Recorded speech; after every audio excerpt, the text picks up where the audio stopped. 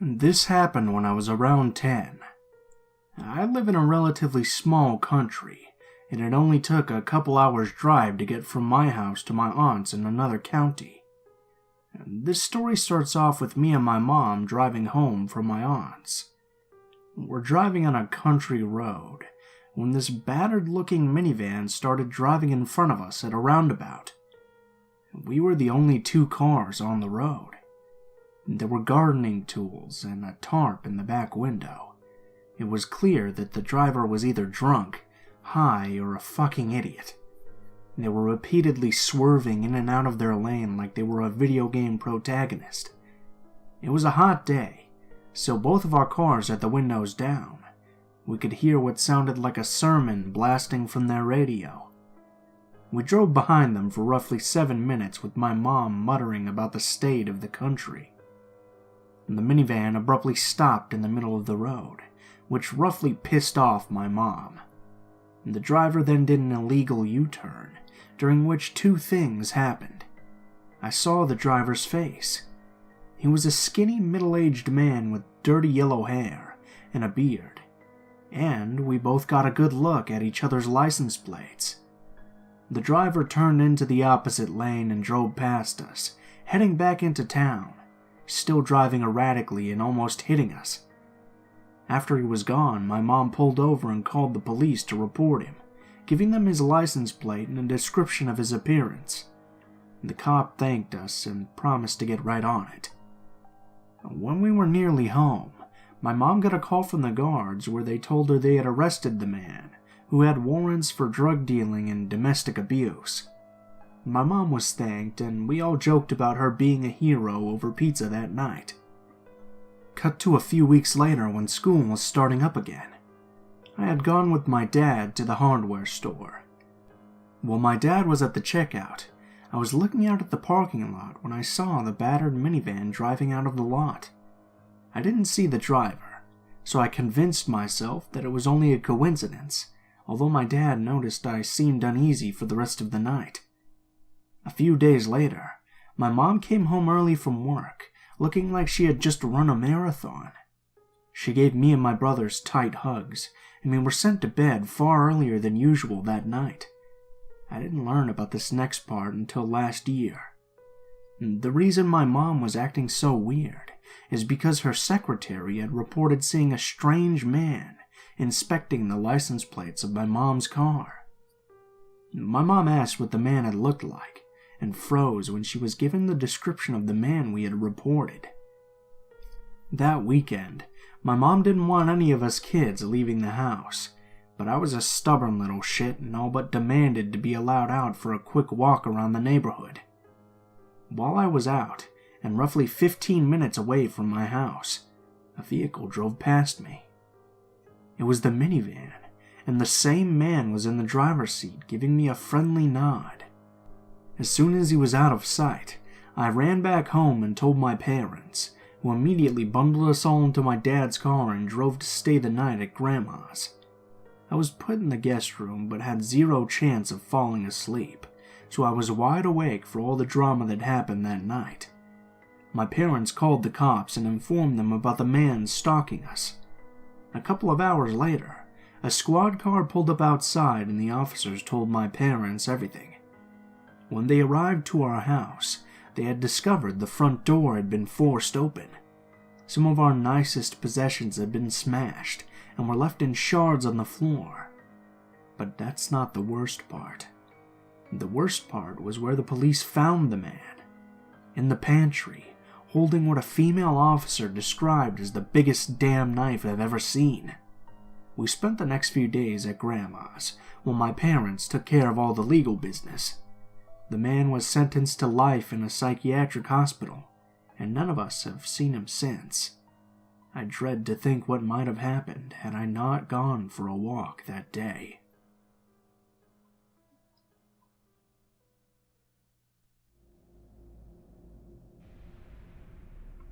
When I was about 16 years old, I decided to get myself a job for the summer. This would be the very first job I had ever had, as my mom would usually be the one to provide me with money. I was pretty clueless on where to start, so my aunt did the heavy work and found me a job babysitting for one of her customers.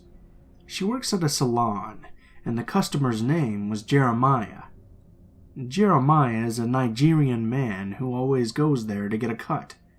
She tells me he's extremely nice, and she presumes he's well off because he always tips well.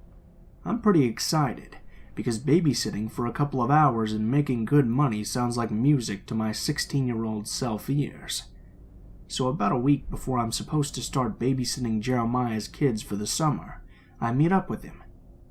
He introduces himself to me and wants me to meet the kids on a short trial basis, for about an hour a day from Monday to Friday. He agrees to pay me $30 for the hour, as he was paying me $10 for each child and there were 3 of them.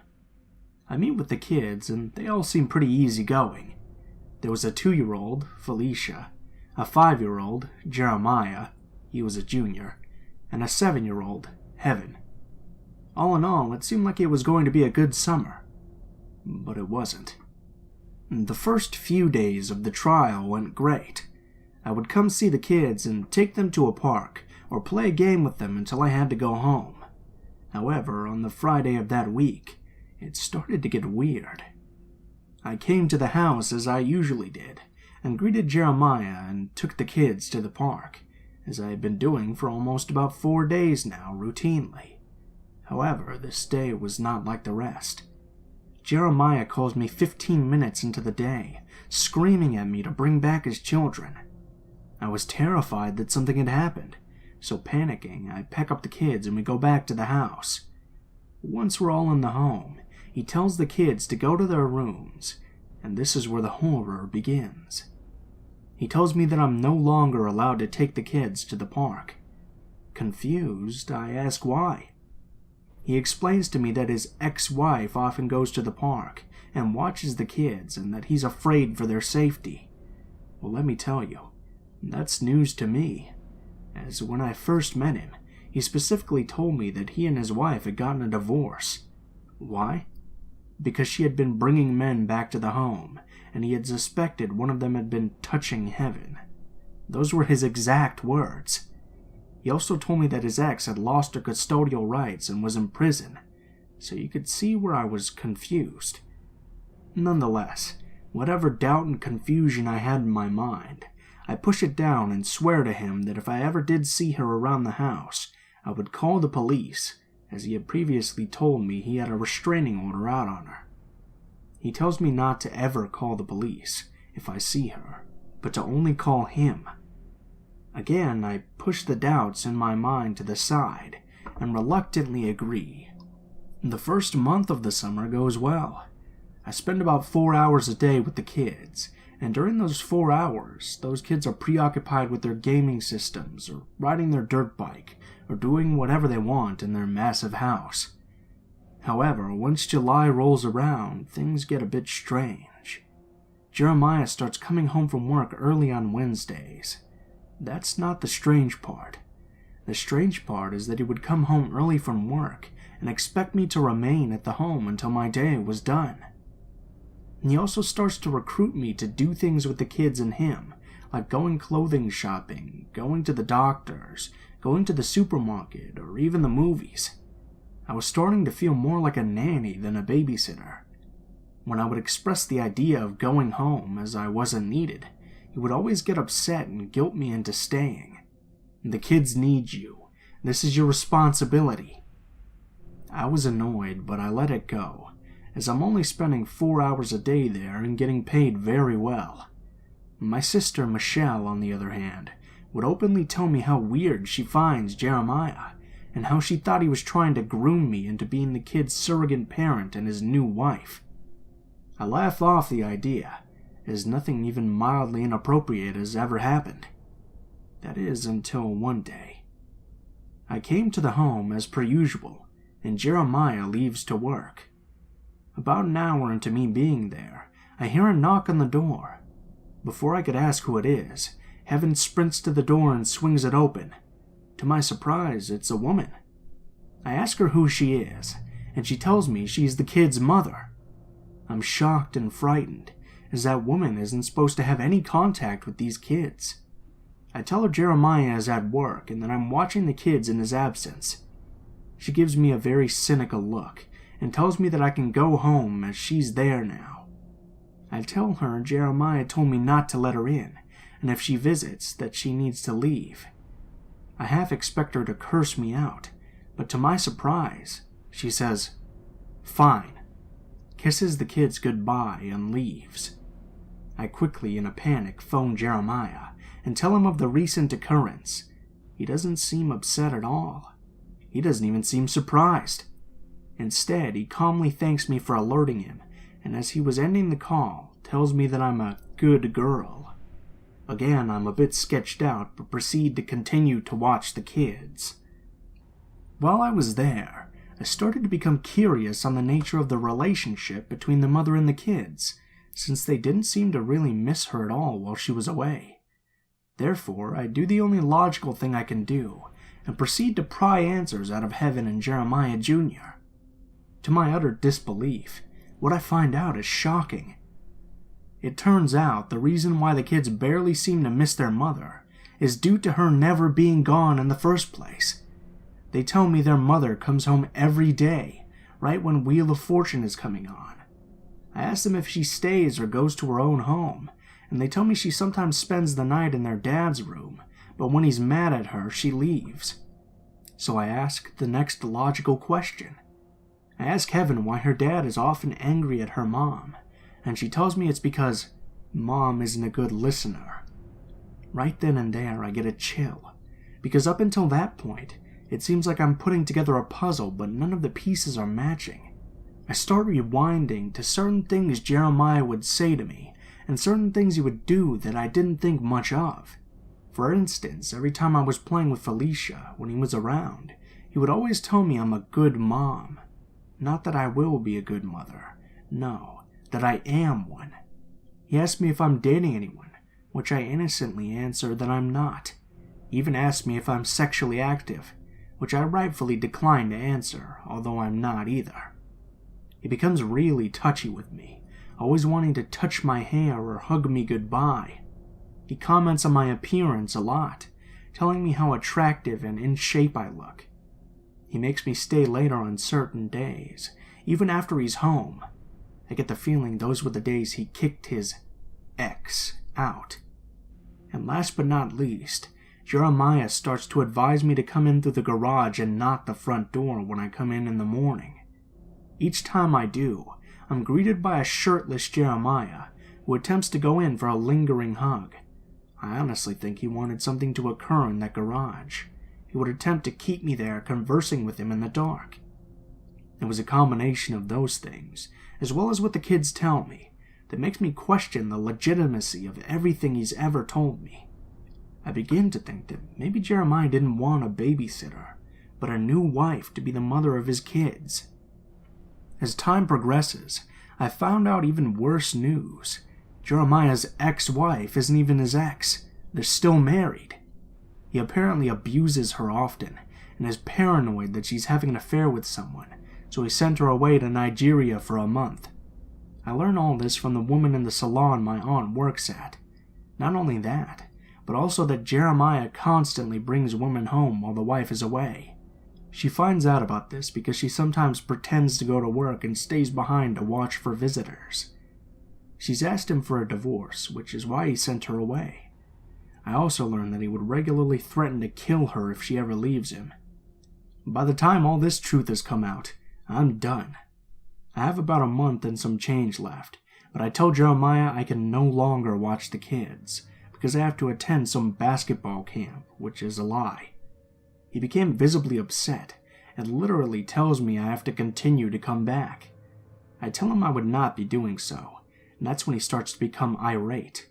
He calls me a slut, and tells me the only reason I want to leave the kids and him is because I was seeing other men. Mind you, I was 16 at the time, with no obligation to watch over his kids or him. I leave that day crying and don't come back the next day. My mom asks me why I'm no longer working there, and I tell her it was because the job was too stressful. About a week later, I'm up in my room and hear the doorbell ring. I didn't think much of it until I hear Jeremiah's voice. I creep down the living room to see him casually sprawled over one of our couches, as if he lives there. I hear his booming voice directed at my mother, and what I presume to be his authoritative voice. He states, "We need to talk about my girl. She hasn't been to my house in a bit, and the kids are starting to get worried. I don't like that. Where is she?" My mother, picking up on the strangeness of the situation, lies and tells him I've left with a friend, to which he has the audacity to ask whether it's a male or female friend. That's the straw that breaks the camel's back. My mom tells Jeremiah that his questions are invasive and predatory. She then asks him to leave, which, to my surprise, he does. From there on, I don't see or hear of Jeremiah for about a year. He still texts me, but I quickly learn to block his number. After a year, I learned some more information. His wife has gotten full custody of the kids, and they're living in another city about an hour from where we do. I thought that was miraculous, because Jeremiah makes it abundantly clear that those kids and his wife are his. A few months after learning that information, I'm jogging in my neighborhood when I wander by his house. I try to sprint past it, but I'm dead from my run. So instead, I opt to cross the street and stay a good distance from his house, in case he's somewhere nearby. I guess God was mad at me that day, because out of nowhere, Jeremiah pulls into the road and stops his car near me. He rolls down his window and asks how I'd been. I'm scared shitless, but he's pretty civil despite how we left things prior to this. He babbles on about himself and makes some off comments about my body, but what catches my attention is what he says towards the end of our conversation. He tells me his wife tricked him into losing custody of the kids. This is how it went down. She calls him while he's at work one day and tells him Jeremiah Jr. has been acting up. Being the abusive piece of shit he is, he runs home to show Jeremiah some discipline and respect. Well, his wife records the whole thing. The police are called and a report is filed. I guess that's how she's awarded temporary custody of the kids. However, he assures me that he'll be getting his kids back because they're his, and his wife will soon pay for her transgressions. The whole conversation made me feel uneasy, and I was glad when it ended. I ran home and briefly told my sisters about it, then never think about it again. Until I hear the news, a few weeks before my birthday, from my aunt of all people, that Jeremiah has gotten his kids back. His wife mysteriously falls ill and goes back to Nigeria before dying. I know it sounds crazy, but that's exactly what my aunt told me.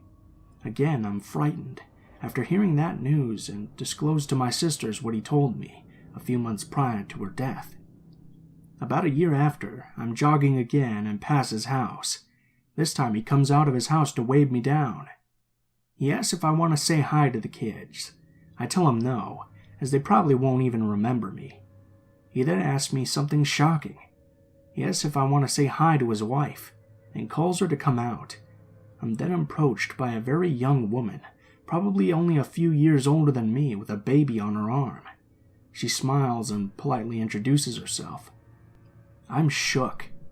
I exchange pleasantries and finish up my jog hurriedly. Once I get home, I tell my sisters what I've just seen.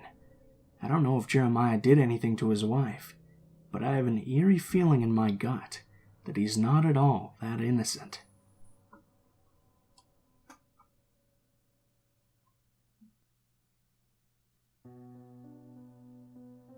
So I, 19 and female, was at a house party a couple of days ago. I only really knew a few people there, and it was pretty packed. I hung around with my two friends there for a while, having some drinks. After a while, my friends went into this room that everyone was hotboxing in. I didn't go because I didn't really feel like drinking and being stoned at a party where I barely knew anyone. So I just mingled for a bit, then went on my phone talking to my other friends. I noticed this guy that keeps staring me up and down, and instantly felt my stomach sink. I'm no stranger to people trying to catch my eye to strike a conversation or flirt, but I instantly had a bad feeling about this guy. I looked back down at my phone and sent my location to my friends, just letting them know where I was because things were changing from feeling chill to suddenly sketchy. There were a bunch of cans of soda in the kitchen, so I got up to go grab a Sprite instead of having any more drinks. I brought my own alcohol. I'll never take drinks from strangers. As I'm there, the same guy that kept looking at me comes in and starts trying to get me to take this drink in a red Solo cup. I told him no. He kept trying though, and I was getting annoyed because he kept being super pushy. I started to be pretty blunt. "Look, I don't want your drink or your company," and walked away. I thought that'd be the end of it, and pushed it to the back of my mind as one of my friends came out from the hotbox room, stoned and pretty happy. We hung out some more, and my friend wanted a cigarette, so I went out on the balcony with her. As we're there, she put her cigarettes on the ledge, and as she's talking animatedly, her arm pushed her cigarettes off and they fell down into the yard. I was gonna go downstairs and outside with her to go get them, but she told me she had to grab something from her car anyways and that she'd be right back. I decided to just wait down there for her. I'm on my phone when I hear the door open. I expected it to be her. As I'm about to say, that was quick. I spin around, and I'm face to face with that guy from earlier. He just grabs my face and kisses me. I pushed at his chest and said, "What the fuck, dude? Did you not hear what I said?" He proceeded to say something in Spanish, which I can't speak, but I could pick up a few words he was saying, like puta. I had a friend who was an exchange student, and she taught me all the naughty words. I told him to fuck off, and went to push past him to go back outside. He proceeded to push me up against the wall outside and try to kiss on my neck. That's when I pushed him away as hard as I could, but he then let go of my wrists and grabbed my throat, hard, while maintaining eye contact and smirking the whole time. Just when he used his other hand and tried to grab my ass, my friend came back from getting her cigarettes, poked her head out, and saw what was happening. She tried to intervene, but he pushed her away with his other hand. I heard her say, "What the fuck? Hell no." She grabbed the closest guy to the door from inside and brought him out. The random heroic guy from inside then grabbed the crazy throat grabber, putting him in some type of chokehold, and started screaming at him. He got kicked out. I'm pretty sure someone punched him right in the face, too. Everyone was super apologetic, and said they didn't even know that guy and weren't sure who he even was or how he got there. I wasn't about to call the cops or anything, because I didn't want the party to get busted, but I went to the bathroom and immediately broke down crying. I called my friends. My friends here weren't sober enough to drive, and they came to get me. I have a couple of finger bruises on my neck still, and I hate to think of what would have happened if my friend had been distracted by something and not came inside when she did. At least I know my intuition works great. But let me just say, I'm never going to a party where I barely know anyone anymore. That was scary as hell.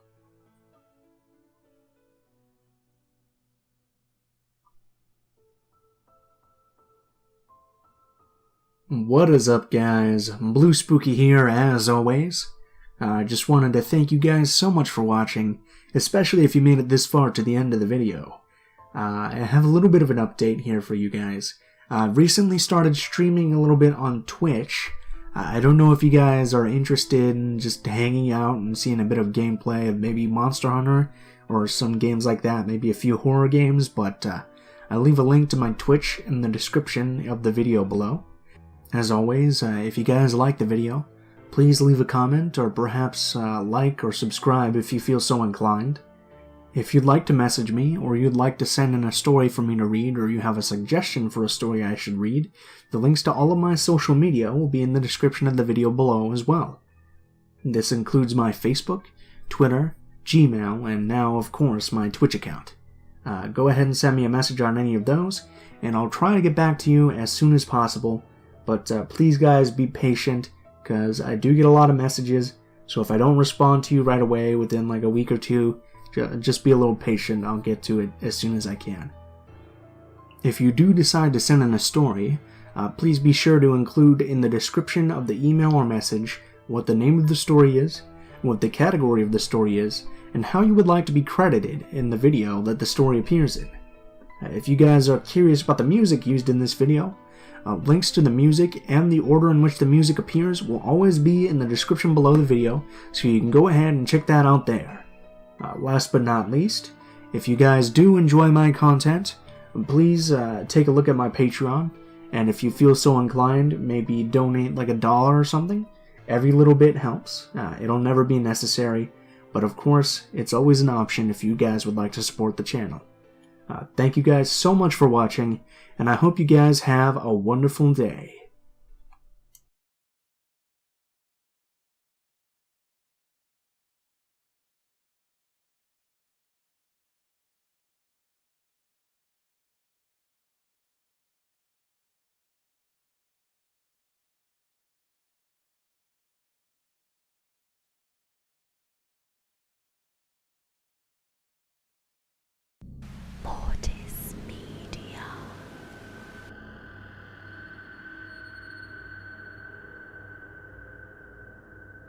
I am the eldest of 3 brothers, and this is some number of years ago now. I was 13 while my brothers were 11 and 9 respectively. We had been down the local park to play football and kill some time before it was time to sleep. School tomorrow. Great. This was our mindset at the time, so we greatly enjoyed burning off steam, running around and screaming at each other. It always got competitive, but in a fun, brotherly kind of way. We noticed a man in the distance, looking in our general direction, and it was still light and a public park, so we didn't think anything of it. However, we did note that it was kind of strange that he just stood there in the middle of the path. No dog, no children, no friends. Nothing. My youngest brother also pointed out that he was wearing a trench coat. It was hot out, so pretty weird we thought, but we skipped over it as we found it kind of funny, as you can imagine, being young and immature, and found it in some ways amusing. You know that cliche that weirdos and creepers wear these coats. We made jokes that he was completely naked under there, and that some poor soul would eventually be exposed to this man's full nudity. We soon forgot about it, and continued with our game. With the sun setting, we decided it was time to go. This was around a half hour after we'd seen the man, and to be honest, we had completely forgotten about him in our competitiveness. We look up, and he's still there. He hadn't moved an inch. This creeped us out, so we walked the long way back towards town, as he was blocking the shortcut, and none of us really wanted to pass by him. He was tall, and we aren't a particularly tall family. Even at that age, we were short, and this guy was easily over 6 foot. But it was hard to tell from where we were standing. Regardless, he was too tall to risk anything. We headed home teasing each other the other way for letting that guy creep us out, even though he didn't really do anything. Accusing each other of pissing our pants and crying. It was quite funny in truth, as brotherly teasing is at that age, especially when you're all in on the joke, or the subject at least. Once we arrived at town and continued past the shops and takeaway places, my youngest brother insists we go grab something to eat. He complains he's starving and hasn't eaten since lunch. It was the same case for all of us, so we agree and head to our local takeaway. It wasn't great, but it was cheap, and being kids we didn't have much money, so it was perfect for us. A burger and some chips for £2. I can't lie, a great deal. We order, pay up, and sit down as usual waiting for food. We start talking and messing around. We didn't even look when the door chimed to let us know somebody had come into the establishment. Why would we? I'm sitting on the far right, facing nothing in particular, while my brothers are sat facing each other. They're arguing about something, and I'm sat there bored and hungry, and I began to scan the room when I look directly to my left and my heart drops. Who do I see sat on the table opposite ours? None other than the guy from the park. The trenchcoat guy staring at us, and I mean really staring. He's closer now, so I can see him. His eyes are wide. I mean it. It looked like his eyes were going to roll out their sockets at any given moment. His facial expressions were one that made me feel uneasy. He was looking at us like he wanted to hurt us. You might think he's just hungry or having a bad day, but there's no way he chose this particular takeaway after staring at us all that time, and there was no mistaking him. My only guess is that he must have followed us. I mean, we weren't careful. We never checked behind us. Why would we? Several seconds go past and it feels like minutes. This guy is looking at me, and he just starts to angrily grind his teeth with the same mad look on his face. Honestly, he looked insane. It's at this point I look away and quietly tell my brothers that the guy from the park has followed us here and is over there staring at us.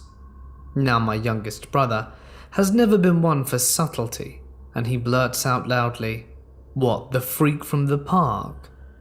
Me and my other brother look at each other, eyes wide, and then back at my youngest brother.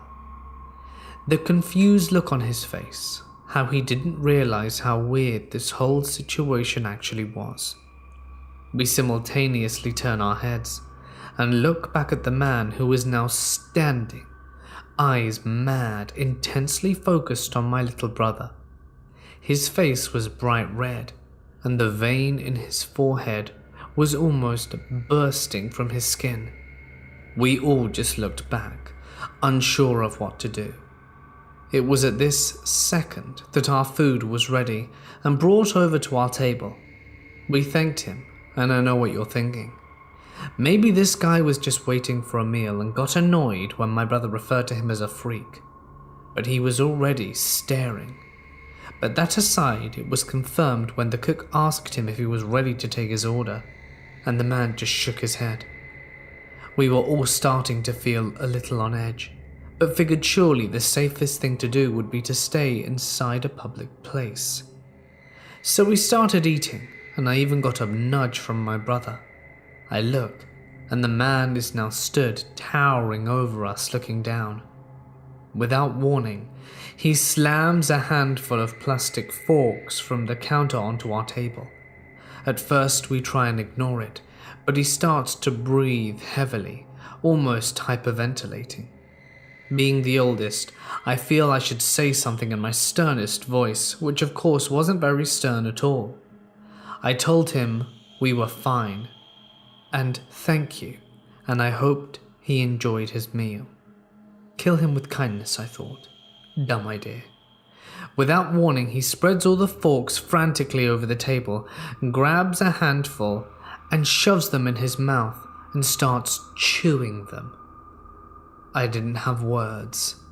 The noise is disgusting, and the crunching and choking. I look around to see if anyone else is seeing this, but there isn't anyone but us, and the cooks are in the back preparing the food. It's just us and this lunatic. Blood starts pouring from his mouth as he continues to churn these plastic forks, as he looks to my youngest brother and hisses. It's at this point we nope out of there and leave. We don't even take our food. Well, except my youngest brother, who I guess just wanted to leave after seeing. We didn't even take our food with us except for my youngest brother, who I guess just wanted to leave after seeing that, without even putting his plastic container down. We all quickly walk away, none of us talking. What could we say?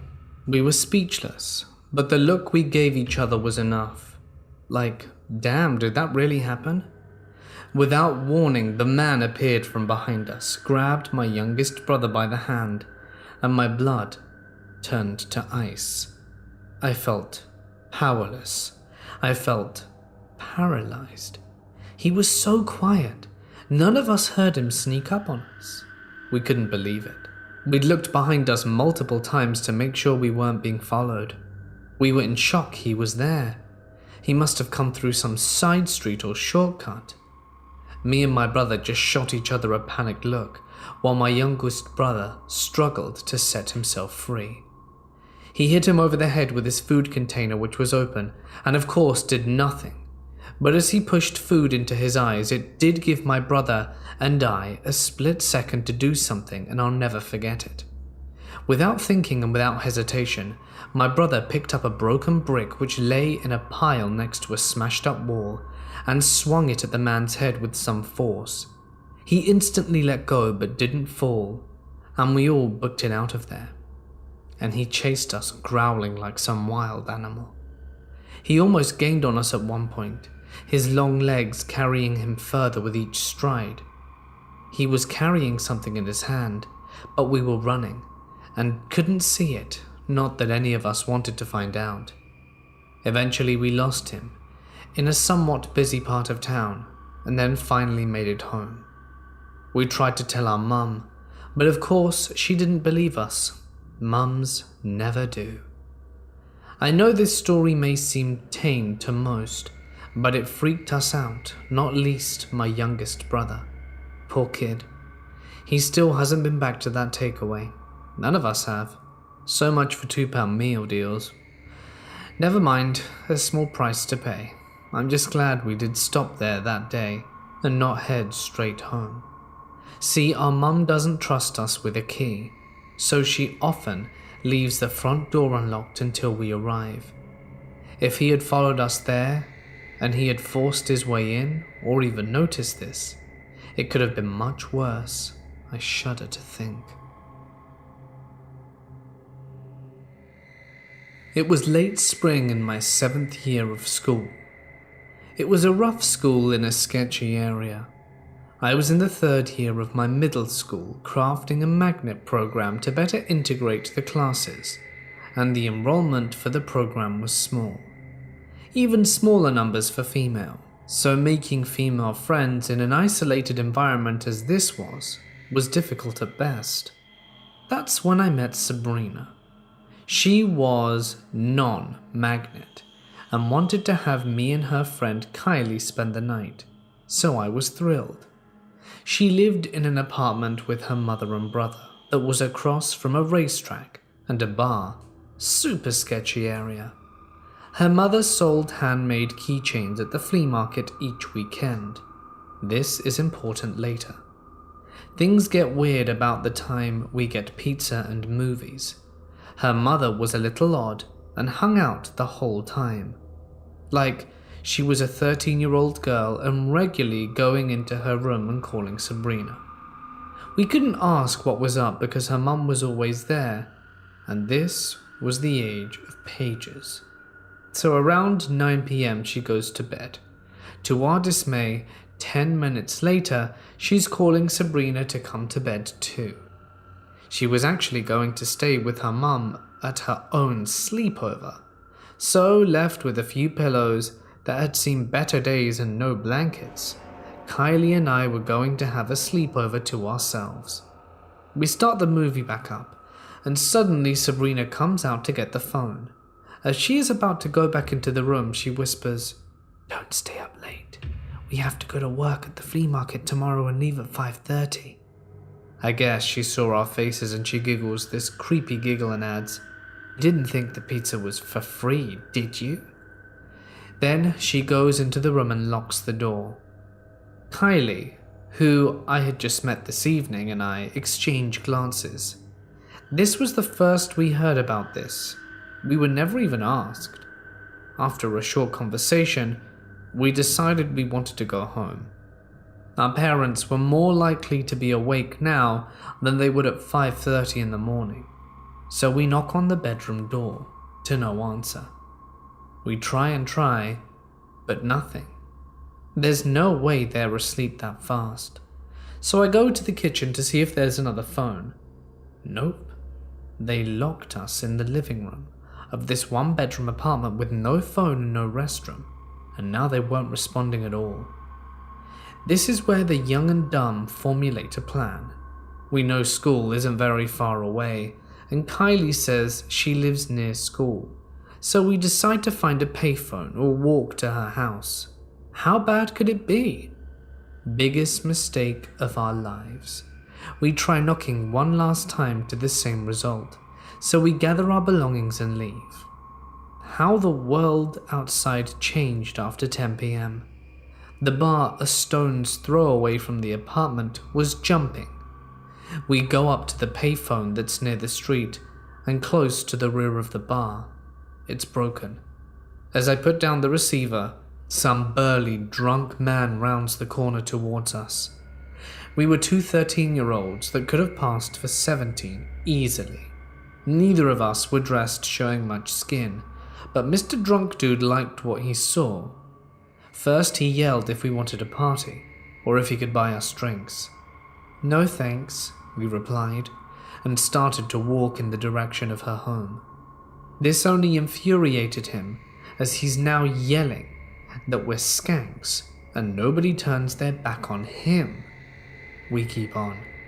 He starts to stumble after us, and catches Kylie by the wrist. She's trying to shake him off to no avail, and he's telling us what he's going to do to us. We're getting terrified because she can't break the hold and he won't let go. That's when Kylie lands a shot into his crown jewels. We take off running, but the shot must have sobered him up, and he's angrier in pursuit. We scan the area. There's no place to hide, no place to get help, and we're now not trusting if we saw anyone that would help us. We run loops around the apartment Sabrina lived in, but somehow one of Mr. Drunk's friends had joined in. We knew they were behind us, and that they are alienating, tailing us, and the yelling to his friends, saying that there's one for each of us. So, to not let us get away. Now we know we're trapped, so we book it up some random metal stairs. We hit the second floor, are banging doors but nobody is opening them. Luckily we find an open door at the end, and we think we're in the clear. But then we hear constant clanking and one of them is coming up, but the stairs have no second floor visibility. We dash into the room only to see it's a laundry room, with no door to lock.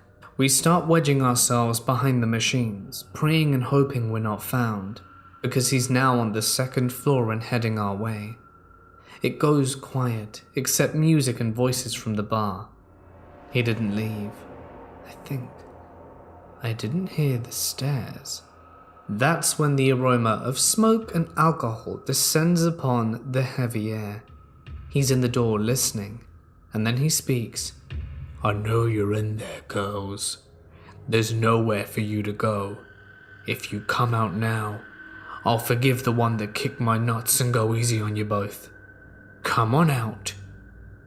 After a moment, he spoke again. His mood flipped.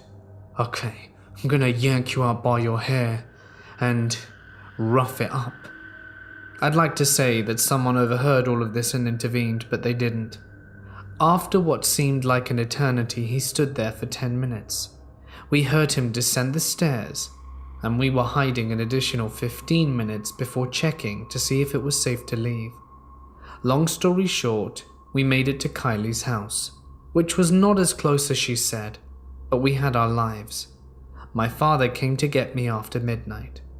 The next morning, Sabrina's mother called and feigned cluelessness as to why we would leave, claiming we didn't knock, lied about taking the phone, and thought it was normal to make her daughter's friends have to work for free.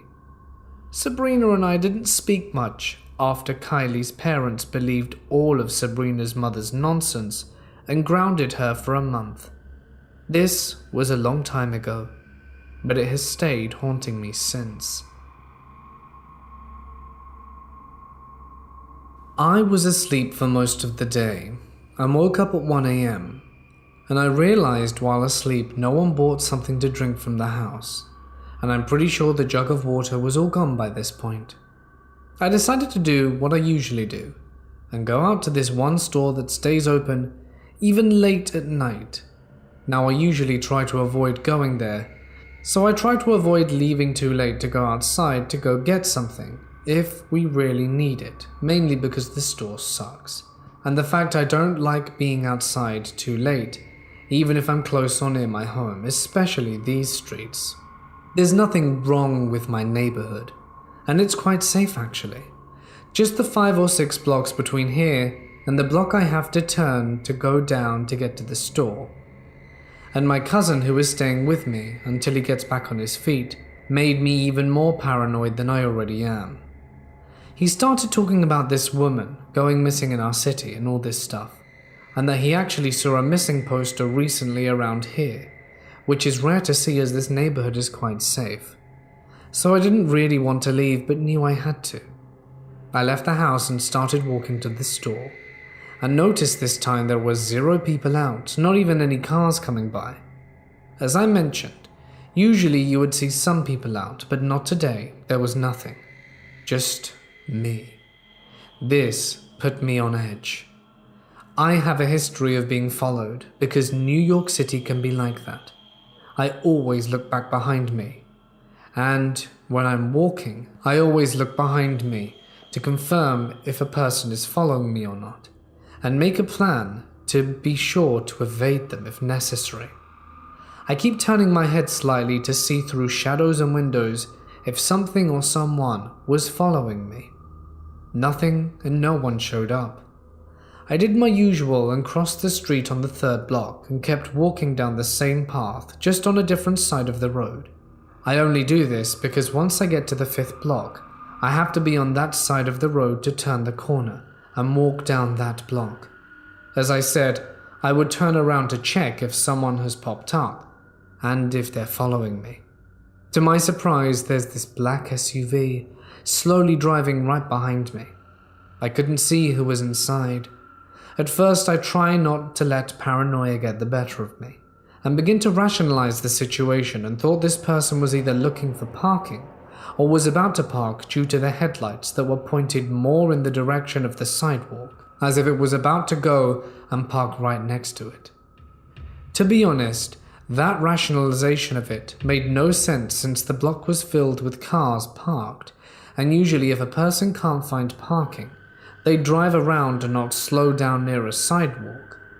I kept looking back frequently to see what the person in the SUV was going to do, and the more I kept walking, the more I kept attempting to rationalize the situation. But that went out the window as the car kept going with no change of pace behind me onto a different block. And the only time it did change its pace was when I was starting to change my pace and walk faster. But it still went slow enough where you couldn't even hear it. My first thought was that if I couldn't run around and go back home, and I sure as hell can't find a police station around here to go into. If I'm being followed, obviously I should text someone and call them to talk to me just in case something happens. So I sent my location to the main people I spoke to, my mum, my boyfriend, and my friend and my dad. That was weird enough for her to detect that something was wrong. I kept looking behind me, and I guess I looked back enough where whoever was in the SUV noticed that I noticed them. And that's when they decided to speed up and go park at the beginning of the next block. The block I was literally about to cross the street into. They didn't even park fully into the block. There wasn't even enough space on that road. Their lights were still on, and they were just waiting there, idling. I stopped where I was and kept talking to my mum. Hell, I wasn't even really talking at this point. I was just trying to do anything to keep her on the line with me. My mum couldn't tell anything was wrong, and I stood there, not even really walking fast from where I was.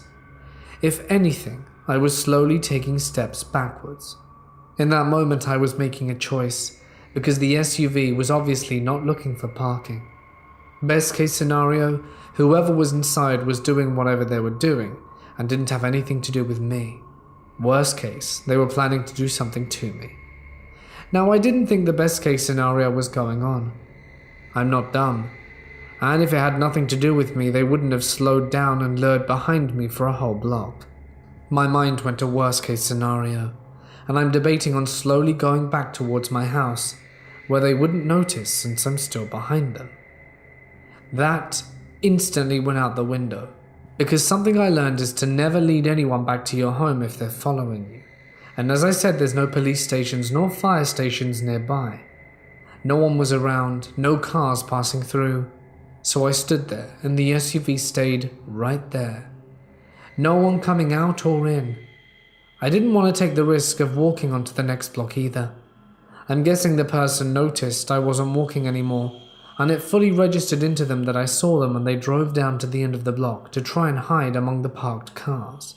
It would have worked had I not moved a certain angle to see that they went and parked in a place I couldn't have seen them at if I'd have kept walking, which was around the corner at the end of the next block. And again, no one got out the SUV. It stayed on and was just idling there. I still did not cross the road onto the next block. I did not continue my route to this store because that meant walking down the block, and I wasn't risking anything to go pick something up. So I slowly took a few steps back, turned and went home, due to the fact whoever was inside wouldn't have noticed if I turned around and left. I sprinted fast back to my house, kept looking behind me to see if the SUV had turned back around or noticed. Gladly, I made it back home and no one followed me. But I was shaken up and refused to test my luck to go out and buy stuff for the house, even if the SUV was long gone. I'd rather wait till morning so that I could see. Looking back, the SUV literally popped up out of nowhere. Considering the fact I always looked behind me frequently, and I do not remember even seeing it anywhere parked or driving anywhere when I looked behind me before that, and didn't even hear it pull up either, makes me pretty sure whoever was there was more than likely trying to take me. I was actually planning on stopping looking behind me, as I saw no one prior, and I was going to walk and simultaneously watch a YouTube video. I actually was just walking and looking at my phone once I hit the third block. Had something not told me in my intuition to look behind me, I wouldn't have noticed the SUV, and don't even want to imagine what would have happened because of that. I'm currently a 24-year-old female, and all of this happened 3 years ago. I live in a very small town. Like if you sneezed while driving on the highway, you'd miss half of it. In this town, it's pretty much the picture of everyone knows everyone. Because of this, I've been walking around on my own since I was in middle school, and I've never felt unsafe. On this day, I had just been at my boyfriend's family's shop, uptown, which was about 4 blocks or so from my house. I'd been speaking with him and his mother, helping out a bit in the shop, and then headed home. My boyfriend and I didn't live together yet. I still resided with my grandmother and brother. When I was about a street away from my house, a car pulled up beside me, and it was a guy named Ben who I've known for a long time. He was a year younger than I, and his older brother was in my grade at school, so I've known him and considered him a friend since we were little. He had 2 girls in the car with him, one I knew called Carly, and one I didn't. Ben asked where I was going, so I said, going home. So then he offered to drive me. I'd like to pause and point out that he was driving in the opposite direction away from my house. His grandfather and uncle live across the street from me, and he knows exactly where I live, and has been to my house multiple times to help out with small chores like shoveling snow and trimming a hedge, so he definitely knew I was almost home. Ben would have had to drive all the way around the block to take me home, and I was literally 1 street away from it, and I could see my house from where I was standing, so I politely declined, and said it would only take me a few more minutes to walk there. He then offered again, but insisted, "Can I give you a ride?" It had changed to, "Just get in the car," and I started getting weird vibes, so I declined again, thanked him for the offer, and wished him a good afternoon, and started walking. He then put his car in reverse and backed down the street, following me and matching my pace. Now I hear him say something to the effect of, "Don't just walk off, get in the car now." I've gotten rides with friends before. I've even ridden with Ben in a car that mutual friends were driving because it was 100 degrees out and I had to walk to the square, and they passed by me as I was leaving the house. I do have a car and a license, but I'm pretty much broke and don't like to use gas if I can help it. So I walk a lot. Not to mention the fact that outside one or two locations, anywhere I need to go in the town is less than a 30-minute walk from my house. As I've said, very small town. I've accepted rides from friends before when it was pouring with rain or freezing cold, or if I had armfuls of groceries from the dollar store down the road from me. And once, for a week or two, I rode with friends to school or co-workers to work because my car got totaled in a collision. Thankfully, everyone was fine in that. But on this day, it was a breezy and beautiful summer's day. I had no groceries and with not a cloud in the sky and my front door just ahead of me. But yet Ben was insisting and even demanding that I enter his car. At this point, Carly, who was in the back seat, was looking a little uncomfortable, and she looked like she was just going to try and get him to keep driving. The girl in the front, who I didn't know, was laughing, and looking back on it, she may or may not have been high. I kept telling Ben that I was fine, and I was less than 10 yards from my front door, but he kept insisting, swearing at me, and telling me to get in the car or else. Luckily, a truck drove up, and Ben had to drive away because he had pulled into the wrong side to talk to me and was blocking the road.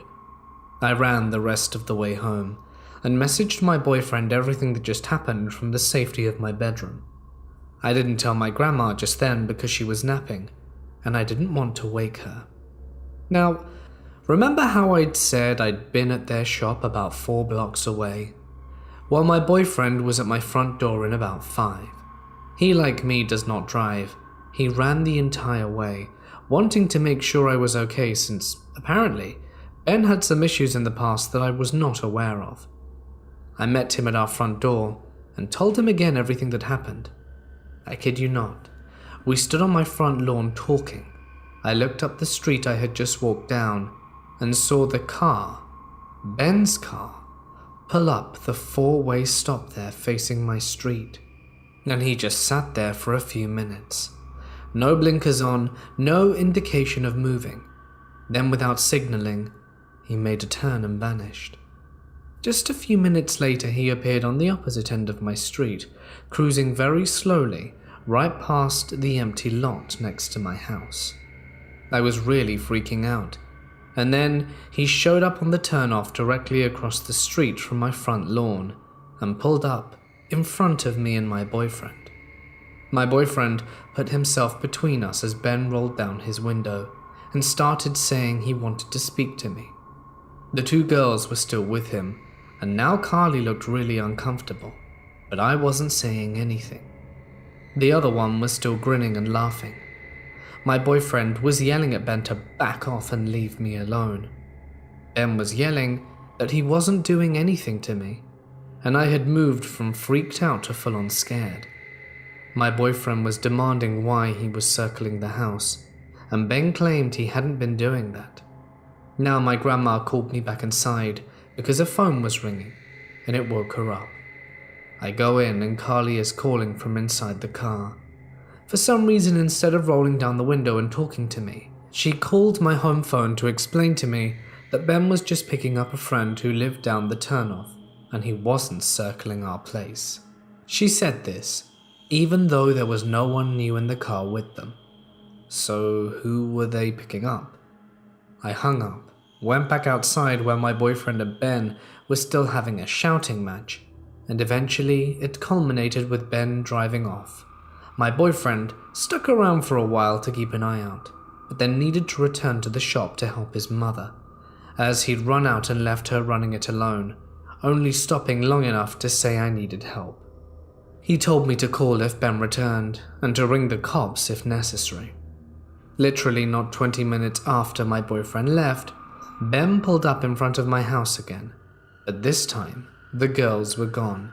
It was just him. He knocked at my door and I was genuinely terrified that I hid where he couldn't see me through the door, and my grandma answered. Now, my grandma raised 6 kids, including me and my brother. She worked retail, had been a single mother, and dealt with all manner of assholes, and does not take crap from anyone. And this is a literal tank when it comes to kids. So the instant she pulled the door open, she started screaming at him that if he didn't leave me the hell alone, she was going to call the police, as well as tell everyone in his family, as again we lived across from his granddad and uncle, what he was doing to me.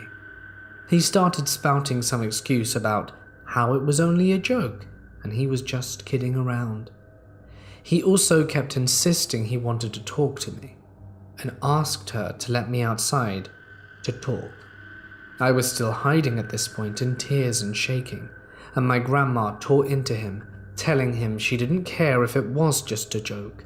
He was stalking me, had threatened me, and harassed me by continuing to come to our home, and if he didn't get off our property in the next 60 seconds, the police would be arriving at his place very shortly.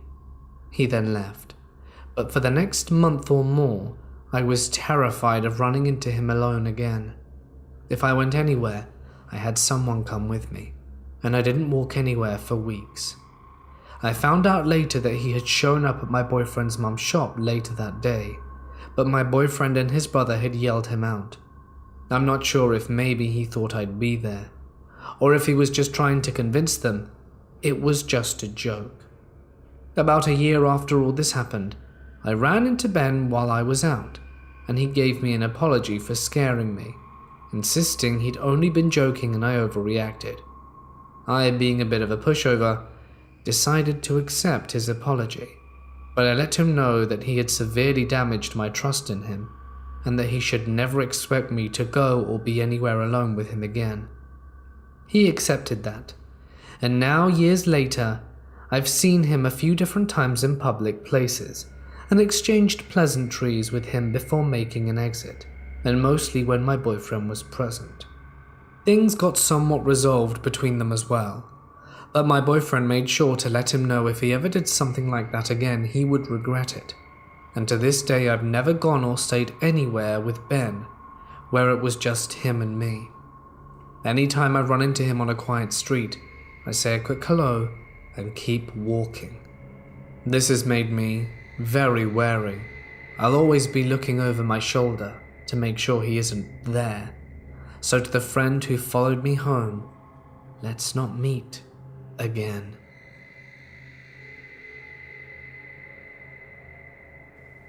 I was 19 years old. I was in Paris, as I had been many times before. However, this time I was not alone, but with one female friend of mine. She'd been asking me often to join me on my weekend trips because she wanted to share my exciting lifestyle. She listened to my stories of models and movie stars hanging out at my favorite Parisian club and wanted to join in on the fun. So we decided to take this trip together. We booked a train ticket and a room in a cozy hotel near Châtelet, and we went. On our first day, we walked for hours, checking out just a few of the many colorful areas where I used to always hang out. Late in the afternoon, we decided to go back to the hotel, have something to eat, and then prepare ourselves to go clubbing. While doing so, though, my friend started to feel sick. Maybe she ate something that her stomach disagreed with. But let's just say that the bathroom became her best friend. And so I suggested we stay in the hotel, watch a movie or something, and head back out the day after. My friend, though, feeling guilty for holding me back, insisted I would go to the club on my own. I was used to walking around my favorite city alone, but I did not feel comfortable leaving her by herself. She kept assuring me she'd be fine, so I got myself ready for a night out and went. As I got to the club, there was a huge crowd standing in line, waiting to be chosen by this female bouncer. It looked like she was checking people out from a distance to decide whether they were worthy of getting in. When I got there, a limousine pulled up and the crowd was ordered to move for the special guest. No waiting in line for him. I was all the way in the back of the line, but since I'm very tall and back then had a model look, the bouncer looked me up, pointed at me and asked if I was alone. As soon as I told her, she gestured for me to come in. And so I walked through the crowd of about 100 people to the front door of the club, feeling quite special for having been selected. I had an amazing time. I danced all night with people I'd never met before, yet we were like one big dance crew. It felt great. Good music, good dancers, and I had the time of my life, which for me only takes those two ingredients. About 4 in the morning, I felt it was time to go back to the hotel. I had an active day ahead of me, so I needed at least a few hours of sleep, and I left. I felt very at home in this big city, and I decided to walk back to the hotel. And although every now and then a car would pull up next to me, thinking I was walking around so late looking for work, a simple no always made it clear that my purpose was actually from get to A to B, and not make money while doing so. I felt totally safe as I continued my little stroll in the early morning, gradually approaching the hotel. I wanted to cross the road to make sure I could do that safely, even though there was no traffic, as the city was asleep at this time. I looked left and right, and then saw him, a young man on a sports bike on the sidewalk about 30 meters behind me. As soon as he saw that I had noticed him, he sped up and started riding his bike next to me. I crossed the road and he followed, asking for a cigarette. I told him I don't smoke, but considering the fact that I was female and all by myself, I decided not to be kind to him. In this situation, it might easily be misunderstood. I answered, but that was it. I clearly showed him I wasn't in the mood to talk, and he seemed numb to the rejection and carried on behind me, without saying a word. Meanwhile, we had gotten to this small park, Chatalet, which separated me from the hotel, but I felt uneasy and started to panic because of this guy. It was in the early morning, but every few minutes you could hear a car in the distance and no one else to be seen in the streets. God help me, I'm in trouble, I thought. And this is what makes the story unbelievable. Out of nowhere came a car from the left, stopped, honked his horn and waved at me. I walked towards him and asked him for help. When I looked back at the guy on the bike, I noticed that the 2 other guys had joined him. They must have been walking behind me. As soon as I spoke to the driver, the biker started yelling at me and threatening me. It was scary, and all the things he said he would do to me, it still makes chills run down my spine. The guy in the car, a total stranger, told me that he was willing to help me take me back to my hotel, however risky that was. Refusing his offer meant that I would be alone again, and then definitely in danger. So I jumped in. When he started driving, I was still in shock, but every time he turned into a street that would just seem to go in the other direction, I panicked. He assured me that if I felt unsafe, I could just get out, and that there are many one-way streets in Paris, and there was simply no other way to get to where I wanted to go. I trusted him, and he did as he said and drove me to the front door of my hotel and left. I went to my room and had a very scary story to tell to my friend, who was quite happy after all that she had been unable to join me. My family lives in a small town in central Minnesota, and things like this hardly ever happen here. It was a startling surprise. Anyway, last night my mother and my grandma decided to go shopping at a Target in a nearby town for groceries and a couple of other things for my grandmother's house. They pulled into the parking lot, entered the store and began shopping. Pretty normal night shopping so far. My grandma and mum usually shop separately, so they grabbed carts and went off in their own directions. This is when things got a little weird. My mum and grandma both noticed this rather strange man wearing a tan t-shirt and bland jeans, aimlessly walking the empty aisles of Target, seemingly with no objective. My mum had noticed him a few times at that point, always in the same aisle as her, and each time he had been throwing small glances at her, trying really hard to be inconspicuous, but failing. He would just stand there, throw glances at her, whilst pretending to browse the shelves. My mum was starting to get a little creeped out at this point, but tried to brush it off. Mum moved on to another aisle to look for Gatorade cases, and happened to lose him for a bit.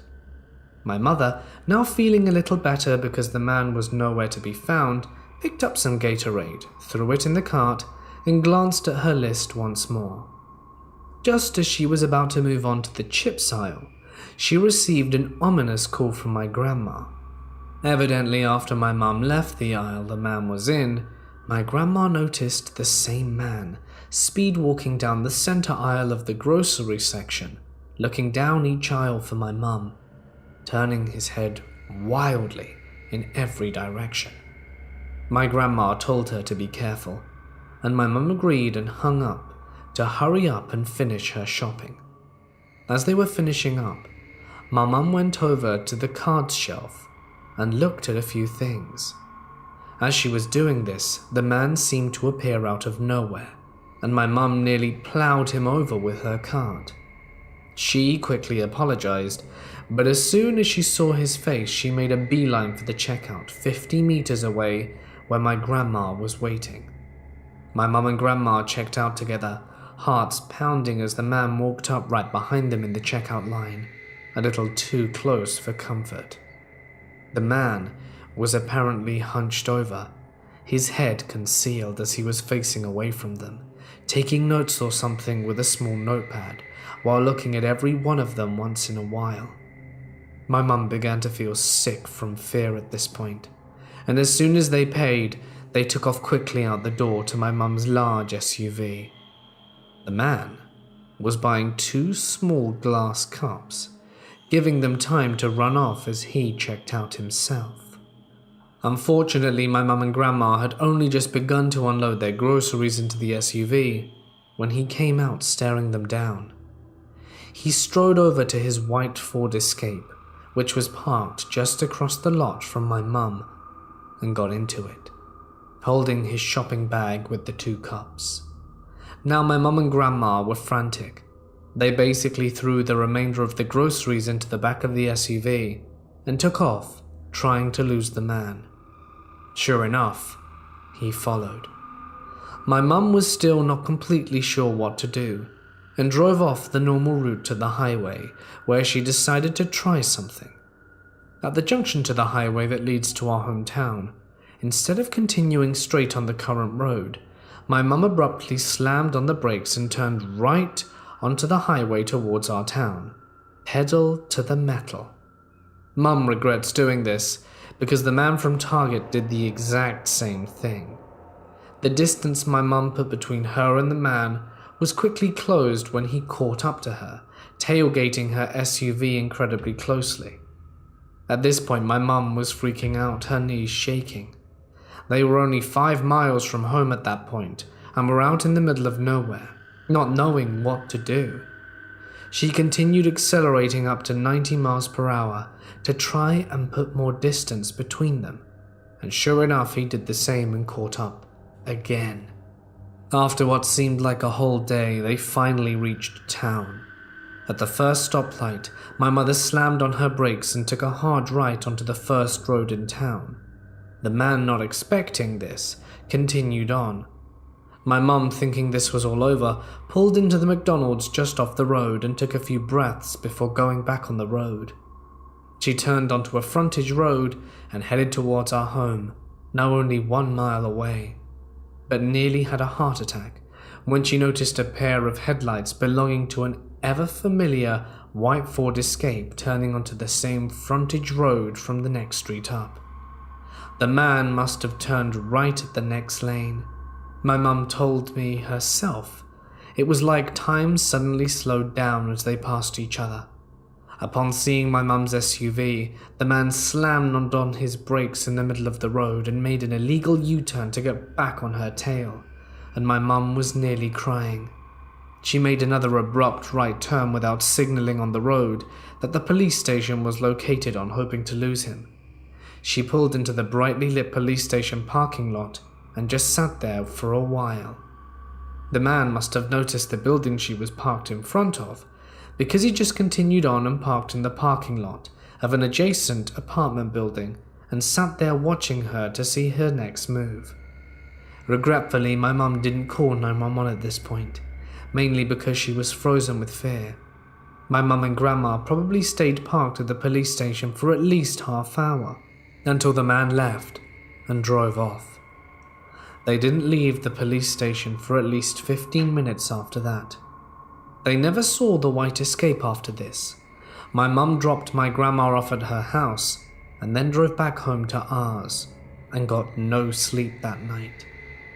The next morning, my mum called the police and filed a report. They took his description along with his car and said that they would get back to her. Fast forward to Sunday morning. My mum received a call while enjoying Mother's Day drinks with Grandma at our house. It was the sheriff. And apparently he had some news on this stalker. Apparently, he lived in a town 45 minutes southeast of ours in an apartment. He is the real kicker. The apartment hadn't been occupied for at least 3 months. We really don't know where to go from here. The man could literally be anywhere, and that has been freaking the whole family out. We don't know if he somehow found out our address, and the sheriff just told my mum that they would keep watch on our neighborhood for the next few days and told her to call 911 immediately if she sees anything out of place. This event really shook my mum and grandma up, and my dad has been in a near shaking rage over the last 2 days because of it. I just hope we never have to meet that crazed guy.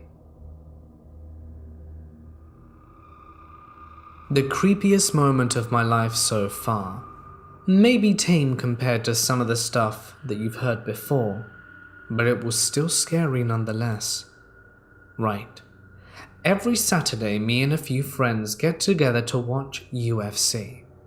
We live in England, so this usually means staying up until the early hours of the morning, followed by a painfully tiring walk home after it's finished. I live on the other side of town to my friends, so whenever we watch it at one of their houses, I have to walk a good 6 to 7 miles to get home, as I can't afford a car. This was never a problem though, because I don't mind walking as long as I've got a bit of music to keep me company. And I was still a naive 17-year-old who thought everyone in my area was friendly and harmless. Needless to say, I was proven wrong. September last year, we were watching UFC. I remember it was John Jones versus Rampage because I lost a substantial amount of money on a bet when Rampage got completely dominated. The event went on until around 3 a.m., at which point we all parted ways and set off home. I had made this walk countless times and considered my chosen route perfectly safe, although looking back, it was probably the worst route I could have taken. I basically followed the main road for a mile, and this led to some back alley which led to a 5-mile home straight, consisting of a high road to my right and Forest Park to my left. In the day, the park was really inviting, as it was just swings, slides, and a climbing frame, completely surrounded by a wall of trees. It was like something straight out of Center Parks. However, at night time, with the lack of light, it's a stereotypical, almost Scooby-Doo-like creepy place. I had made it to the home straight without interruption, and everything was going as normal. I remember I was listening to Hit the Road Jack by Ray Charles at the time. I was about 2 miles down the road and just coming up to the dreaded playground when I felt a car coming up behind me with its high beams on. It wasn't uncommon for cars to pass me on my walks home. Minicabs frequently passed me, but it was unusual for their lights to be that bright. I thought nothing of it at first, but the lights stayed on me for way longer than they should have. All I was thinking was, how has this car not overtaken me yet? I took out my headphones and I heard the engine running really slowly, like when you pull a car out a drive. It was at this point I realized the car was literally right behind me. The driver must have seen me notice him because he sped up, so he was going at the exact same as me. Being naive, I thought he probably just wanted directions or something, so I stopped to see what he wanted. As I stopped, so did he. I took out my other headphone and said something along the lines of, "Hey, what's up?" He didn't say anything but just stared at me. He looked like he was in his mid-40s and not of English descent. My best guess was that he was Polish, due to his greyish-white hair, big build and scruffy appearance. No offense to Polish people, by the way. That's just how a bunch of Polish people that I personally know look like in my area. His blank stare kind of freaked me out, so I just stuck my headphones back and started walking fast down the road. This was far from the end, however, as he again matched my speed, staring at me the whole time, not once looking at the road. As soon as he caught my eye, he gestured me with the "come hither" motion, which accompanied his now grinning face that really freaked me out. I was genuinely panicking at this point and started weighing up my limited options. I could try to run home, but this would mean running in a straight line for 4 miles, which I probably couldn't do for a start. And he would be able to drive alongside me the whole way. So that was a no. I could attempt the freak-out method and try to act crazy to scare him off, but I had already shown signs of fear, so doing this would probably result in a physical confrontation. I can take care of myself just fine in a fair fight, but this guy could have any assortment of weaponry, so that option was a definite no. In the end, I had to go for my third and final option of dart into the forest and hide until he drives away. As much as I didn't want to do it, I jumped over the small ditch between the path and the forest and proceeded to hide in a big jumble of bushes 20 meters in. At this point, my heart was in my throat, and I just sat there staring at the road, waiting for the lights from the cars to disappear.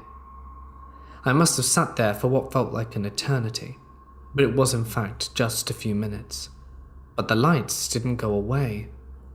All I could do was plead that the car drove off, and after several more minutes of the lights just staying there, I realized I had to plan another way of getting home, or at least away, and I figured the only way was to make the rest of the way through the forest. But I couldn't move. I was genuinely paralyzed with fear. It took me a minute to compose myself, and then I gradually started shuffling forwards.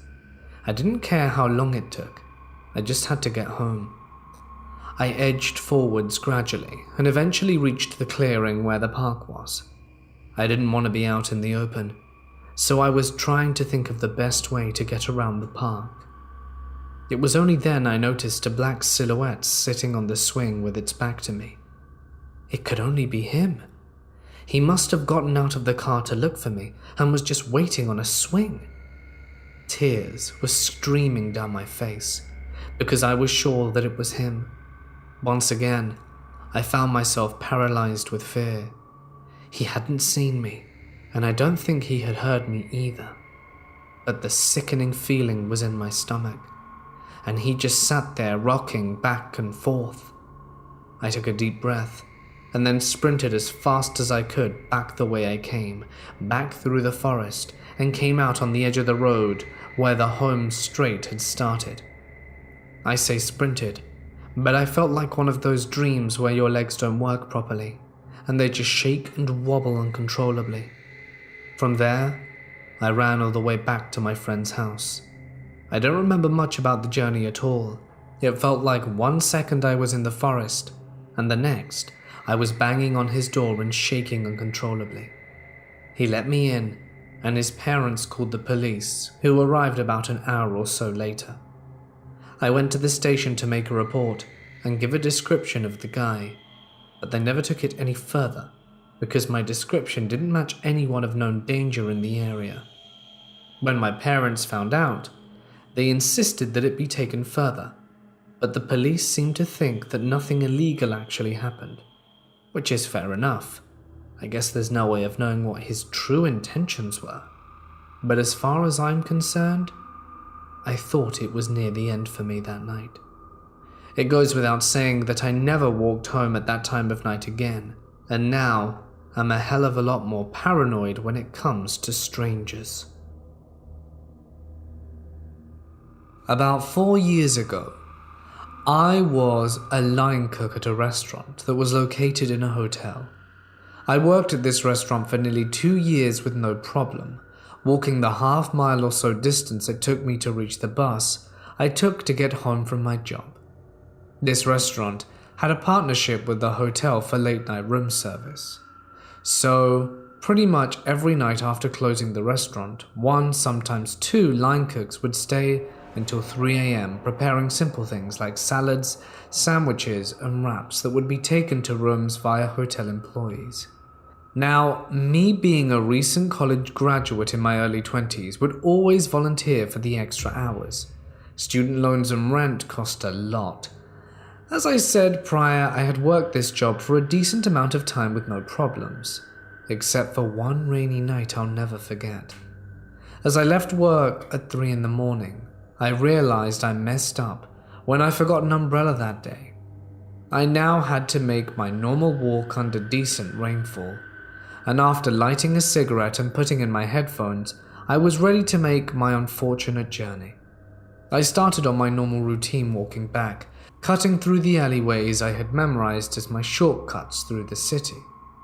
About halfway through my walk, a car started following me with the passenger window down. Aware of my surroundings, I had recognized this, but decided to mind my own business and keep my head down and carry on walking. Growing up in a rough neighborhood taught me better than to put my nose where it doesn't belong. Unfortunately, that wasn't enough. Over the music coming from my headphones, I could hear shouting from the car. I turned to face the car driver but didn't stop walking. He looked at me. A white man in his late 30s or early 40s, with a bandana and sunglasses on. I remember thinking it was odd. He was driving with sunglasses so late at night. "Hey man, where you heading?" I could hear him say. At this point I took out one earbud and replied, "What's it to you?" To which he answered, "Figured I'd ask. You look like you need a ride to get out the rain." I told the guy I'm all set, and that I was almost at my destination. Now keep in mind, I'm still walking and he's driving slowly next to me, on this side of the street at 3 a.m. "No problem. Do you want to smoke some weed?" At this point I was annoyed with the guy. I had just gotten done working 13 hours in a kitchen, and all I wanted to do was to listen to some music before bed and unwind. "Nah man, I don't," even though I did. I replied in a stern and obviously annoyed tone. He just looked at me, almost like he knew I was lying. "Have a good night," I said, before replacing my earphone back into my ear and taking the right up a one-way street, losing him in the process. I arrived to my bus stop safely, and with about 10 minutes to spare. I was the only one there, beside one homeless man sleeping on a bench some ways up, and after 3 minutes the car pulls up to the side of the curb, directly in the bus lane. This time I'm facing him. He rolls down the window. "You're heading the south side, huh?" "How do you know?" He points above me. I look up on the digital board and it says the next bus destination and time. "You want a lift? I'm heading that way." At this point I was all set and the hood came out of me. "Hey man, I don't know who you are. I don't want to ride, so just piss off," I said angrily. He stared at me again, but this time I stared back. We locked eyes for a good 20 seconds before the bus approached behind, honking loudly. The guy checked his rearview mirror, rolled up the window and sped off. On the way home I remember looking back behind me and my surroundings to make sure this creep didn't try and follow me home. Luckily, he didn't, and when I got off the bus, I was in my apartment, safe within 5 minutes. Fast forward a week. One of my buddies who I worked with asked me if I heard about the body that the cops found in a dumpster behind a grocery store, less than 5 minutes from the hotel. I replied, no. He told me it was the body of a girl that was found strangled to death, and the cops are on the lookout for a killer still at large. The cops have no evidence, and were asking for people to come forward with additional information. I hadn't told my buddy or anyone beside my girlfriend at the time what happened that night. When I told him my story, he insisted I call the cops and tell them what happened. I told him I would, but never did. Called me old school, but like I said earlier, I learned growing up to mind my own business and avoid trouble, and trouble won't find me. So that's what I did. To this day, I haven't heard anything more about the case. I wonder if it was the same guy. I think about how weird it was for him to approach me the way he did, at such an odd hour of the day. The sunglasses, following me to the bus stop. That stuff doesn't normally happen, right? After that experience, I started walking home with my paring knife in my pocket, and walked with only one earphone in the whole time, so that I could better hear my surroundings. I also stopped volunteering for the overnight shift. Whoever killed that girl, I hope they get caught or has a change of heart. It's crazy how fragile life is. I was walking home from work late one night. I had volunteered to print out some flyers and put them on everyone's desk, as well as some other menial office tasks, as I really needed the money.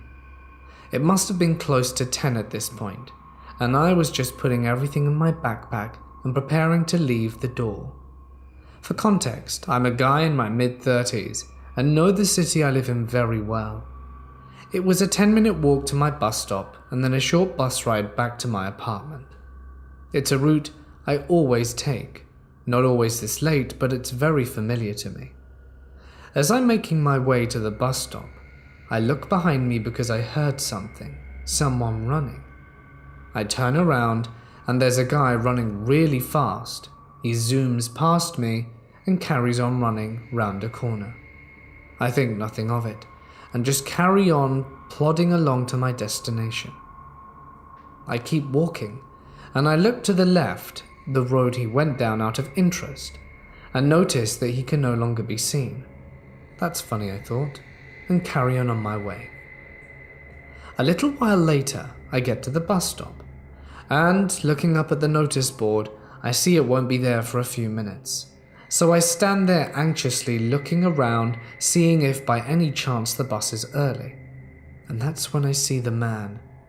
He's no longer running, but now hiding behind a tree watching me. That's weird, I thought. What the hell is he doing? I tried to put it to the back of my mind, and within a few minutes, my bus arrives.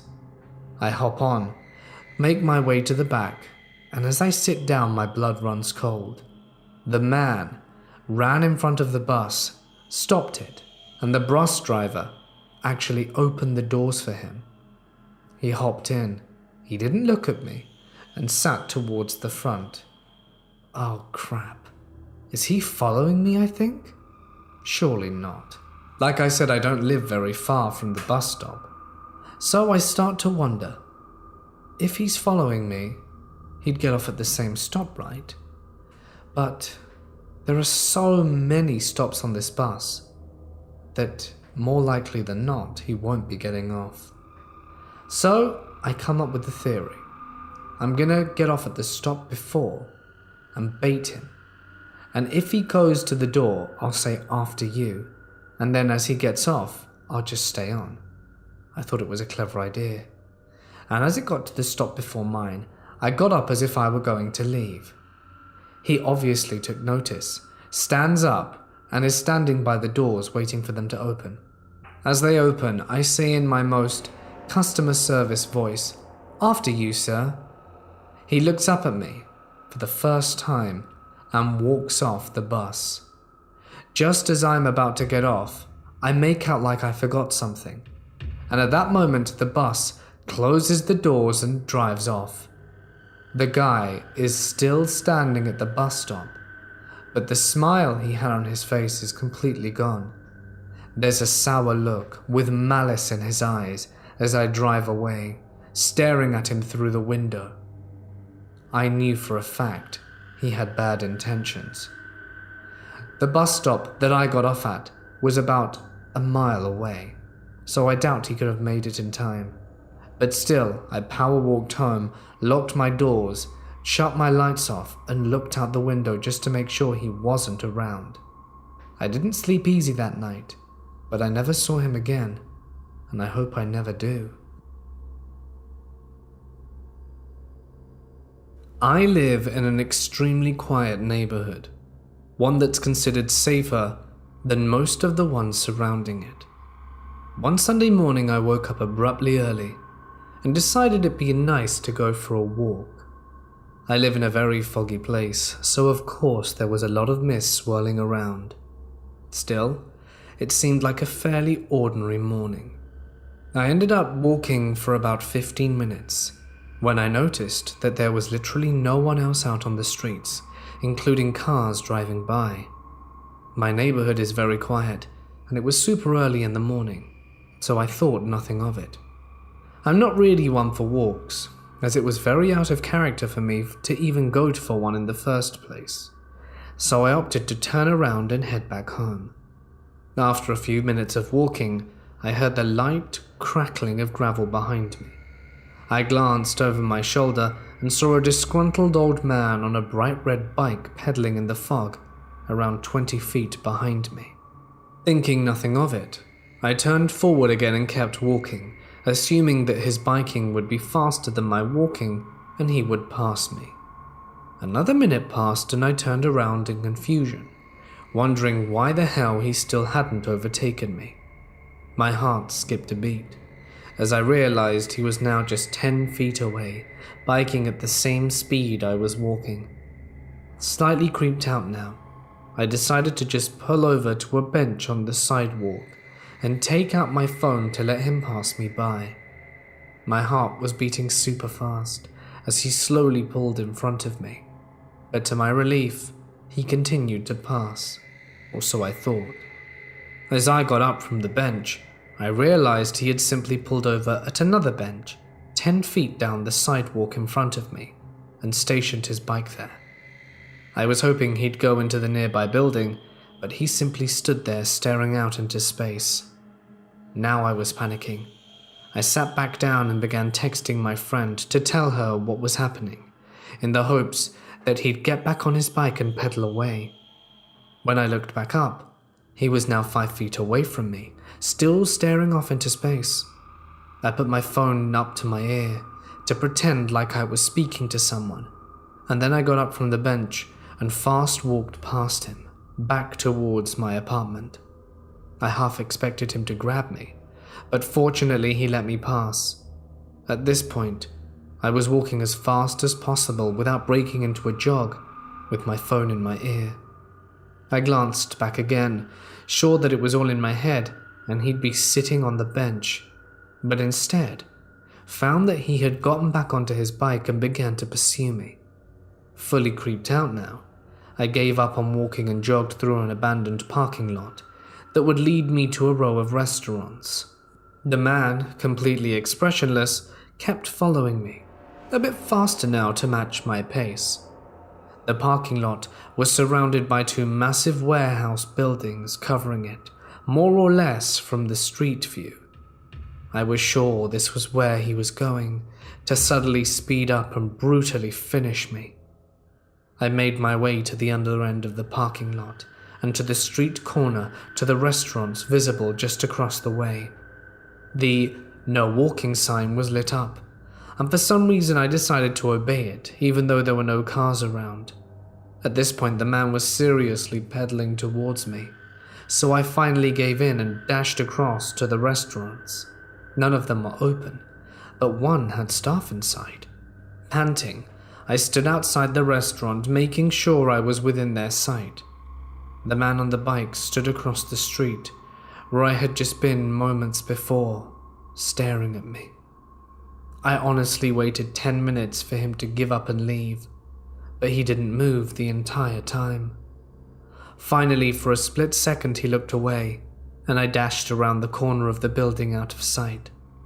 I sprinted all the way back, making sure to take any twists and turns so he wouldn't be able to find me, just by pedaling quickly. I know it may not seem that creepy to some, and that I could have handled the situation better, but I was so shaken in the moment that all of my actions were the first thing to pop into my mind. About a month after that incident, I exited my apartment, which is at the bottom of an extremely steep hill, to head to my Uber. I'd pretty much forgotten about what had happened, but I just happened to look up to the top of the hill, and the same old man was standing at the top, this time without his bike, staring down at me. I got into my Uber and drove away. It's been about a week since then, and I haven't seen him since, but I constantly feel like he's gonna pop out and maybe unlock my apartment door and do who knows what. I live in a small college town that was considered the most dangerous city in America per capita not so long ago. There's a whole load of gang violence, drug use, and a ton of awful people. I hate this town. I struggle with clinical depression, and recently, after a long time of doing fairly well, it has hit me again like an express train. This day in particular was very bad. I woke up and immediately just felt horrible. My whole day was just a blur of moping at school, so I ended up skipping my tennis class final hour as it was raining, and I wouldn't be missing out on anything. Days like this, I can just tell my teacher I'm going to the library and just go home. I get home and immediately go on a walk without going inside. Going on walks and working out often makes me feel a lot better on days like this. I live about a mile from the college campus, so typically it's pretty safe. There's always police patrolling, and there are places where you can press a button in case of emergency everywhere on campus. I was just walking, and I get about halfway through the campus after strolling for about 30 minutes, and I decide to turn around and go home. I opt to take a different path home and walk down the street where the off-campus apartments and frats are. After walking, getting about halfway back, I stop. I sit on one of the steps to one of the apartment buildings, and I was there for about 10 minutes just texting my friends and trying to cheer up, when I notice some idiot in a big black pickup with heavily tinted windows drive by very slowly. I thought this was weird, but I just brush it off, thinking it was someone looking for a certain apartment. But about 30 seconds later, I see him pass again. This time I give them a huge death stare because I was getting slightly paranoid. They proceeded to drive past, and I still haven't been able to make out their face. This happens twice more, and I was getting a bit more freaked out.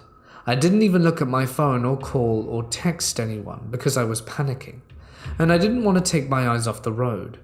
This time he proceeds to turn around right in front of me and pull up next to me. I'm 17, but I look like I'm 14, and the fact that my hair was wet didn't help.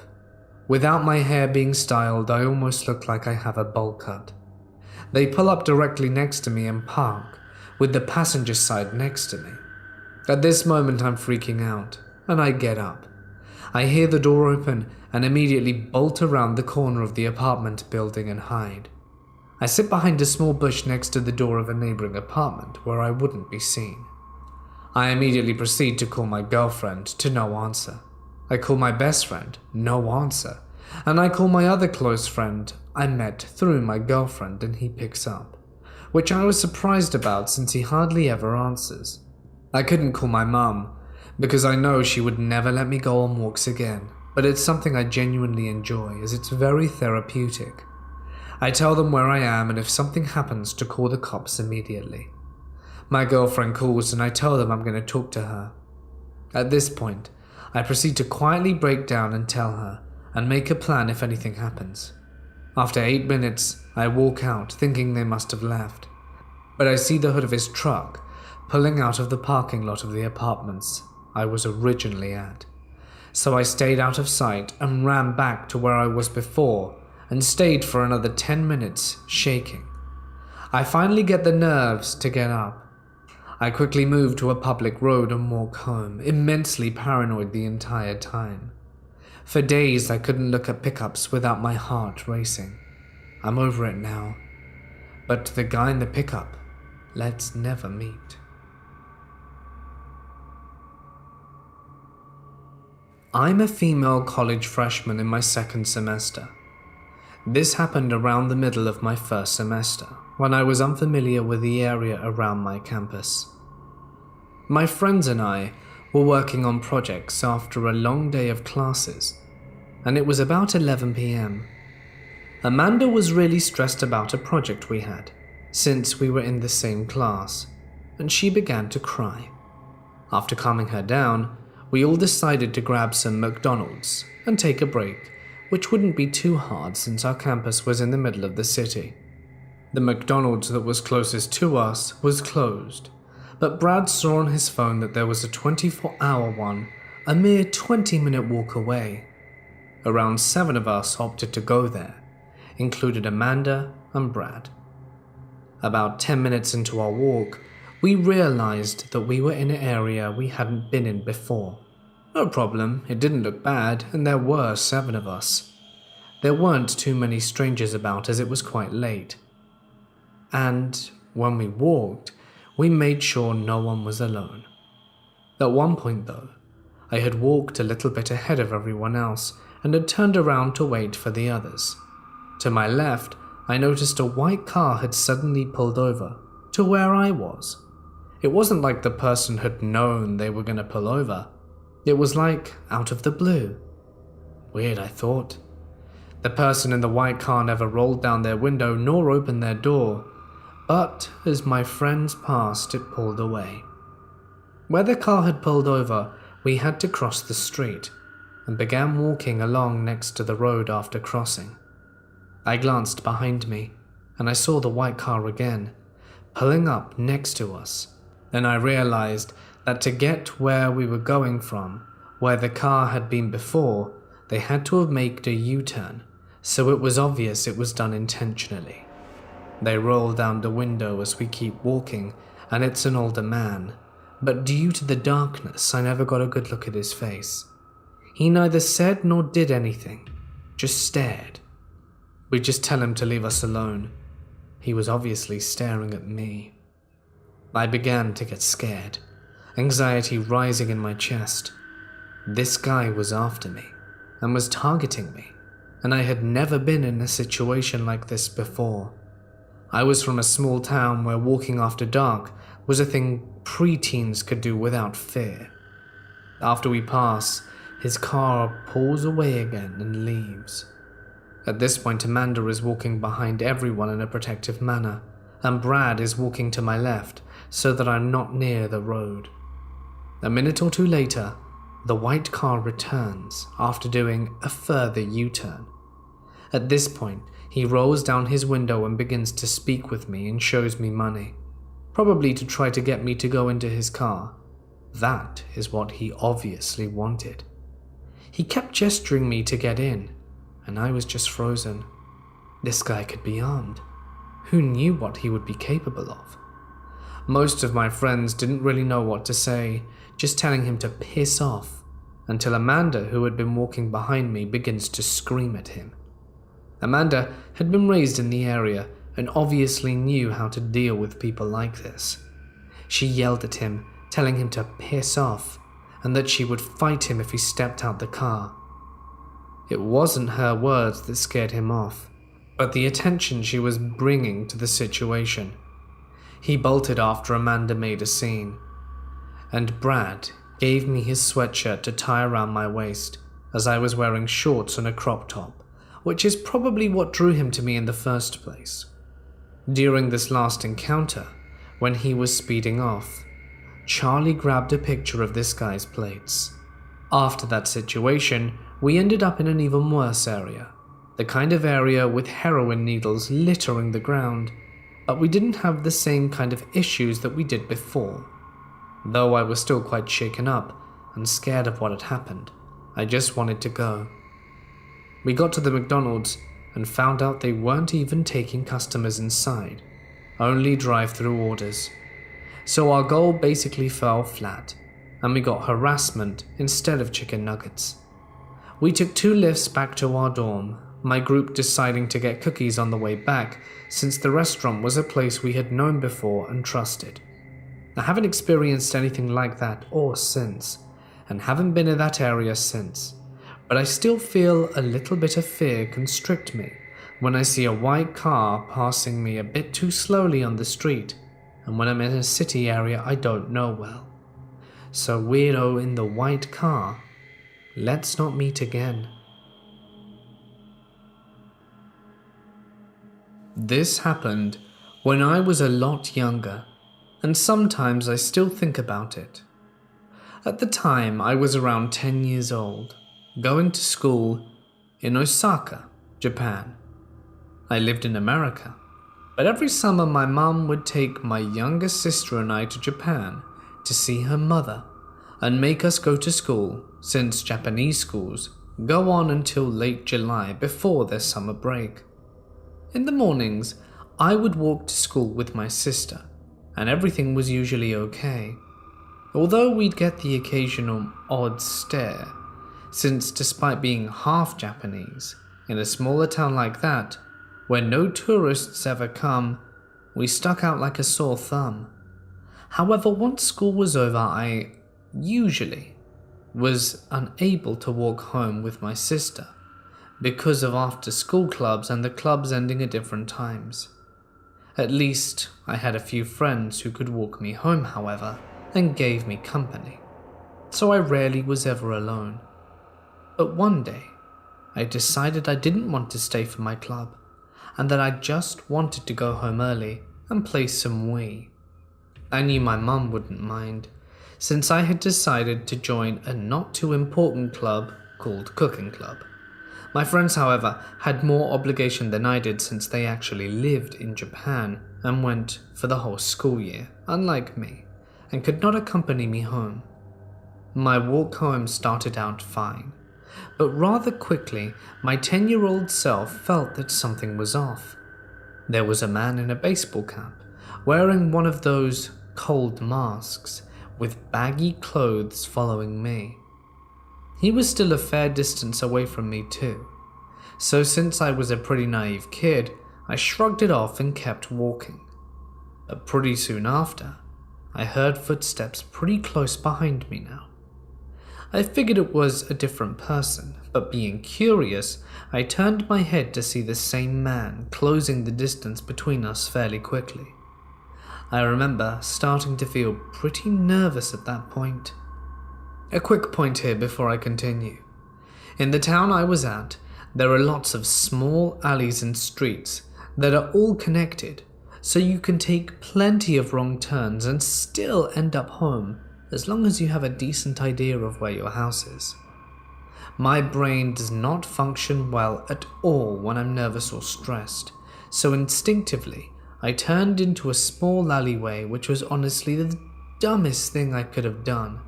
But at the time I figured that the man would keep walking and that would resolve all of this. But instead, he turned into the alleyway as well. At this point I started fast walking, but didn't want to straight up run since I still wasn't 100% sure he was following me, and running would come off as kind of rude if the man wasn't following me. I began making random turns into streets and narrow alleys that I had never stepped foot into before, hoping that the man wouldn't follow me. Surely he was just an innocent man trying to get somewhere. However, even my dumb 10-year-old brain knew that after the 5th or 6th time I had made a random turn with the man still following me, that I was in danger. At the time, I was in a narrow alleyway with walls that were way taller than I was, so I couldn't see what was up ahead or next to me. I decided I should start running, not thinking that a grown man would be faster than me. I also was weighed down by my backpack and water bottle, so I can only imagine how slow I was. I could hear his footsteps much louder against the asphalt, and I was beyond scared at this point. I was sure I was going to get kidnapped and then murdered. I remember running with everything I had, to the point I was afraid I would literally run myself into the ground. But the alleyway went out into a street I recognized, where there was a supermarket, and thankfully several people were either walking or on their bicycles. I slowed down immediately. I was a self-conscious kid and didn't want to attract more attention to myself than my foreign looks already were. I turned around once more to see the man who was simply standing there for a few moments before walking in the direction of the supermarket. But I knew there was no way that was his destination this whole time. I had taken the weirdest route, and there were much more direct ways he could have used if he had wanted to go there. I told my mum, who contacted the school. I got in trouble for deciding to go home alone that day, and afterwards, a teacher always made sure there was at least one kid with me when I made my way home.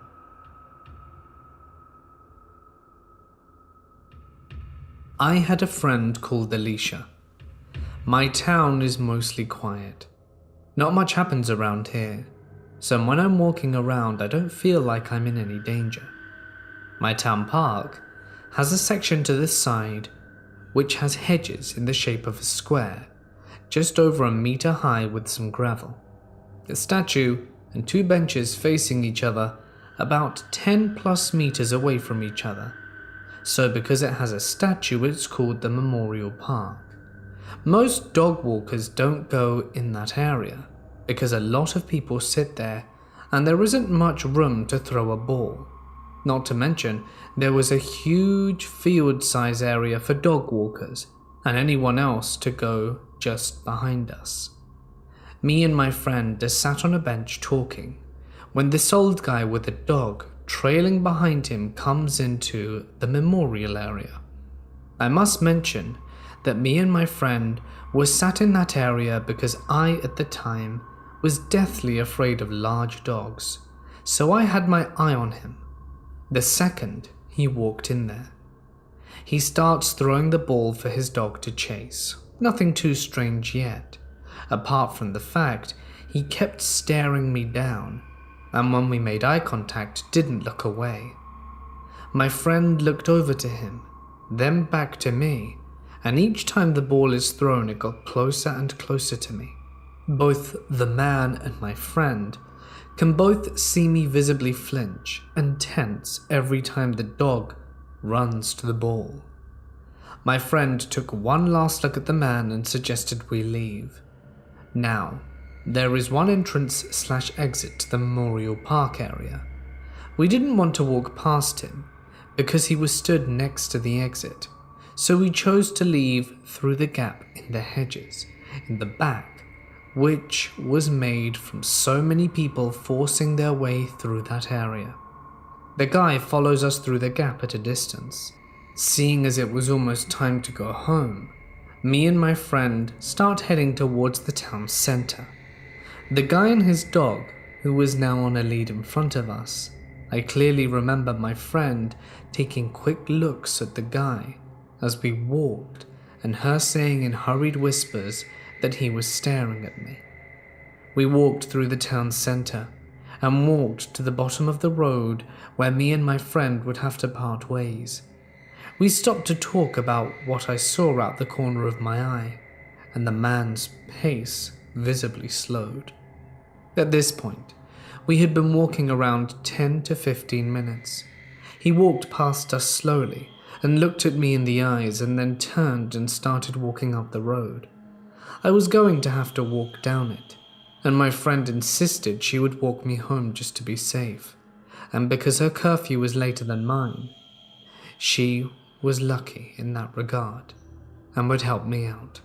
He walked not far in front of us the whole walk to my house, his head only occasionally turning to look back at us every few minutes. Me and my friend stood on my doorstep and spoke while he walked a little further down the road. Then he turned in the direction of my house, then got out his phone and started doing something on it. I watched as my friend walked away on a different road from the man to make sure he didn't follow her. Once she was out of sight, I rushed into my house and upstairs into the bathroom. I opened the window slightly and watched the man take one last look at my house and then walk away. The scary thing is, because it was almost 3 years ago, I can't remember what his face looks like. So if I did see him again, who knows if I would recognize him. I'm just glad he hasn't come stalking my house, at least as far as I'm aware. I'm a 16-year-old girl living in rural Virginia. The neighborhood I live in is in the woods and very safe. A few months back, I was walking home from the bus stop. It's about a half-mile walk from the bus stop to my house, but I don't mind walking at all. I live in the forest, and the trees were beautiful that day with beautiful weather. Field hockey practice was cancelled also, so it made walking home that much sweeter. Well, with us living out in the forest a ways away from anything urban or suburban for that matter, our little community is constantly expanding and in turn seeing new houses being built.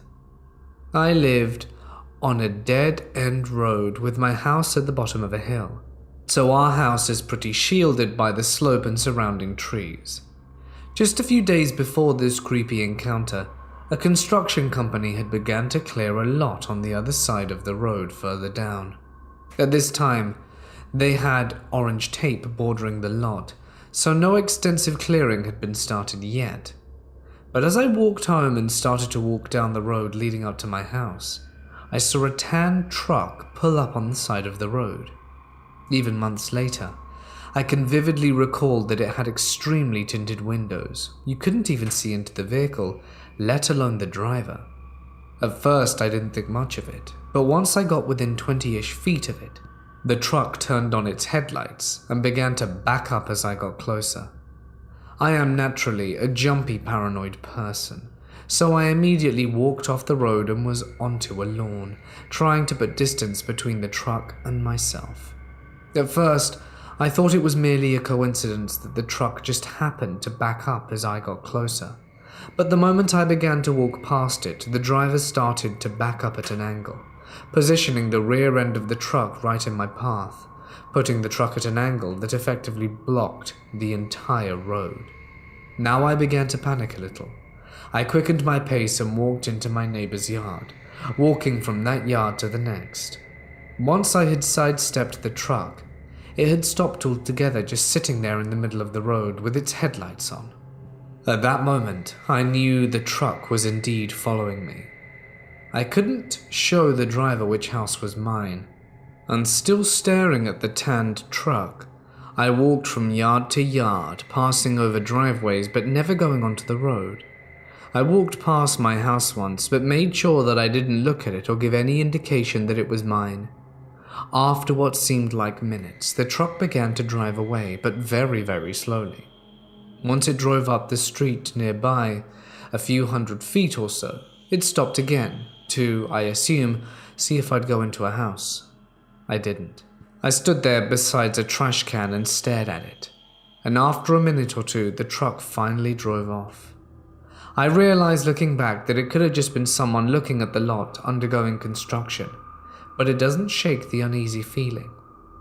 I can't forget how utterly tinted those windows were, and how it literally followed me.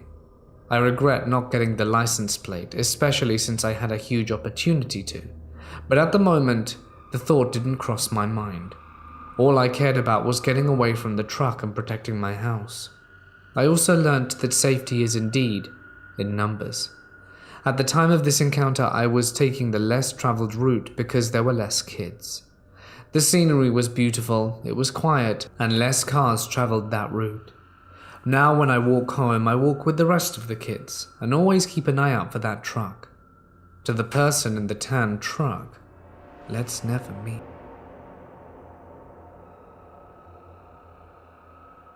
I work night shifts at a women's shelter that is about a 30-minute commute away from my apartment.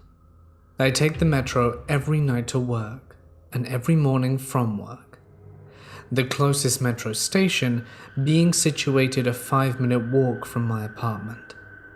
My work is situated in the downtown area of the city that I currently reside in while I live in the neighborhood that has a reputation of being filled with alcoholics and drug addicts. I have had no encounters worth mentioning in either places until now. I was walking towards the metro station last night after saying goodbye to my boyfriend who was heading home after spending the evening with me. I think it's worth mentioning that my boyfriend drives to and from my place every Tuesday and Thursday, and I work from Sunday to Wednesday, meaning that I was heading to work when this happened.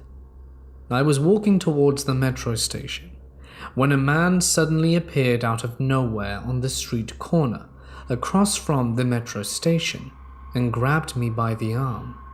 This happened to be on the only street corner from my apartment to the metro station that you cannot see anything on the street perpendicular to the one I was on until you got onto the street corner. So I'm getting onto the street corner. The metro station is across from me, and I am getting ready to cross the street as there was a green light when the man appeared out of nowhere and grabbed me by the arm.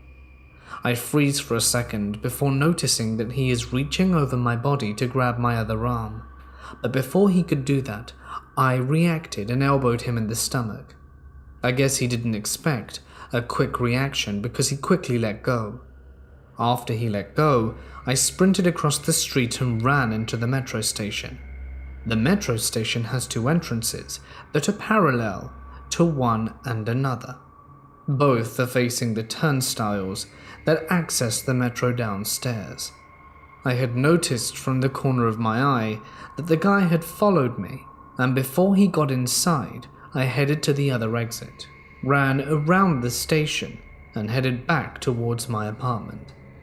Since I live in the Great White North, and it had been snowing all day, I was hoping that my boyfriend had not left yet, as he would have to take the snow off his car before leaving. Luckily, he did not, and he ended up driving me to work. We also met a cop car as we were about to turn on the street to get to the highway, so we stopped and reported the guy. The cops took down my information and what I could remember of his description, and they promised to go check it out and do a few rounds around the metro station. I don't know what that guy's intentions were, but I hope I never encounter that guy ever again. This happened about 5 years ago, when I was naive 22-year-old. I had been downtown drinking at a bar, catching up with old friends from high school, when the pub closed for the night, and we went back to a friend's apartment. We had a few drinks, and before we knew it, it was 4 a.m. She offered me a place on the couch, but I had to waitress at 4 the next day, so I wanted to be home and do some errands before work.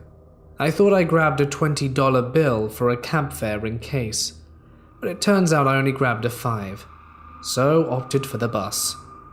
She lived about a 15 to 20 minute walk from the closest bus stop that I needed, so I left her place and began making my way. I was well aware of the dangers of this choice, but being a very young, naive girl, I assumed it would turn out okay, since I had been in similar situations before. I called my boyfriend at the time, and that possibly could have been a decision that saved my life that night. As I'm walking over this detour bridge downtown, I was telling my boyfriend, "It's going really well. I haven't seen a single person since I started walking." Shortly after I said that, I hear footsteps running. I look up to the part of the bridge that I was walking on and paused. Mid-run, directly in front of me, was this guy staring right into my eyes.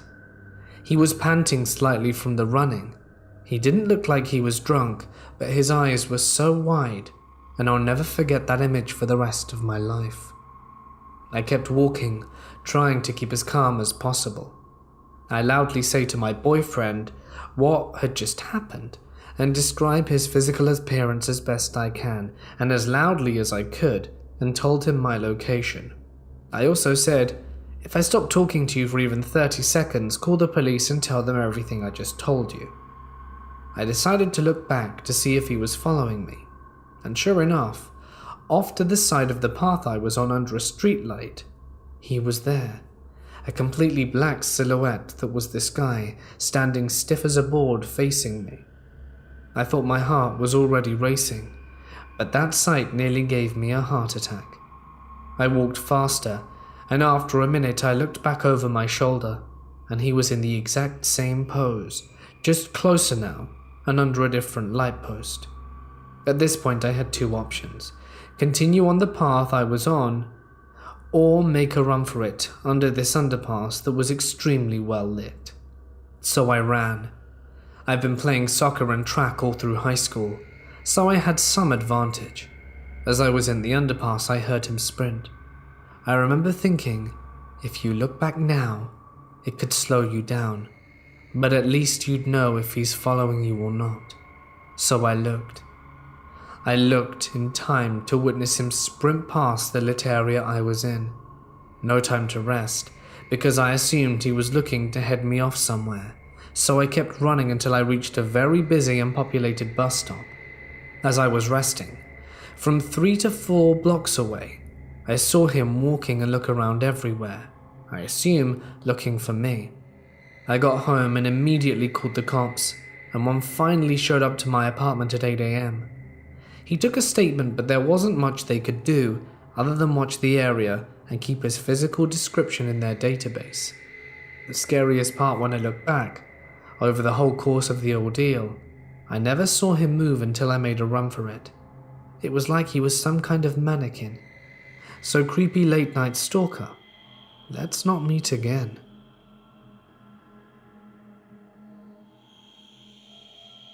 This really unnerving event occurred a few weeks ago, and I have to admit, I'm still a little paranoid. As a 16-year-old girl, the 5 friends that were with me during that day are the same age and all female. We all decided to hang out at my house that day, considering we all haven't been with each other since the summer started.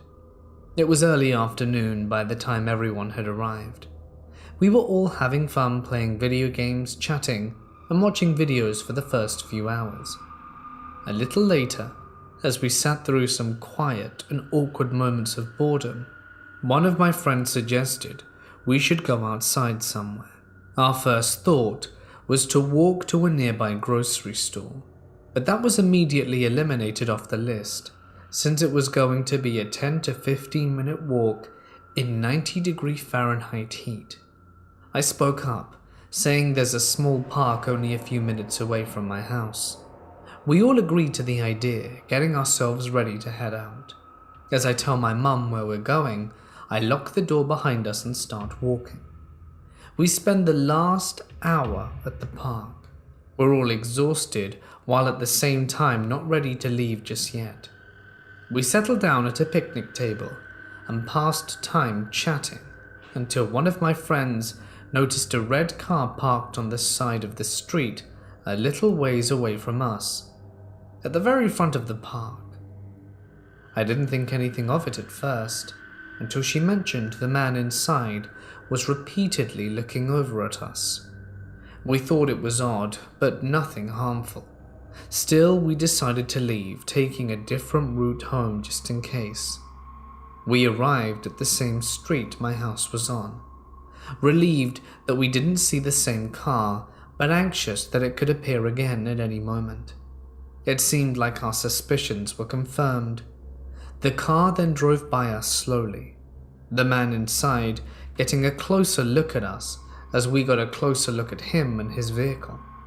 He was African American, slim, wearing a white baseball cap and muscle top, and driving a red 2003 Honda CRV.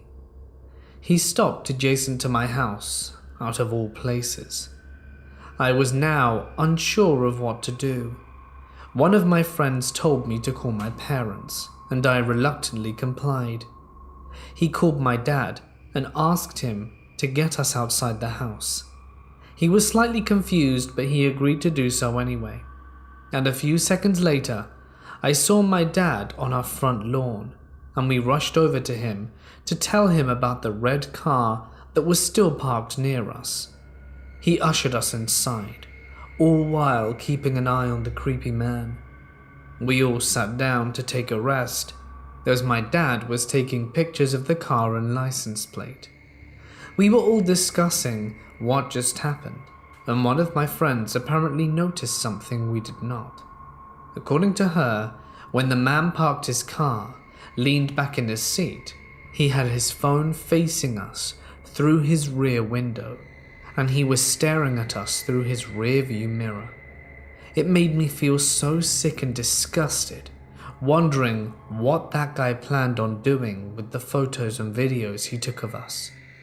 We continued observing the same car that was in the same place for another 10 minutes, until my dad started pulling out of the driveway to leave for work. My dad started driving in the car's direction, and the creep booked it out of there, fearing the possible confrontation. My friends and I released a sigh of relief when we all returned to having a fun afternoon. At least now I have a picture of the car and the license plate, so I can identify it. I haven't seen the man ever since, and I hope it stays that way. It was Halloween night, and I was 11. My mum had taken me to my cousin Lucy's house to trick or treat, because a few kids from my school lived on her street. Also, her closeted gay friend was with her, but we would all joke that we thought they were dating. He had a girlfriend before, but I think this was before he knew he was gay. We were allowed to walk quite a distance from my cousin's house, probably further than most older kids would or should for that matter. We trick-or-treated for a while and decided to make our way to the local Tesco, which is a local supermarket, to get a pumpkin as they were usually cheapest on Halloween night. On our way, we noticed a grown man in normal clothes besides one of the extra gruesome Halloween masks made seemingly just so adults can scare kids. It was an incredibly mutilated and bloodied face. He was hiding amid some bushes, but it seemed like he wanted us to see him.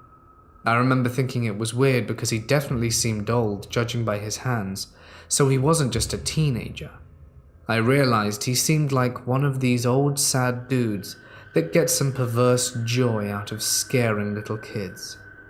When we had come out of the shop, we had a pumpkin each because they were so cheap. We saw the guy had moved to a closer bush and was tilting his head like something out of a horror movie. We laughed it off and walked back to Lucy's house.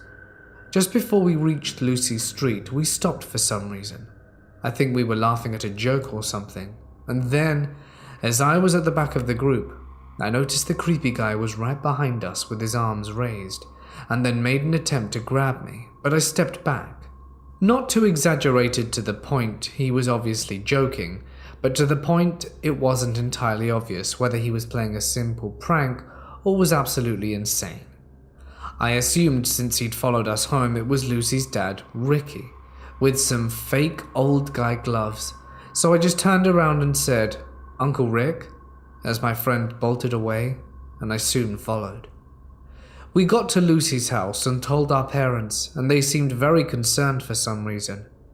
A few years later, my dad told me that a guy on Lucy's street had been arrested before he moved there, so my dad and Rick threatened him that if he ever came near us, they would take care of him. I assumed this was an empty threat, although I do know how tough and protective dads can be. But I think that weirdo thought it was an empty threat too. I've always wondered if it was him and what would have happened to me and my friends. So, creepy guy, let's not meet again.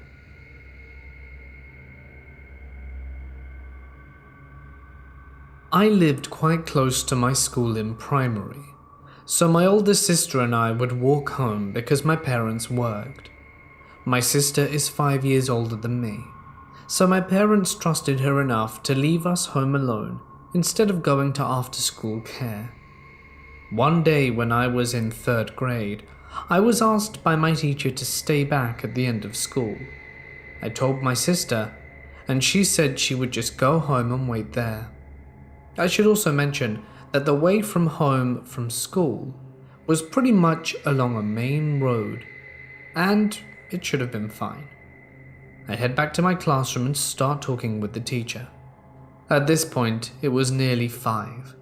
I'm only about halfway home when I notice the white pickup following me. I was only about 7, mind you, and you start being taught stranger danger and stuff like that. So it was still pretty fresh in my mind.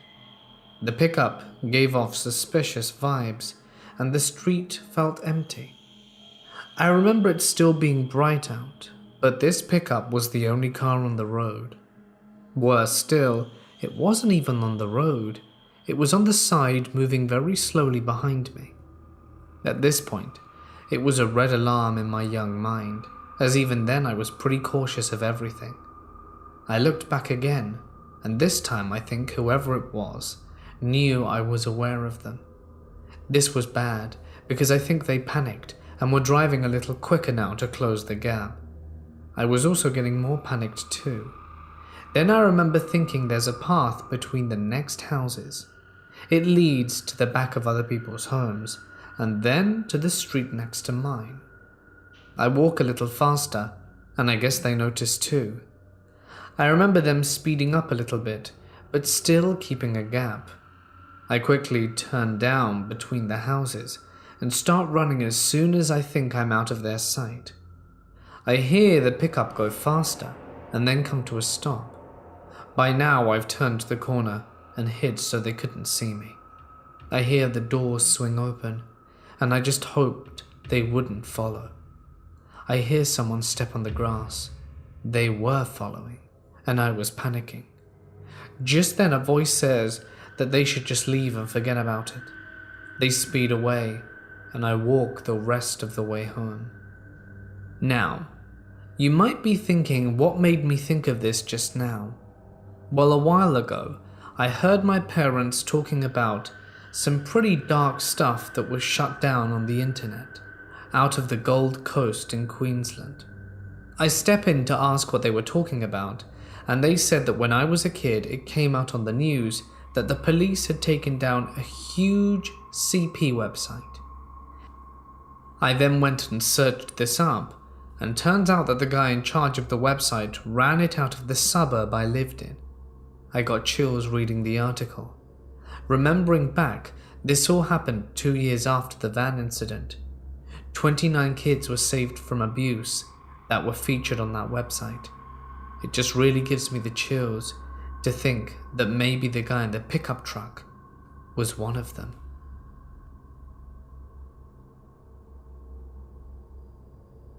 This happened a few years ago when I was still living with my mum, and I had borrowed her car to go see my then boyfriend for the evening. It was around midnight when I got back to my neighborhood, so the roads were empty. And that's when I noticed this dirty, run-down, rusted white utility van that a maintenance guy would drive, following me.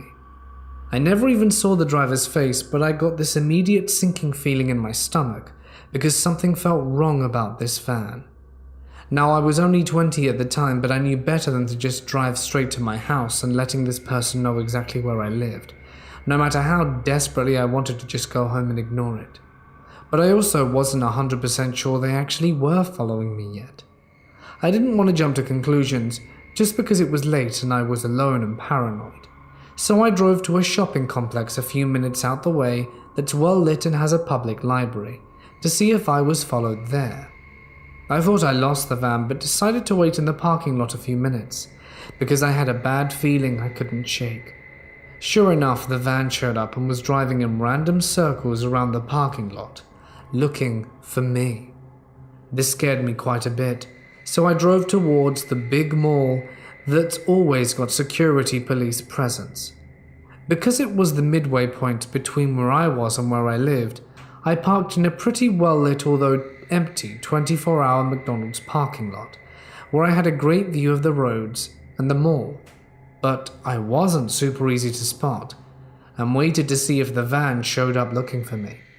It did, and of course, this would be the only time the security and the cops are nowhere to be found, which is half the reason I decided to head there in the first place.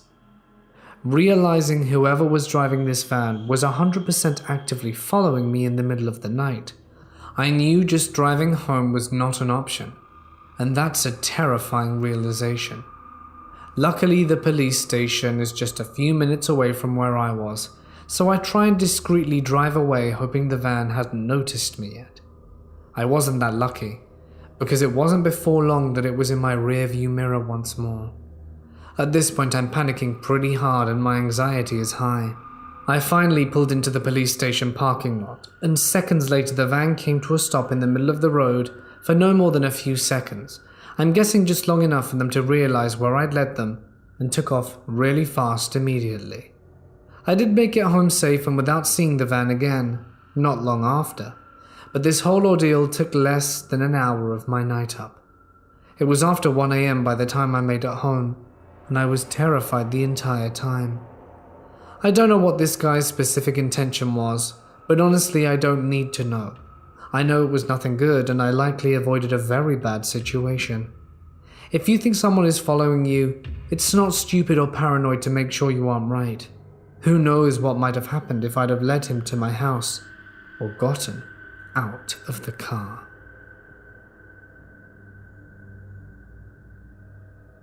I was a 13-year-old girl, and an early bloomer, if you know what I mean. And I'm pretty tall for my age, so I looked older than I really was. Normally at the bus stop, when it was nice out, I would go to pick up my little brother from school, since I got out of school before he did, and it's about 20 houses down. I would always take my dog Caesar with me because he loved the attention and a good walk. I wouldn't say we lived in a good area, but by no means it's horrible trash. Across the street from our bus stop is a blue house that had been listed on the sex offenders register. The people that lived there consisted of 4 white men that were the definition of white trash. Their ages ranged from 18 to 45. There was also an old lady who was in her 60s and 70s. She always had her grandsons over, but he technically didn't live there, and she always drove these guys everywhere. One day I'm waiting at the bus stop with Caesar, while 4 of them were outside, 2 playing basketball, the oldest man sitting in a lawn chair drinking a beer, and smoking a cigar with one of the younger guys. I was on my phone, and being the protective person I am, carried a small weapon in my back pocket. This older man sets his beer down and puts out his cigar. He walks across the street to come close to me, and I discreetly backed up a little. I just thought he was waiting for the kid that visited the old lady every week. I think he is her grandson, but I really don't know. He comes closer to me and asks to pet my dog. At this point, my dog is starting to growl. I say sure because I was very awkward at this age, and try to get my dog to sit, but my dog is full on barking at this guy and won't stop. After a few minutes, I say sorry he won't calm down, maybe later, and he looks at me for the first time, because he'd only been looking behind me the whole time. He smiles, and it was so creepy it sent chills down my spine. When I think about it now, he says it's alright, maybe next time you're here. He winks, walks away, and keeps clenching his fists, so hard his knuckles turn white. After he walks away, Caesar calms down a little, and he starts sniffing behind me. There are 2 huge trees and another row of houses behind me. He keeps pulling, so he sees a squirrel, which he only growls at, and then he starts barking at the tree. I walk him over to the actual bus stop, which is at the corner, and he finally calms down. A few minutes later, I hear footsteps behind me, and I turn around and see the guy run out from behind one of the 2 big trees. and I immediately recognize him as the fourth guy from the house. Sadly, on November 7th, 2017, Caesar passed away at age 5 due to a cancerous tumor that spread to his lungs. I don't know what would have happened if my dog wasn't there to save me, but I'd rather not meet those creepy guys from across the street from my bus stop again. I live in an area of New York City which is notorious for crime and gang violence and the sort. My parents are poor, struggling Asian immigrants, so we had no choice to be living where we are. For context, I'm a 17-year-old female, and even though my neighborhood is seemingly dangerous, I never truly internalized that idea. I've always been able to walk the 2 blocks away from the train station alone, without an ounce of fear. I could walk slowly, freely, and even listen to music as I walked home. Today, my carefree attitude came crashing down as I walked up the first block. I was listening to music before I met a strange man, clearly in his 30s. His hair was disheveled under his baseball cap, and he was wearing the stereotypical ghetto clothing. We were going in opposite directions, and as I passed him, he suddenly brushed his hand against my stomach as he hollered out, "Hey, sexy." Immediately, I became hyper-aware of my surroundings, confused as to why he touched me. I tried to ignore it, assuming he wouldn't follow me or anything, but I was wrong. He completely turned around and started lingering behind me. "How are ya? Can I take you home? I'm gonna make you mine tonight." I just kept walking faster, but he kept following me. As a 17-year-old who's never experienced anything like this, I had no idea what to do. All I could think about was getting him away from me. Couldn't he tell I was a kid? As I took longer and longer strides in an attempt to get away from the creep, I thought of everything I could do. I would have to take a turn soon, and I knew that block would put me in more danger since it was usually empty. Thankfully, there was a grocery store near that turn, and a woman in her 20s who I made eye contact with. I walked up to her and gave her a look she could immediately tell by that something was bothering me. As soon as he saw me go up to that woman, he decided to stop and walk into the grocery store. I was still scared to take the turn, but the woman reassured me that she would watch him and told me to go safely. My legs were shaking from the experience, and I am forever disillusioned with the safety of my neighborhood. How naive was I to think I would actually be safe on those streets? I hope to not meet again. I was at a graduation party when I was 18 that lasted late, but not too late. I drove home, and I live in a small area that's not uncommon for all the parking spots to be full and everyone to be asleep in my street that late. I was the only car I saw on my way home. When I pulled up, I parked in front of our driveway as if I were blocking it, and saw ahead at the intersection at the end of the block. There was a car stopped at the stop sign, facing my block, idling. I knew a girl I went to school with who lived in the house next to where the car was stopped, so figured they were just waiting at the stop sign for her, as there were no parking spots free. I'm also a super cautious person and always think people are following me. So I was going to wait in my car until the car left, but I noticed my phone had died on the way home. It was my first cell phone, and car chargers weren't huge in my family until this. Usually I'd call my brother, who was a year younger than me, to come out and walk with me inside, but I couldn't do that. I waited for 10 minutes, and the car didn't move. It was switched on, the lights were on, and I was freaking out. I finally got the nerve to just get out the car and run. My house was right there, and I positioned my keys so that I could just unlock the door as quickly as possible. As soon as my door opened, I took a step out the car, and my car light went out when the car across the intersection floored it. I heard the tires squeak and everything. The car was clearly waiting for me to make a move. I saw it pull up and waited till I got out. I don't even know how it happened, but I managed to pull myself back into the car, turn on the car, and reverse out the spot that I had parallel parked in, and pull out just as the back passenger window of this car met my window. Everything was tinted. I missed the driver window trying to leave, so I didn't see anything of who it could have been. Once I was driving again, I was sobbing. My phone was out of charge, and I didn't know what to do. I considered going back to the party, but eventually I just circled my blocks enough times that I was able to connect every car in the area with my neighbors, so I felt comfortable enough to go back home. I'd never run out of my house so quickly in my life. My mum worked nights as a nurse, so I didn't bother waking my brother or stepdad up. I charged my phone, called my mum sobbing, and she was so upset, she screamed at my stepdad, whose car I was driving, for not having a car charger. Which was not the problem, but I see Mama Bear trying to control whatever she could. To this day, 7 years later, if I'm driving at night, I tell my mum when I'm home. It's such a safe town, and I've never heard of anything like this happening since. When I was little, I walked home from the bus stop after school. I did this every day, and I thought that my neighborhood was completely safe. Everyone there was usually very nice. Plus, the bus stop was only a block or so away from my house at the time, so it was a short distance. I hadn't realized that at the time, but a lot of people had been taken, and attempts to take people were going on in the area.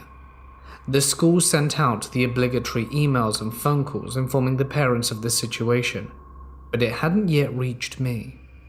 So one day I'm on my merry way home and notice a blue truck heading in the opposite direction. I shrug it off, as cars always passed me whenever I walked home. Though the truck turned around at the first corner it could, I thought it strange, but I tried to rationalize it.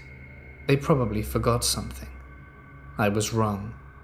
The truck was now going in the same direction as I was also going around the same speed I was, and this weirded me out, so I pick up the pace. I could hear the truck's engine accommodated the speed slightly, with it picking up as well. After that, I booked it.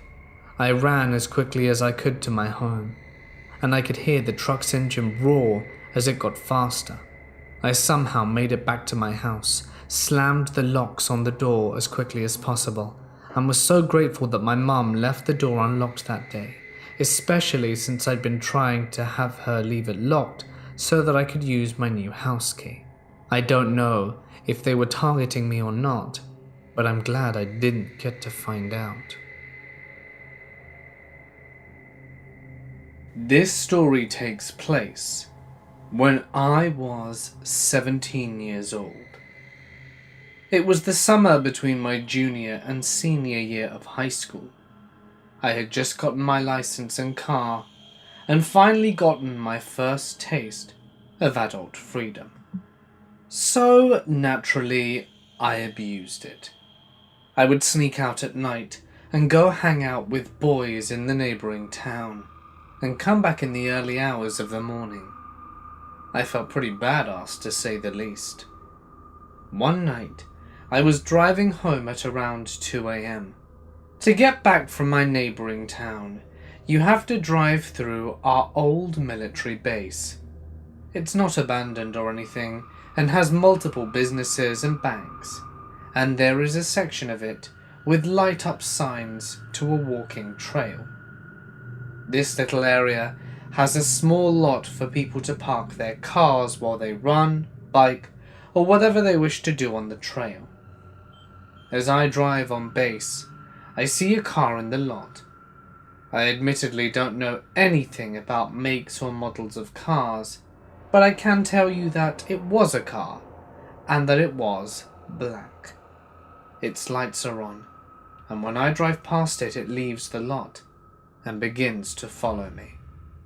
I didn't consciously think too much of this, as I assumed it was just some teenagers smoking or fooling around that got spooked by my car passing through. As I approached the lights that led into my city, I put my blinker on to turn right, and so does the car behind me. Again, I did not think much of this, as to get to a large portion of my city, you need to make a right turn at said light. Now at this point, there are absolutely no other cars on the road. It was very late at night, and my city goes dead after about 11 PM. So after checking in my rear view and making sure the plates were not a cop's, I start to speed to get home quicker, going around 10 over the legal limit. As I do this, so does the car behind me. At this point, I start to feel uneasy. I continue to speed up, and so does the car. When turning onto my street, there is a left turning lane to get into. I decide in a split-second decision to just turn onto my road without slowing down or turning on my blinkers, to see what the car would do.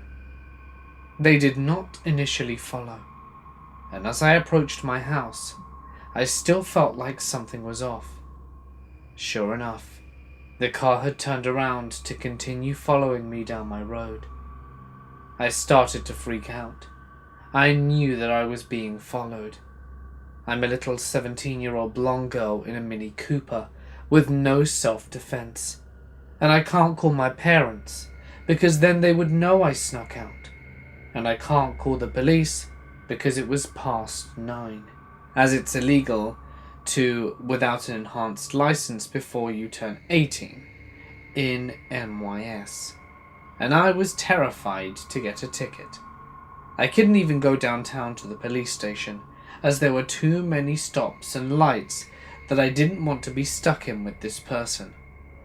So I called my aunt, who lives around 5 to 10 minutes from my house, and start driving in her direction. The car obviously follows, and my aunt says to come to her house as fast as I can, and she would be out there with her pit bull, Belle, who is a sweetheart but looks like she could kill someone.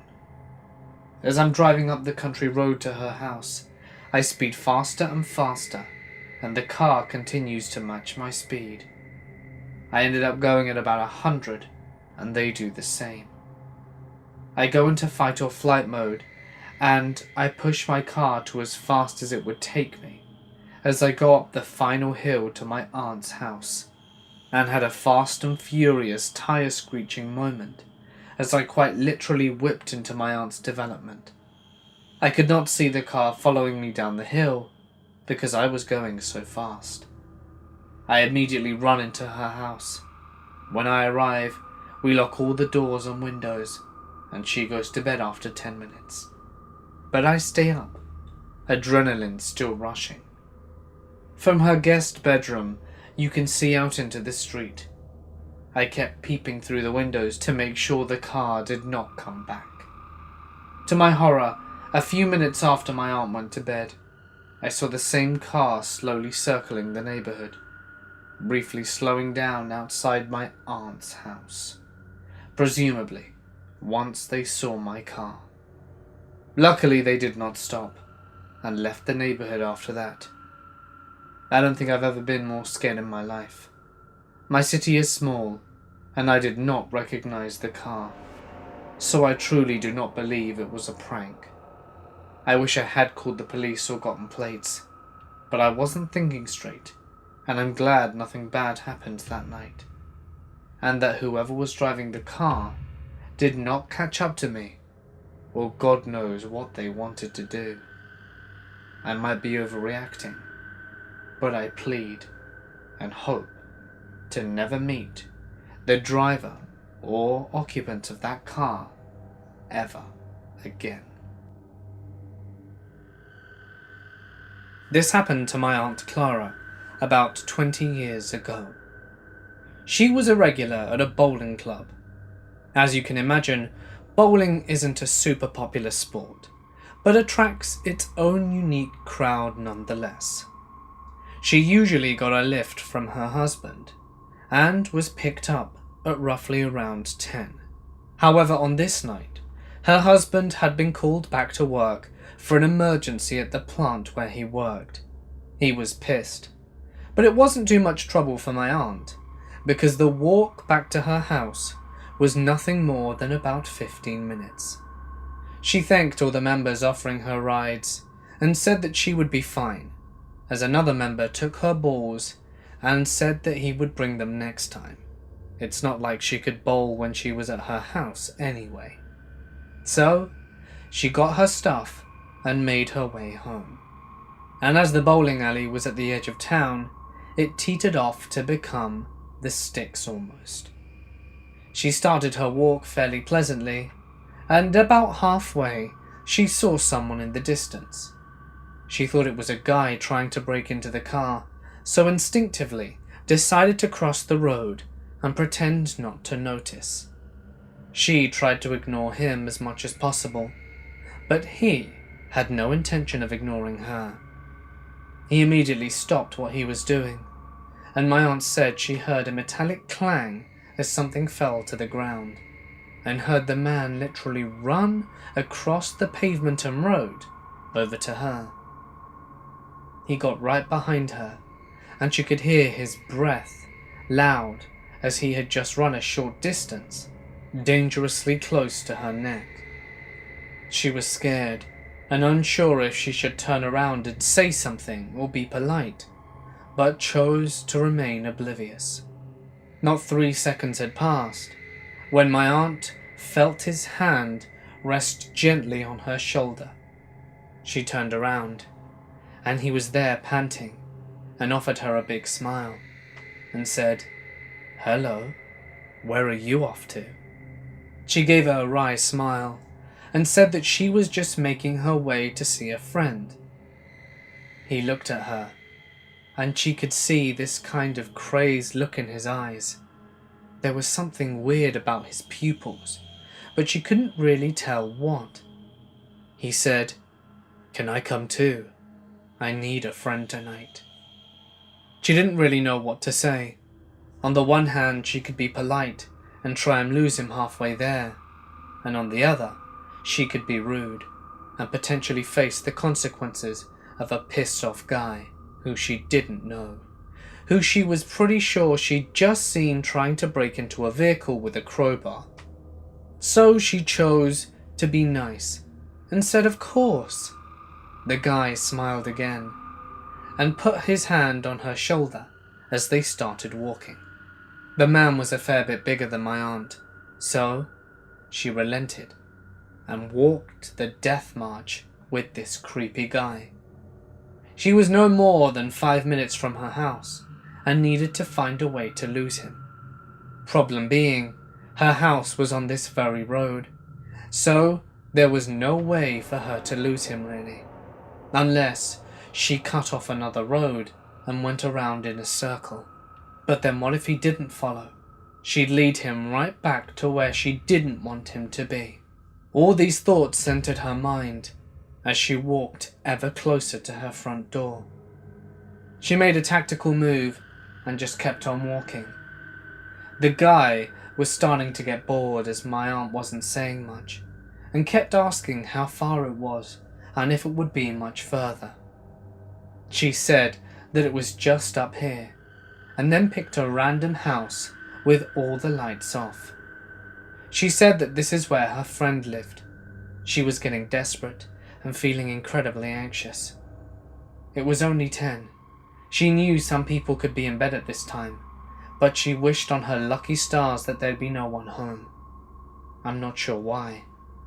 She knocked on the door with the guy in tow, waiting to see what would happen. There was no reply. After about 2 minutes of waiting in silence, the guy goes, "Looks like there's no one home." She turns back and says, "What night is it tonight?"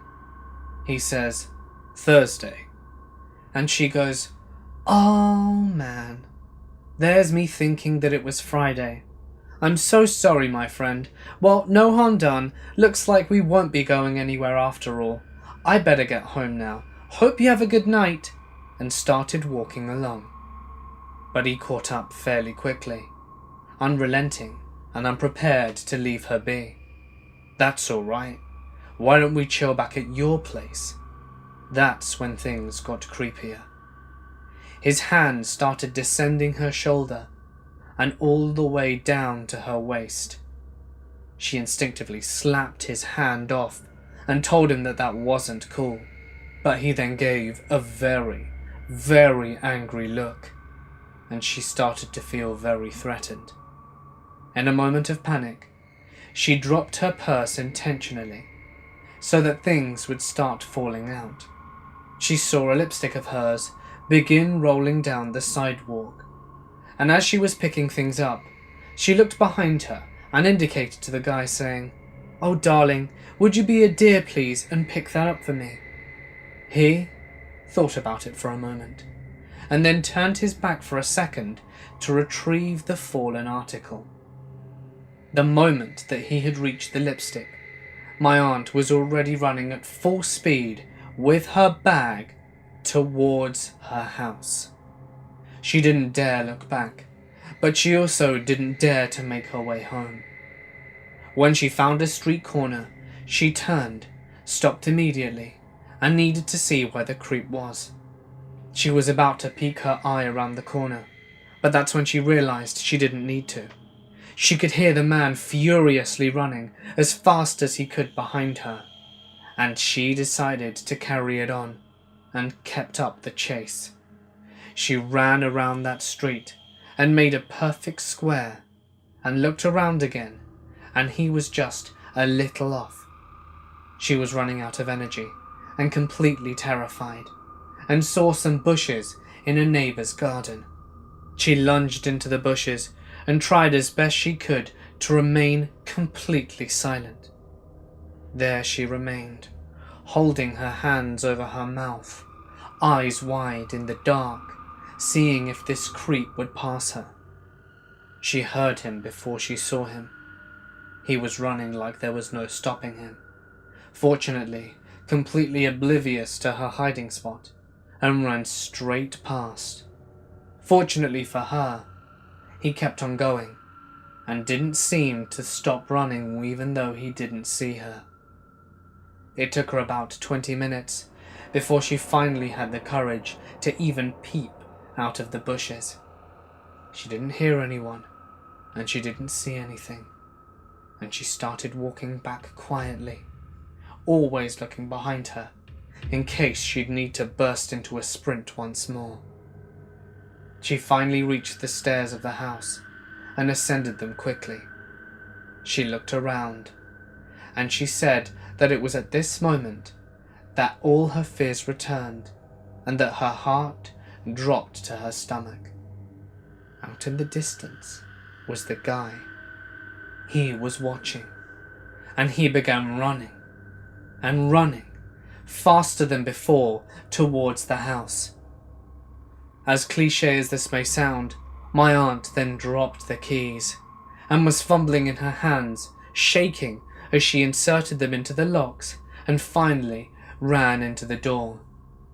It took the guy about 10 more seconds before he started banging on the door. My aunt just stood at the other side of the door, trembling. She didn't know what to do. She was scared that the guy would go fetch his crowbar and make quick work of the door as well.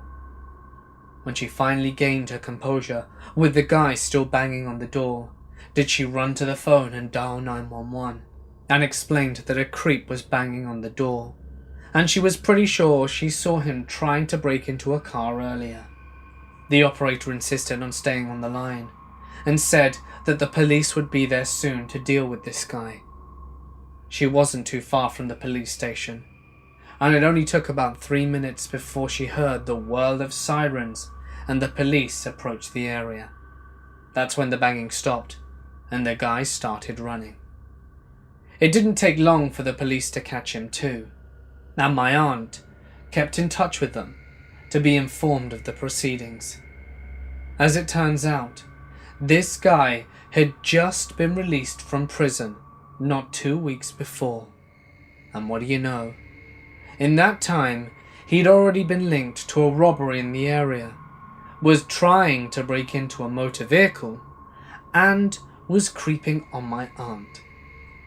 She was always dropped off home after bowling, or taken back home by her husband.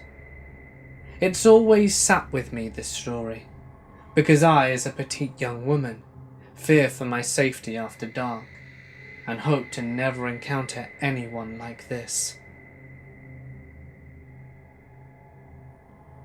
This was back in October of 2018, when I had accompanied my mum to a clinic in a small town about an hour away from Frankfurt. I'm in my late 20s and female. We were there for about 2 weeks, while my mum underwent treatment for cancer.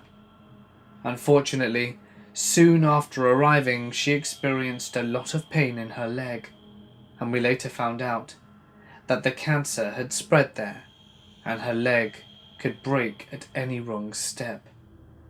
This meant if we were going to see anything, I had to go alone. This was fine, as the town we were in was extremely small and filled mostly with the old and sick. There was a larger town only a few miles away, and over a fairly steep hill, and a large park in between. It was about noon, and my mum wasn't going to need me to be around, so I decided to go for a walk around the park.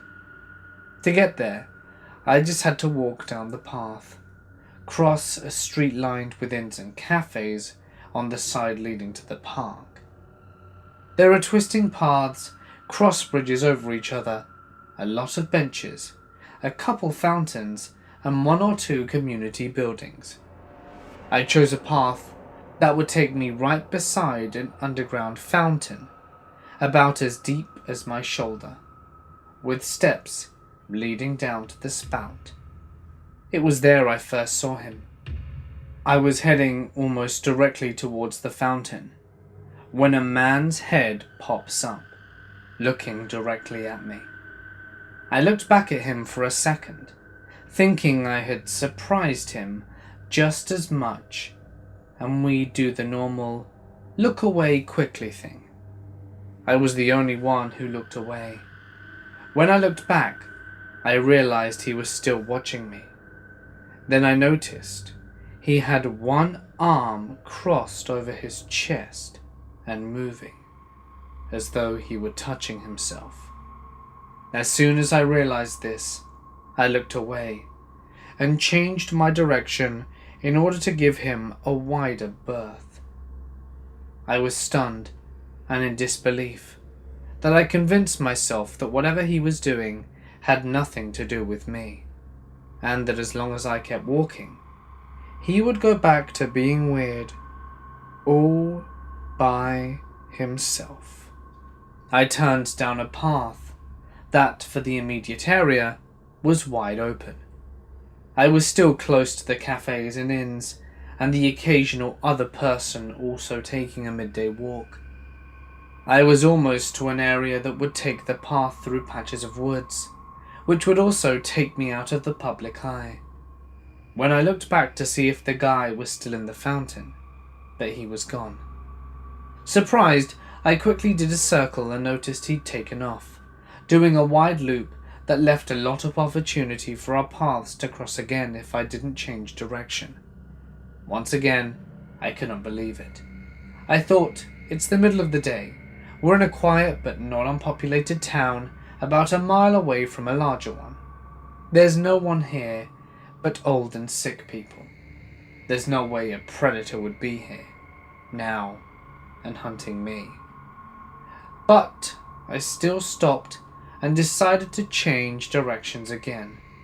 This time, my dumbass decided to take a tiny path that would lead me to the base of the hill that would go over the larger town and was heavily wooded. I get up to where the trees started and decide to look again. That's when I noticed that he'd also changed his direction and was practically jogging away from me.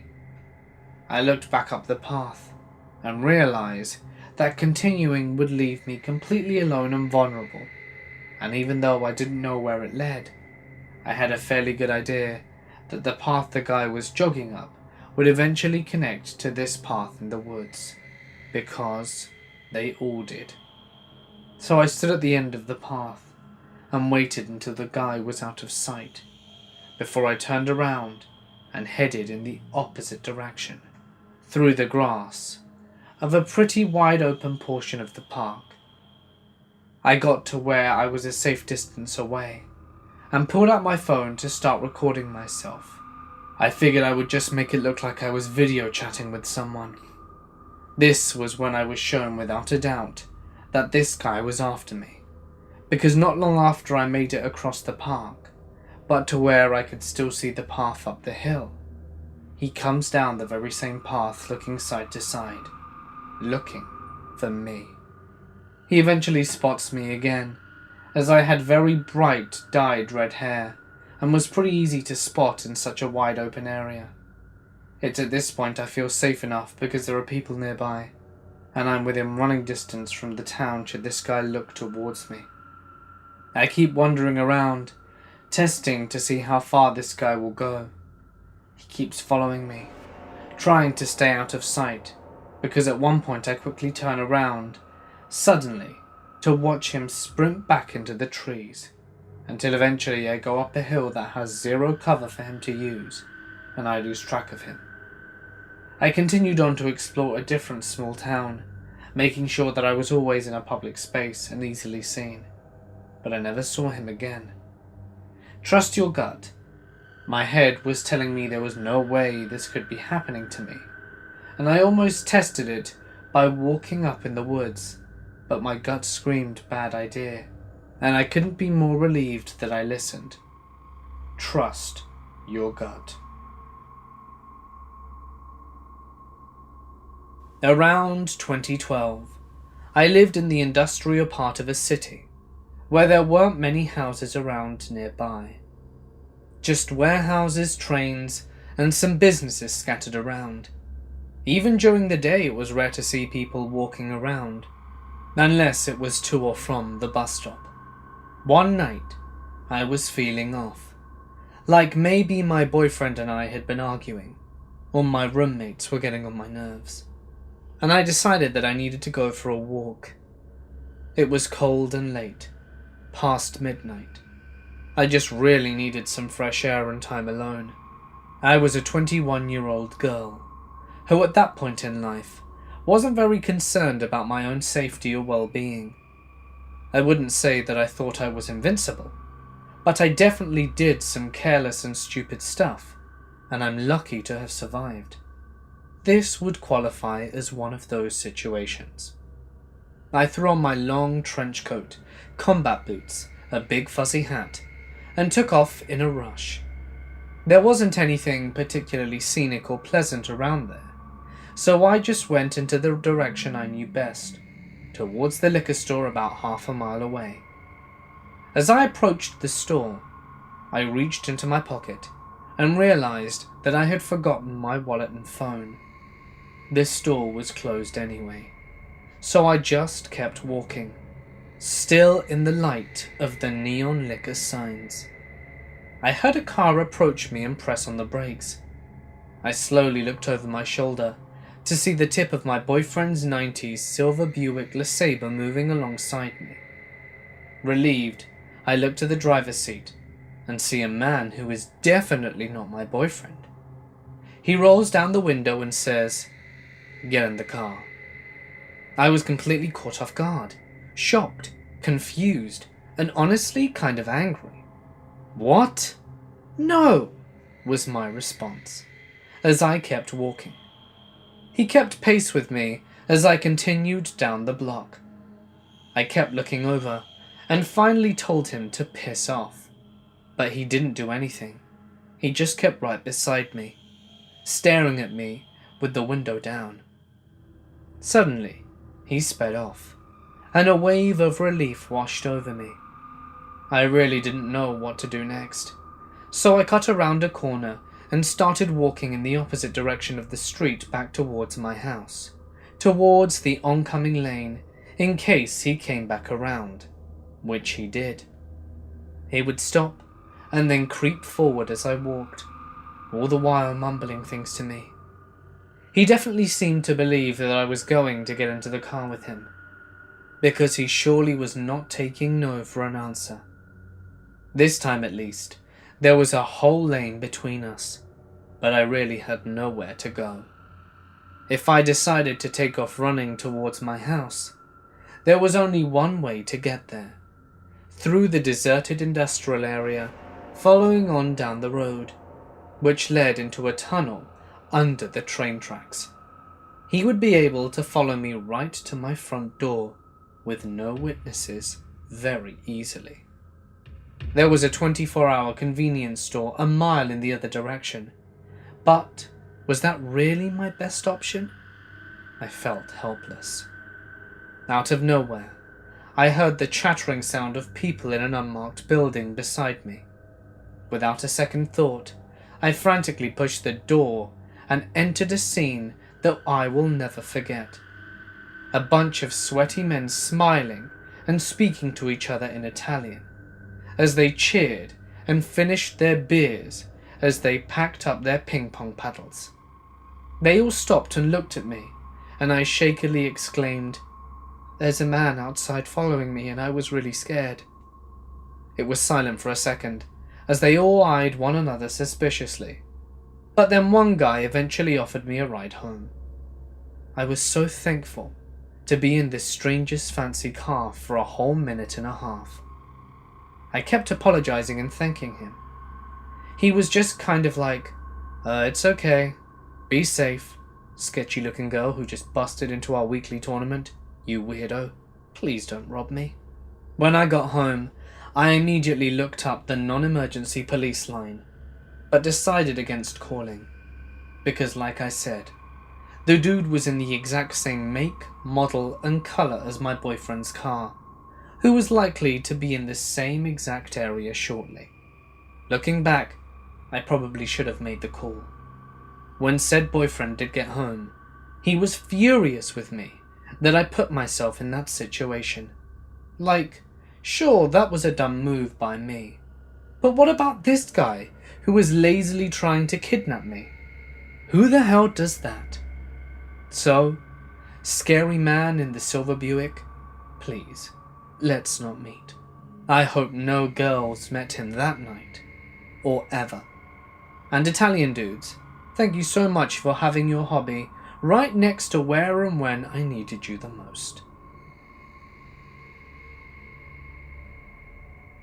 So, this is a story of something that happened to me and some friends when I was in high school. I have never shared this before. Since I've been thoroughly enjoying all the stories I've heard so far, I thought this would be the perfect place. I think I was in 10th grade. Me and 3 friends were smoking behind school. The school was about a 45-minute walk away from the neighborhood where we all lived. It was a small high school town in Ontario, and it contained 2 large high schools and a bunch of medium-sized elementary/middle schools. It's common knowledge that with every small town when you're young, the main problem is that there's nothing to do within it except party and run around the streets acting like idiots. And that's what we did most of the time.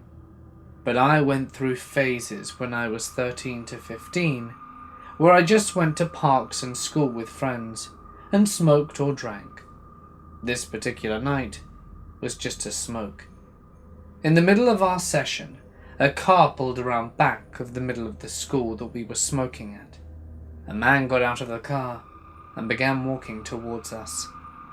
It was dark enough, and the car was far away enough that we couldn't make out faces. But as 14 to 15-year-old kids, we thought it was an adult coming to bust us for smoking. So naturally, we ran away through a field over a fence and up a small street with a few houses, and back onto the main road that would lead us home. This was the main road that ran into the middle of the entire town. As we were walking down the main road on the sidewalk, we passed by a convenience store on the right-hand side. This was at one point the only convenience store in town that sold cheap candy. Cheap, assorted, 5 cents per piece candy. We used to always come to this store as younger kids to buy it, so we were all very familiar with this part of town. So we treaded along with confidence, not even thinking twice about the person that we had just ran from. In our town, this was a normal occurrence. We were teenagers, loitering, and someone was coming to tell us to go away. So we did. End of story? No. Just as we were walking by Daisy Mart, headlights from that car lit up and blinked at us from an alleyway in between a concrete wall and the convenience store. The ignition started, and the car sped up towards us with considerable speed, so we ran out of the way. We looked back and realized it was the same car from the school. The car pulled out of the convenience store alley, but it turned the opposite direction of which we were walking. We thought it was just a creepy coincidence, but about 10 minutes later, the same car drove past us, and from tinted windows, we heard someone in the car say, "We're still coming for you," and it drove off past us, up the road and out of sight. We were a little freaked out at this point, so we hurried along. The main road we were on eventually turned into a pretty sizable bridge, which loomed over a small river and pretty large forested area. On occasion, in the local news, you'd hear about children getting lost in the forested area, so it wasn't small by any means. So we all agreed to head under the bridge and take refuge to throw the guys who were trying to follow us off our tail. So we hung out under the bridge, probably for about 30 minutes, talking, smoking, and mildly shaken up, but pretty much laughing it off. This was creepy to us, but nothing to be alarmed about. As mentioned, we were kids in a small town. We were used to getting up to no good and having to run from the authorities. This was just another day. Our confidence was overinflated, and we never got caught. We lived in an area with so many small connecting streets and parks. Running and hiding after creating mischief was something that came second nature. We confidently headed back up the bridge to continue our walk home after the mentioned time. Now, I'll explain this bridge. It was a long bridge, 4 lanes, 2 going in either direction. No room for a car to stop and wait. No designated parking lanes. It was somewhat of a mini highway. The bridge is also steep, so the middle of the bridge, which was also the area with the footpath that led to the forest, was the lowest point. There was absolutely no way any car could park anywhere on or near this bridge to idle and wait for us to come up from under the bridge. Not to mention that the car was nowhere in plain sight, and we decided to go under it in the first place. But after 2 minutes of walking, the car came up from behind us, and a man from inside the car said to us, "You thought you could get away from us? We'll always find you." So the car took off once again, but we decided to as well. Once we crossed the bridge, it led us back to our neighborhood. To stress the point again, the neighborhood we lived in contained many connected streets and many sections of homes and parks, a pretty large suburban area. If you didn't know where you were going, you could probably get lost pretty easily. So we ran to the closest, biggest park where no cars would be able to get into. One street was visible from the park, but since it was the middle of the night, if you were driving by the park, it would be hard to make out anyone in the park. So that's probably why we never saw the same car that had been following us drive by the park. It didn't stop this time. So since the park was literally in the middle of the neighborhood, we wished each other good luck, and we all took off in different directions to our respective homes. We each only lived 2 minutes away at this point, and we all made it home safely.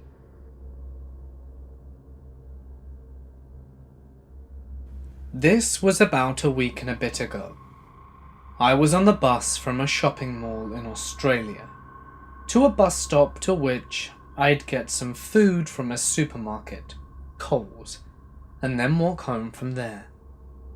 I was on the bus with my 2 friends, and we all sat on our own seats, one behind each other.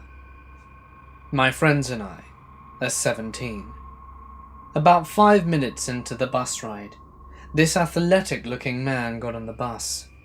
He was white, mid to late 20s, possibly early 30s, wearing a white and blue rimmed tank top, blue shorts and sneakers, and I think his hair was short and dark blonde.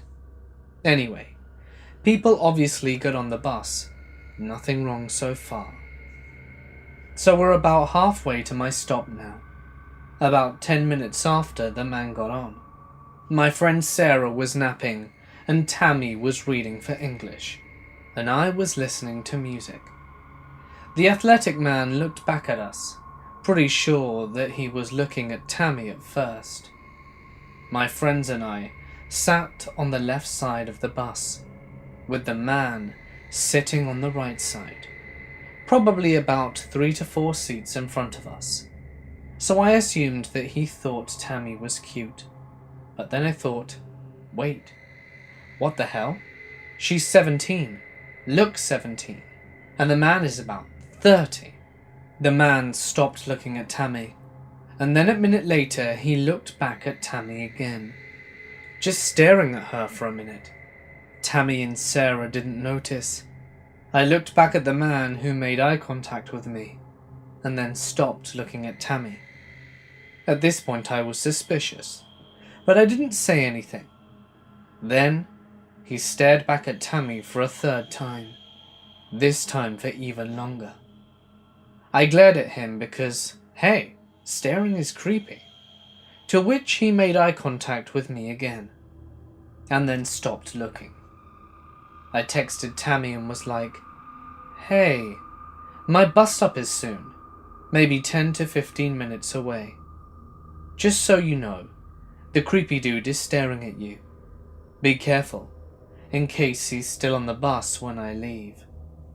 Just so you're aware, I'm a guy, and Tammy and Sarah are both obviously girls. Tammy acknowledges my text, and nodded at me, and cringed. So anyway, Tammy went back to reading, and I was listening to music. The man turned around and started staring at me this time, not Tammy. His eyes, I saw, were directly looking at me. I tried to avoid eye contact as he turned back around. He kept turning back around and staring at me for a total of 7 times for about a minute each, excluding the times he stared at Tammy. Each time he stared at me, he kept pressing the bus stop button to indicate to the bus driver that it was your stop. And he'd look at me, and he looked like he was about to keep pressing it as he stared at me. I told Tammy again to be careful, as this dude was still staring. So as the dude was staring at me still, I realized the next stop was mine, so I pressed the button. The bus stopped, and I got up and was getting off the bus as athletic dude got off behind me. He went in the opposite direction, but I turned around to quickly see what he was doing, just in case. He was walking down the footpath as I crossed. He turned around and saw me crossing, and consequently quickly crossed the road, paralleling me. I took note and went to Coles to get some Pepsi Max. I walked into Coles and realized that the man from the bus stop was also going into Coles, but he was literally matching my footsteps, speed, and movement. Every time I moved my left foot, he would too. He was staring at me as I walked in, and I sped walked into the aisle to get my Pepsi Max and looked around to see if he was there. I couldn't see him.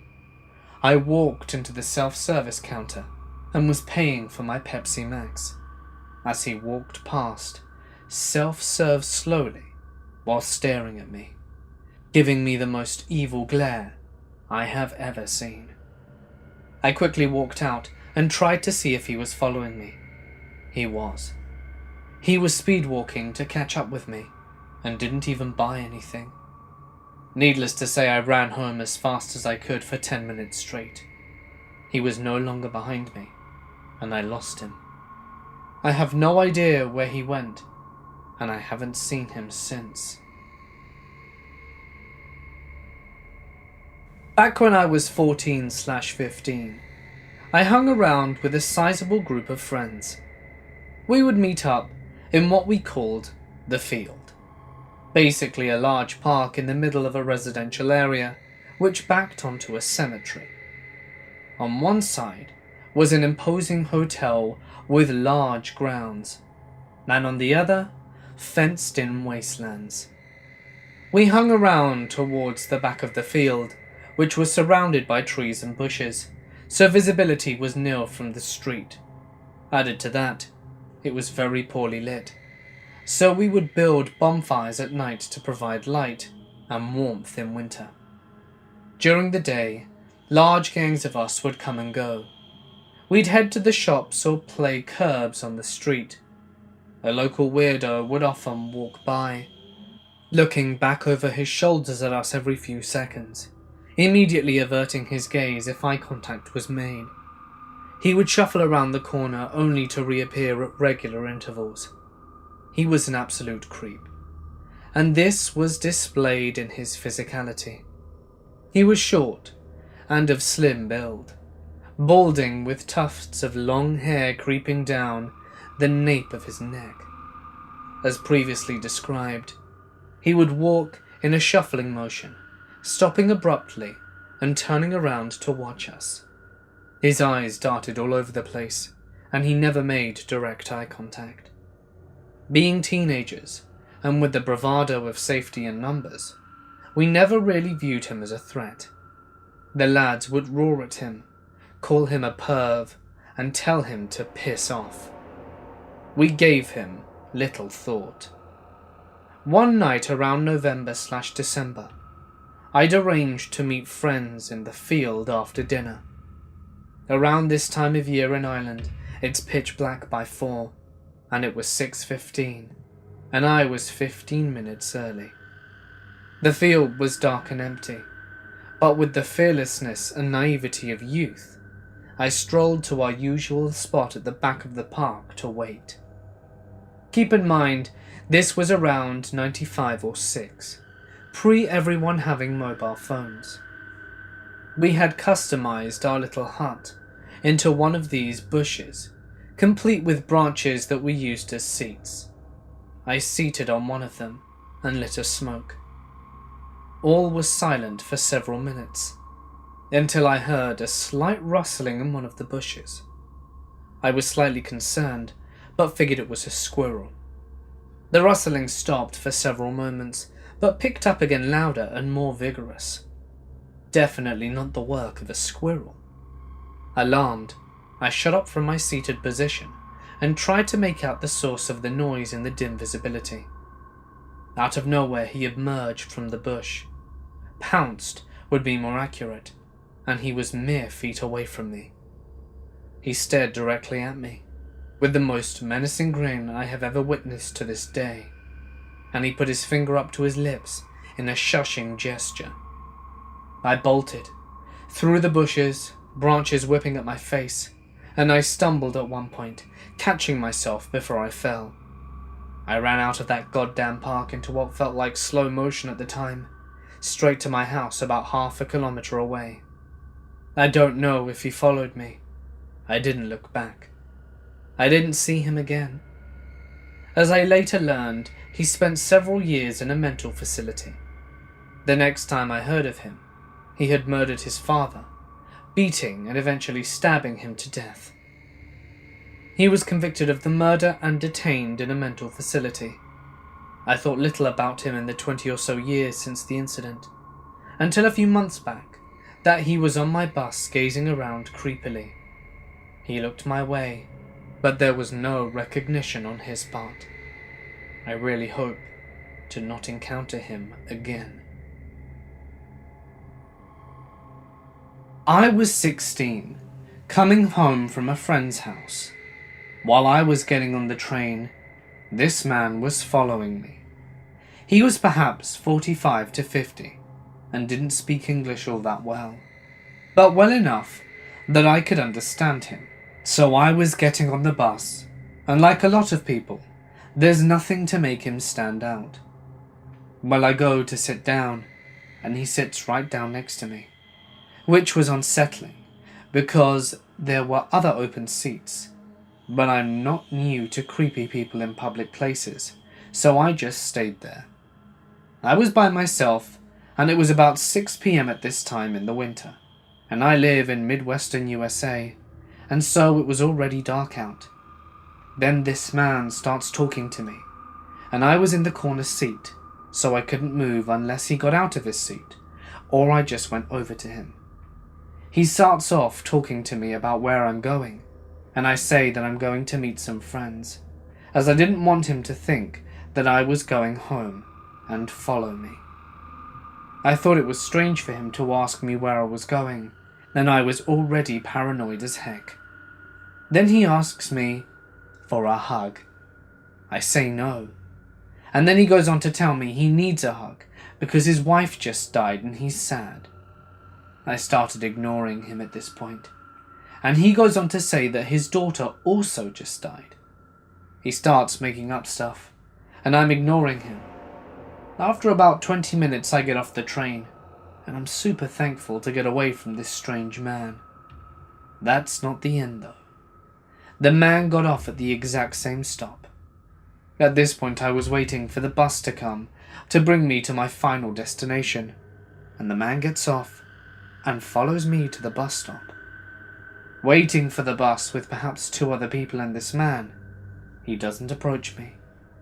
But as the bus pulls up, he comes and puts his arms around me and tells the other people that this is his girlfriend, referring to me. No one really said anything, and we got into the bus, and I started getting super nervous and grabbed my phone from my bag, in case I needed to call 911 or something, if this man kept following me. He again sits by me, but I don't sit where I'm trapped in this time. He starts saying he can walk me to my friends so that I can get there safely, and I respectfully decline. Then he says, I'm going to take you to your friends, so that he was verified that he was indeed going to follow me. Which sucks, because I wasn't actually meeting friends, I was going to my house. I start panicking, and want to call my mum to pick me up from the bus stop instead of walking there, and to my luck, my phone is dead. It's dark, I'm alone, my phone's dead, and some weird-ass dude is trying to follow me. He continues to talk to me, but I don't even know what it's about. And the bus was empty at this point besides just us and the driver, and one other guy. And bless the other guy's soul. I kept looking over at the other guy very intensely, and the panic really started setting up, and I was not answering any conversations with the weirdo anymore.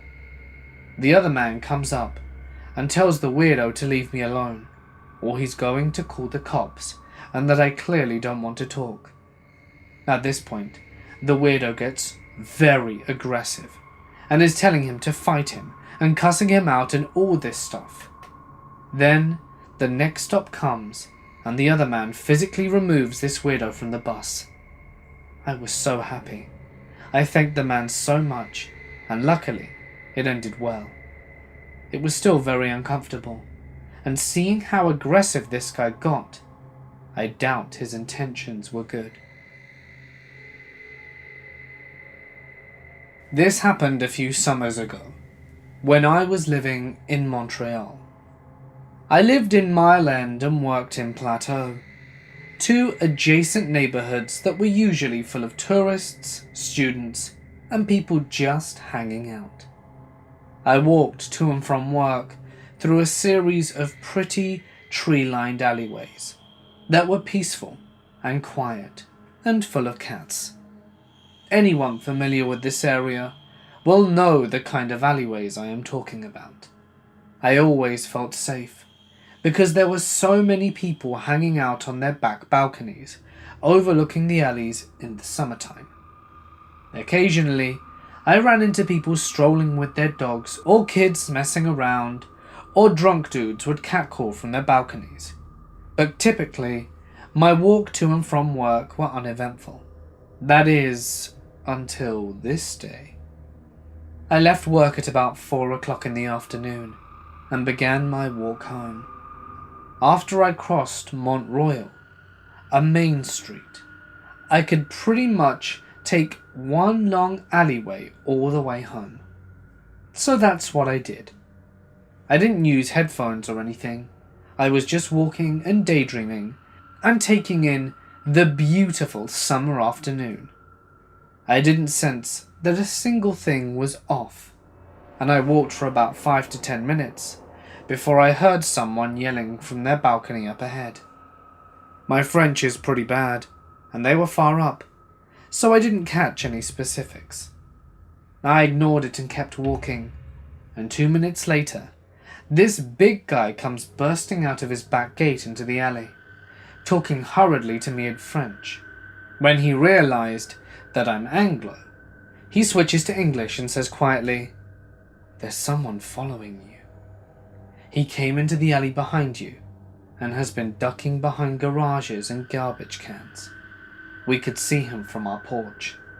He points up to where his companion is still sitting, a few stories up on a small balcony, with a pretty good view of down the alleyway. I was hesitant and said that it must just be someone walking their dog or something, and that I hadn't seen or noticed anyone behind me. I really didn't know how to make any sense of the situation, but I thought he must be mistaken. The man shakes his head and yells down the alleyway, "Get the hell out of here," or something to that effect. But nothing interesting happens. Nobody appears. So he starts striding down the way I came, when all of a sudden a man stands up from where he was hiding, ducked behind the wall of someone's garage. He was skinny, had long brown scraggly hair, and a leather jacket on, even though it was about 30 Celsius outside. I made eye contact with him for a split second, before he took off running back down the alleyway, and he had these wild, angry eyes that still give me chills. The balcony Samaritan booked it after him, but the guy was gone just like that. We weren't sure what to do, or what we even could say to the police. So balcony Samaritan walked me onto Park Avenue, which is close to a main road, and I thanked him profusely for saving me from whatever the alley stalker had planned for me that afternoon. It still scares the crap out of me that I didn't sense a single thing was off, and didn't have a feeling of being watched. Nothing. I'm 31 now, but was a teen when I was walking home one sunny day. It was winter, but winter in Florida is just a nice cool breeze. I remember holding a Tupperware in my hand that is still hot, containing pasta and broccoli that my grandma had just made. It was so cool living 1 block away from my grandma, because a quick 10-minute walk meant I got some really good leftovers. In between my house and her house was a patch of woods, but thorns and thickets prevented me from taking a shortcut through them. I remember looking down at the sidewalk just as I reached the middle of the patch of woods to my right. I heard someone ask, "Hey, where are you going?" I looked up, and to my left, towards the road, a thin man in a white van with his window rolled down smiled at me. He was driving in the opposite direction of the way I was walking. I simply said, "Home," and continued to walk. He started to say, "Hey, hey," so I looked back to see him hanging out of his driver window. "I'll give you a ride home. Come here," he says. I kept walking and loudly say, "No thanks." I stopped and turned around when I heard him drive away. I began walking again, creeped out, wishing that the woods didn't run long next to the sidewalk. I remember wishing I were home already. I was super alert, now hearing every critter in the brush to my right, the rustling leaves and stuff scurrying about. I pick up the pace, reminding myself that those woods were packed with lizards. I said to myself out loud, "It's just lizards running around, silly." But when I hear a vehicle coming up behind me, out of fear I look back, and to my horror, it's the same white van with the man smiling. The van slows down next to me, and a big, angry-looking man flung open the side door and jumped out. I turned to my right and began running as fast as I could into the woods. I was jumping over bushes and long vines, clenching my grandma's Tupperware for dear life. I looked back once, and the thick brush of the woods was slowing down the big man. I knew just going straight, I would reach my backyard, guarded by a chain-link fence. I remember the thorns and sticks slicing my skin, but I couldn't feel the pain. I just kept thinking, run. Once I reached the fence, I chucked the Tupperware and hoisted myself over, ripping my jeans and face-planted the ground on the other side with a loud thud. I ran onto my porch and began banging the back door. My dad let me in, and I'm literally panicking, covered in dirt and cuts, trying to lock the back door. I felt safe to be back home with my dad and our Rottweilers. He sat me down and started questioning me, and immediately called the cops. The 2 cops arrived and took a report, and they said, "Nothing like that's ever happened in my area before," and one of them even told me that lying was against the law. I remember they left, and my dad swore he believed me, and I could sleep in his room that night if I wanted. I remember feeling really sad and frustrated about not being believed and going to his bed without even eating the pasta with broccoli. It was hard to sleep or go anywhere for months after that, because I was scared the men were still out there. My dad ended getting me a cell phone and installing an alarm system to help me feel safe. I still have issues being alone to this day. To the men that tried to get me, let's never meet again. So I've been living in Paris for the last 8 months, and have felt relatively comfortable with my surroundings. I was coming home from a club on the first train that goes to my town.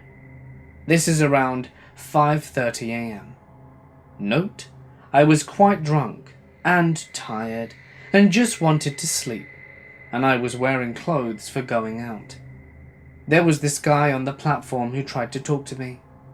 I walk over, trying to reach the next train car over, but failed. There were 2 open seats left, so I sit in one of them, and he decides to sit in the one across from me. So he starts telling me, "I really want to marry you. I don't even want to do you or anything. I just want to be your one and only. Please, will you do the pleasure of becoming my wife?" As he's saying this, he is caressing my thigh. I am genuinely uncomfortable and try to sink down into my chair. I'm just like, "No, I'm not interested. I have a boyfriend," which is the truth. So he resorts to saying, if you had one, he would be here with you taking you home. Now, my boyfriend lives 5 hours away, close to the border between France, Germany, and Switzerland, so he could not be there. I explained to him, and he says that he's not a good boyfriend to leave me here. He then says that he's a nice guy and has money and can take care of me. I told him I wasn't interested. Then I get to my stop, and he follows me out. After he begs for me to go back to his place, he continues talking to me, and I start shivering because I didn't bring a jacket. He sees this and forcibly puts his jacket on me. He says that I'm not feeling well and that he'll walk me home, although I beg him not to. He tries to talk to other people to get him on his side. We reach this one lady who saw my discomfort on the train. We explain both of our sides to her for about 2 hours. I kid you not. She finally says, since you're not her boyfriend, you can't walk her home. I will. I was so thankful to her. We left, and she had to take her bus to work. I thought I was safe, but sadly no. So I start walking to my apartment. I live about 10 minutes away from the station, and I was about halfway there when I heard a whistle. I turned back, and lo and behold, it's the creep. He runs up to me and continues to say the same crap and begs for my number. He does all of this while he's caressing my face. I slap his hand and tell him if he doesn't stop, I'll hurt him. He continues, so I threaten to call the police. Only then does he scamper off. I got home at around 8:39 and cried my eyes out. Creepy sudden marriage proposal, dude? Please, let's not meet again. This happened 4 years ago. I lived in Staten Island for a few years because I went to college there. I was about 20 years old at the time. One evening, I went to a Need for Speed screening in Manhattan, unfortunately alone because my friend bailed on me at the last minute. I love Aaron Paul and Kid Cudi, and I just had to go see it, even if it was by myself. As some of you may know, Staten Island is part of New York City, but still very far from everything, which resulted to be the longest and scariest trip of my life. When I transferred to 2-to-1 train at Chambers Street, and while waiting for one train, this weird guy approached me and asked for my name. I think his name was Chris. I lied to him and told him my name was Sophia, and kept walking away from him. He then offered me candy, which I declined. This was around 9:30 p.m. or so, and welcome to NYC. The train was taking forever. This freaked me out even more. He would ask me questions like where I'm from, which school I go to, and I lied about every single thing I said. He told me that he lived in Brooklyn, and I noticed another woman by us who kept turning around to see my situation. I decided to sit next to her and whispered to her and asked her to pretend she knew me. She told me how she was going to approach me anyway because she knew I could be in a dangerous situation. So the train comes and I decide to miss it. However, this guy Chris tapped on my shoulder and said, "Sophia, the train is here." At this moment, I got the worst goosebumps and I was sweating so much. I told him, "Thank you, but this is my friend and we're going to talk." I thanked the woman who helped me and hopped onto the next train. When I got to the ferry station, I did not feel safe or comfortable.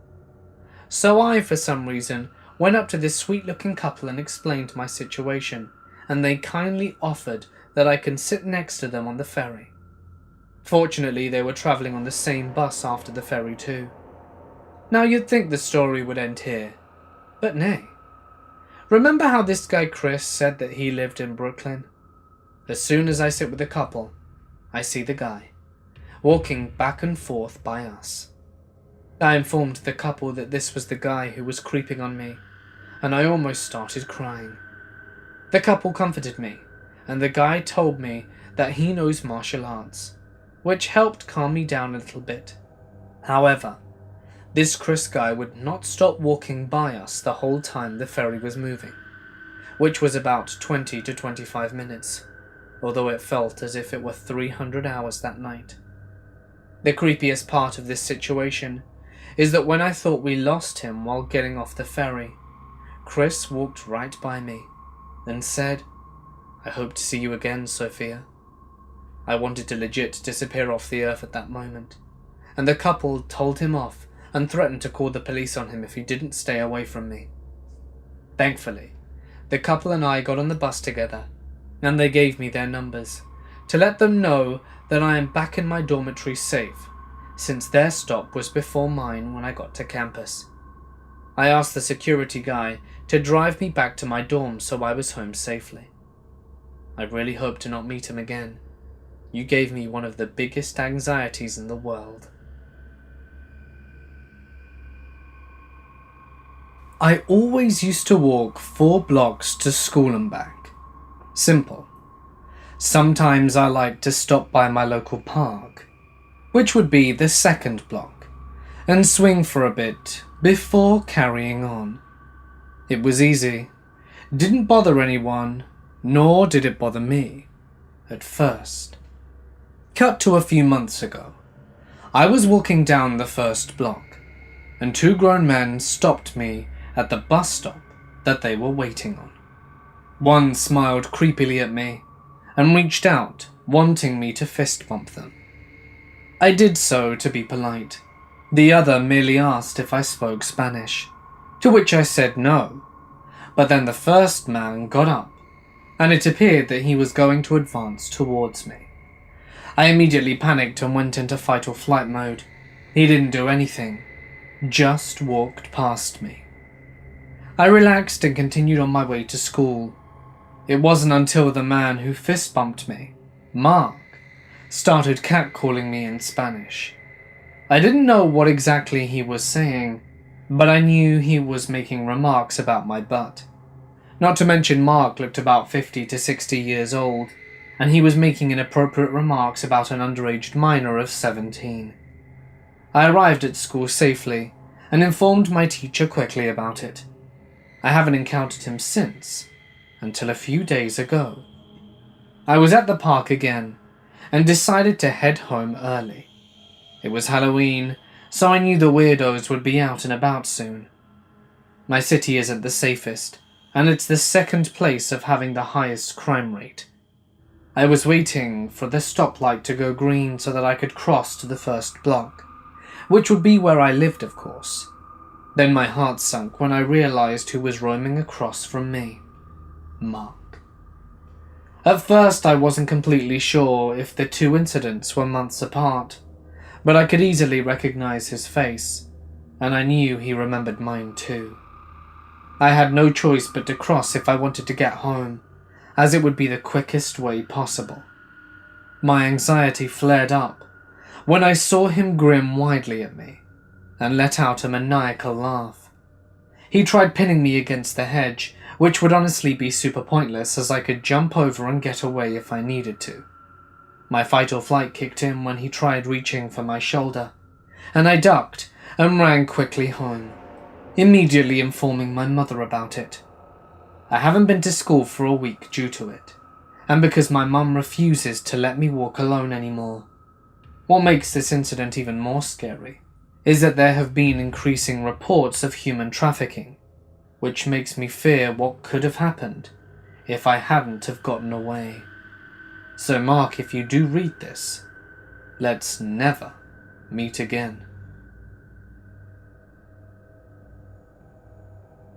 When I was about 24 or so, I worked at a hotel about a half-mile from my house. My husband and I were dirt poor at the time, so I walked to and from work. I lived in a small town in Louisiana, so things were seemingly safe typically. I had just gotten off shift at 3 p.m. and started my journey home.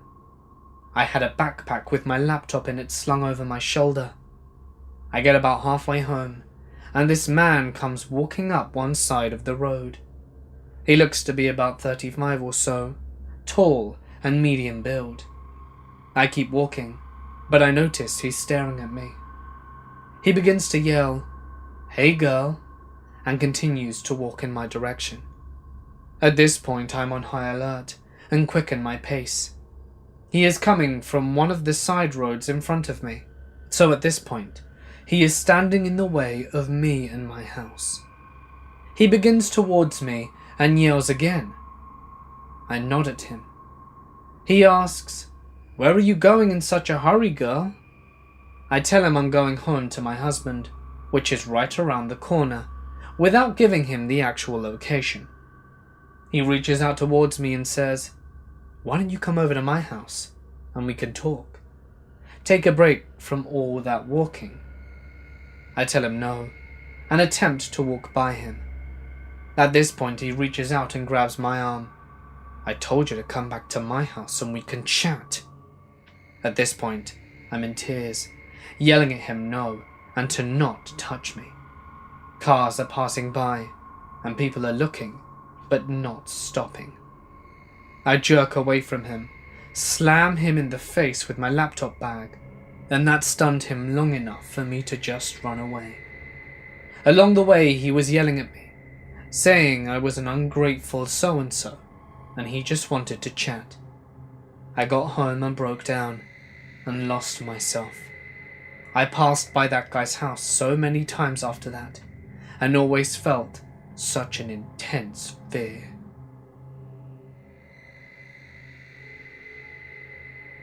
This took place 7 years ago.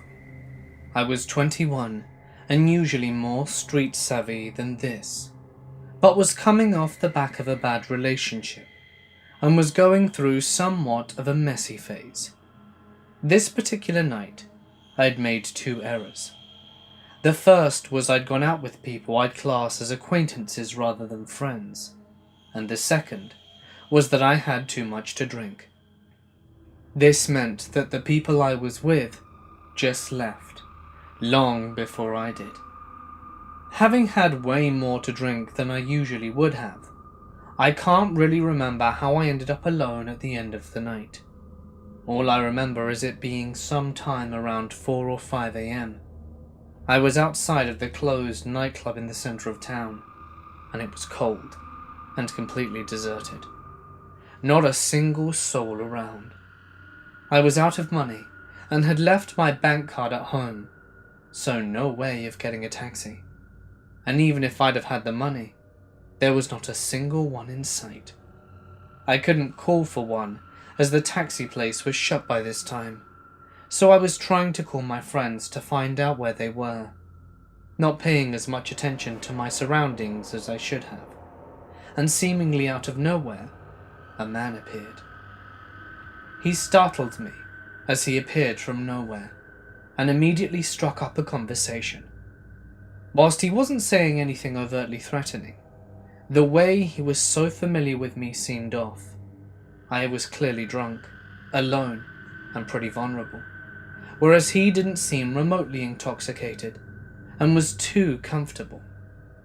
He was asking my name, and I was stumbling over my words. And when I didn't tell him, he said, "Here, why don't you add me on Facebook?"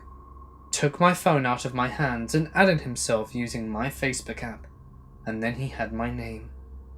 I kept saying I had to go and that I needed to get home, but he wouldn't let me leave. I was pretty freaked out at this point, and sizing up the situation. There was no one around that I could go to for help. He was well over 6 feet in comparison to my 5'2", and he'd easily catch and overpower me on a good day, so there was no chance of running now while I was drunk and wearing sky-high heels. But something told me to keep it calm and friendly. His friendliness seemed false, and like he would turn nasty at any given moment. He kept me talking for what seemed like forever, and I kept calm while still reiterating that I needed to get home. And then somehow I managed to just walk off. I can't remember the moments before. He may have been distracted by a phone call or just allowed me to go. All I can remember thinking as soon as I'd walked calmly around the corner and out of sight was run. So I did, as fast as I could, in spite of my stupid heels, which I kicked off halfway down the hill. I'd start crying at some point, and I was so focused on getting away, I didn't notice the 2 people until I ran straight into them. They immediately asked what the matter was, and I was clearly terrified, and one of them stayed with me while the other double-checked to make sure the creepy guy had really gone. Then they gave me a drink and a jacket as I was shivering and walked me the rest of the way home. I finally managed to get through to my friend who met me at my place, so I wasn't alone for the rest of the night. To this day, I don't know what he may or may not have been planning. If it was something really bad, then he didn't really think it through enough, and I had his full name and details from when he added himself on Facebook with my phone, which I immediately removed and blocked when I got home. Maybe he was just hoping to get lucky, and gave up when he realized I wasn't interested. Either way, it was really intimidating, and I've never walked home alone since.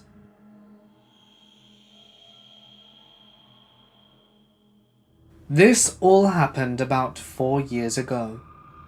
I had been to a party, and it ended past midnight, and my mother was out of town, so she couldn't come and collect me. I was home alone. So I walked home with a female friend, and it wasn't a dangerous place, so we weren't afraid. We were talking and laughing, of course not very loudly, but we weren't drunk or anything.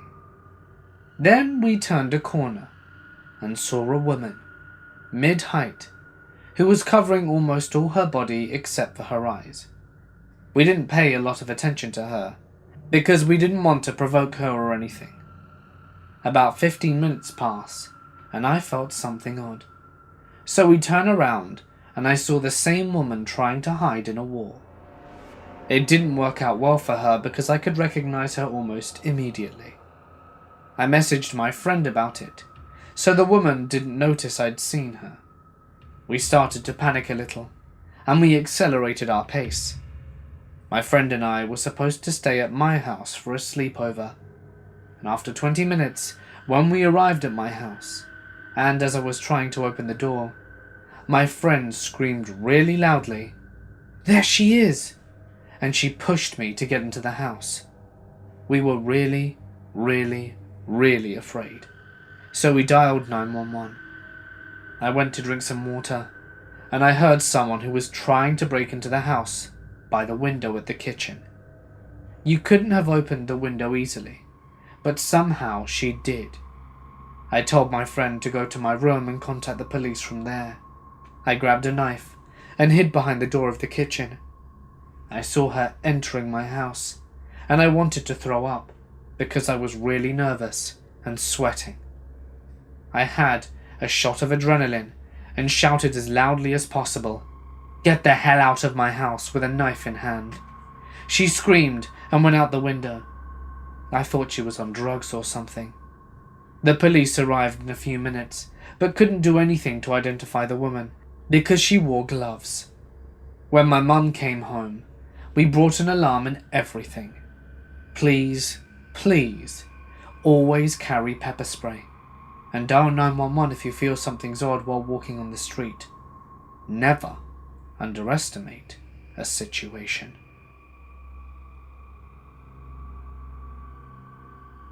Okay, so there are a few things which I would like to clarify before we get started. 1. I come from a place that has had, and still has to this day, some serious problems with violence towards women and kidnapping of young women, and is sadly something that happens very often. 2. Although I lived all my life in a decent area, some of the other areas weren't so decent, so I kind of learnt how to avoid problems.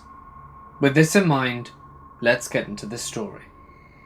So it's been a while since I moved to another country, where I had been feeling safe for the past 2 or 3 years, and my family decided that it was finally time to pay me a visit in my new home.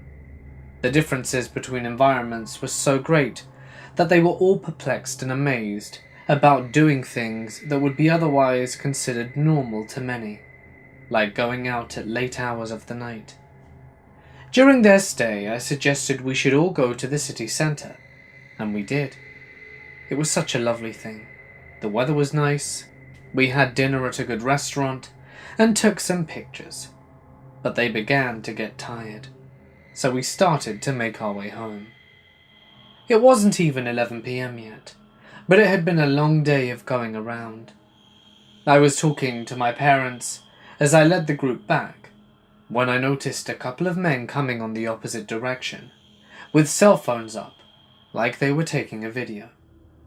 I ignored it and kept moving, thinking that they were just tourists.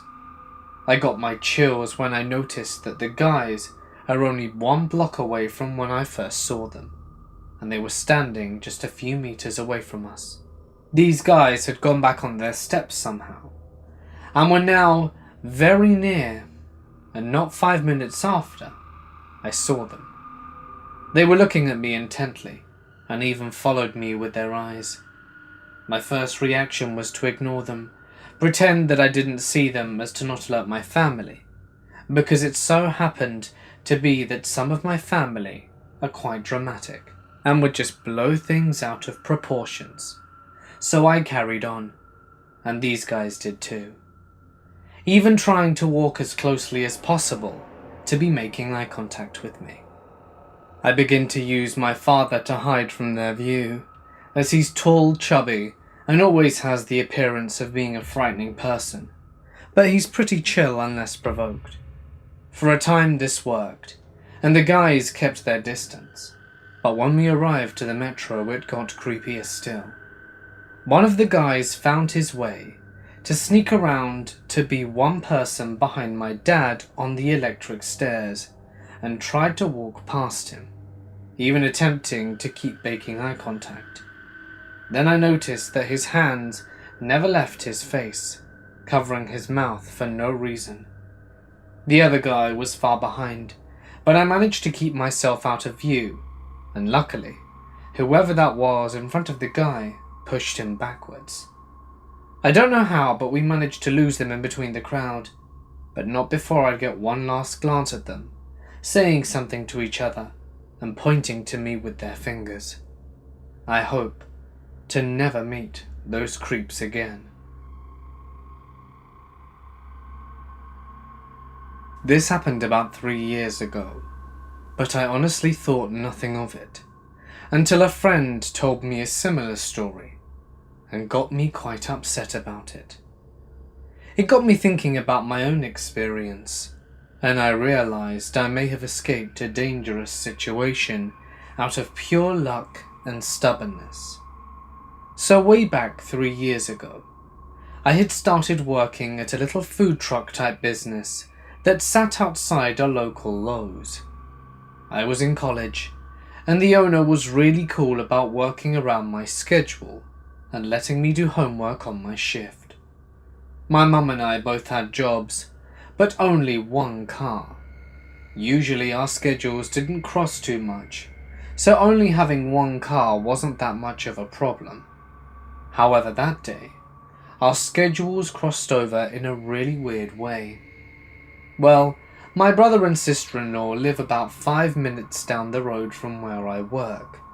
They were out of town for the weekend, but told me I could stay the night at their place and walk to work the next day. That day was crazy hot, but I was pretty used to the heat because the little shop I worked in could get up to 100 degrees easily. Anyway, the road they lived on didn't have any sidewalks, so I had to just walk through people's front yards so that I wouldn't get hit by cars. I was about halfway to my destination when this fancy-ass white SUV pulled up close to me, and this older guy in his 40s rolled down his window and called out to me, "Hey there, you need a ride?" Having not really been paying attention, I automatically said, "No thank you." I don't know why, but that's always my automatic reaction to when someone catches me off guard with a question. "Are you sure? It's really hot out here, and a young girl like you shouldn't be walking on dangerous roads like this." Somewhere in the back of my mind, an alarm started going off. But I like to think the best of people, so I didn't pay it much attention. "No, it's okay," I said. "I'm just going to the Walmart." The Walmart was actually on the opposite side of the shopping area from my work. I don't know why I lied, but for some reason, I didn't want to tell him where I was actually going. I figured that it would be the end of it, and just continued walking. "It's not a problem," he insisted, keeping pace with me in his car. "Just hop in. It's not out of my way."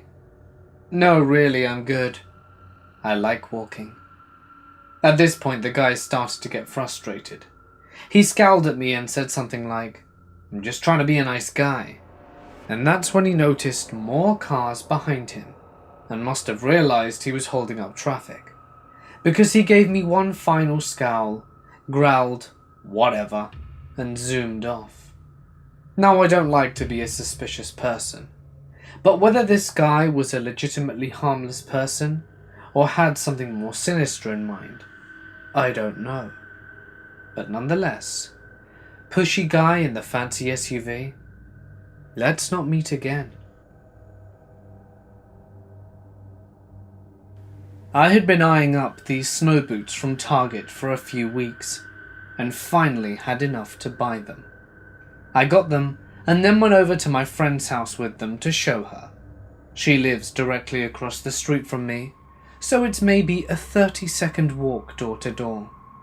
I hung out over there for a while, and then at around 10:30 decided to go home, since I had to take the bus to class very early next morning.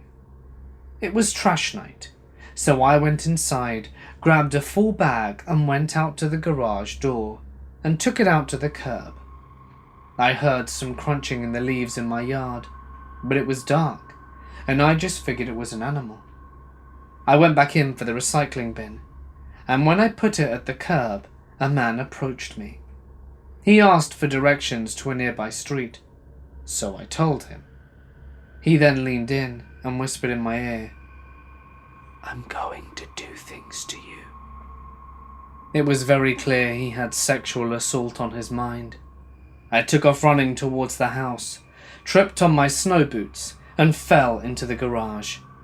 He was behind me, but I got inside and locked the interior garage door before he got to me. I heard him messing around in the garage. I ran upstairs and told my mum what happened.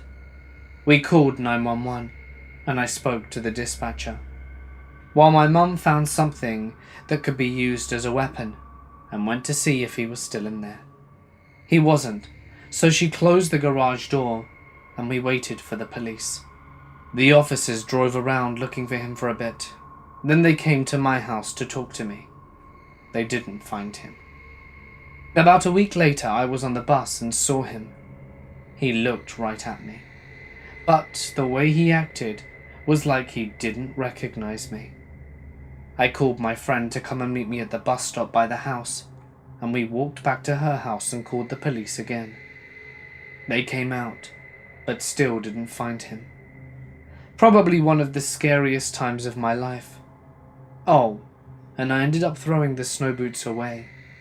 I just couldn't wear them after that.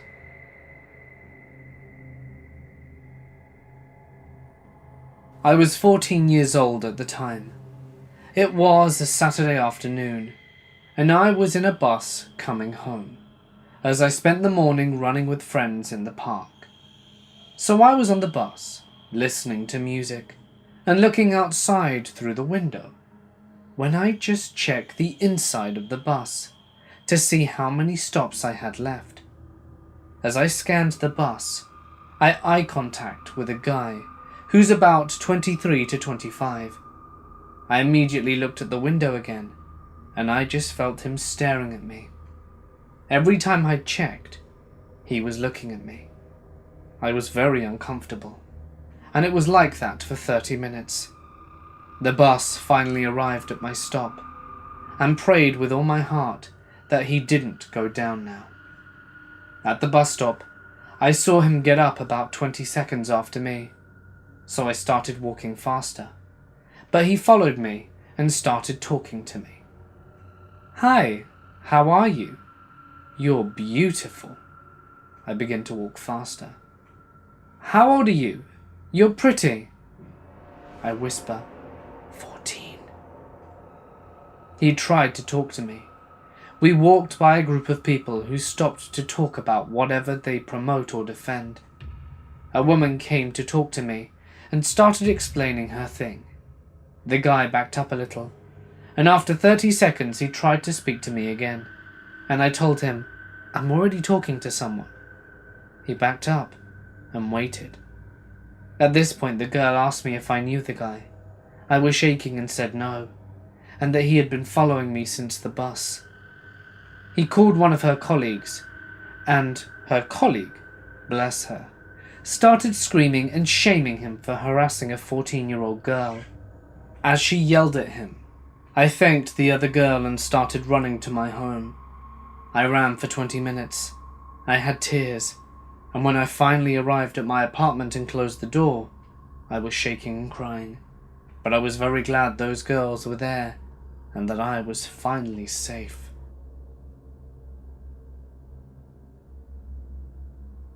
Back in community college, I rode the bus to and from college. The bus stop was walking distance to my house, so it was a huge help for me. When I'm on the bus, I always listen to music and look outside. Never at my phone, never at anyone else. I guess that's how I never noticed the man constantly looking at me.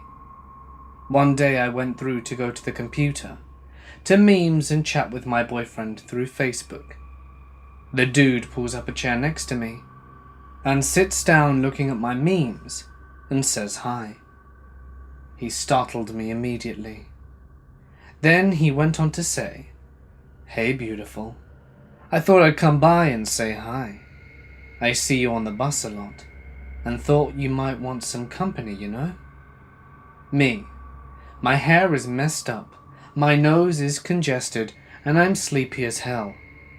Who are you?" "I'm Jack, and I think you're pretty."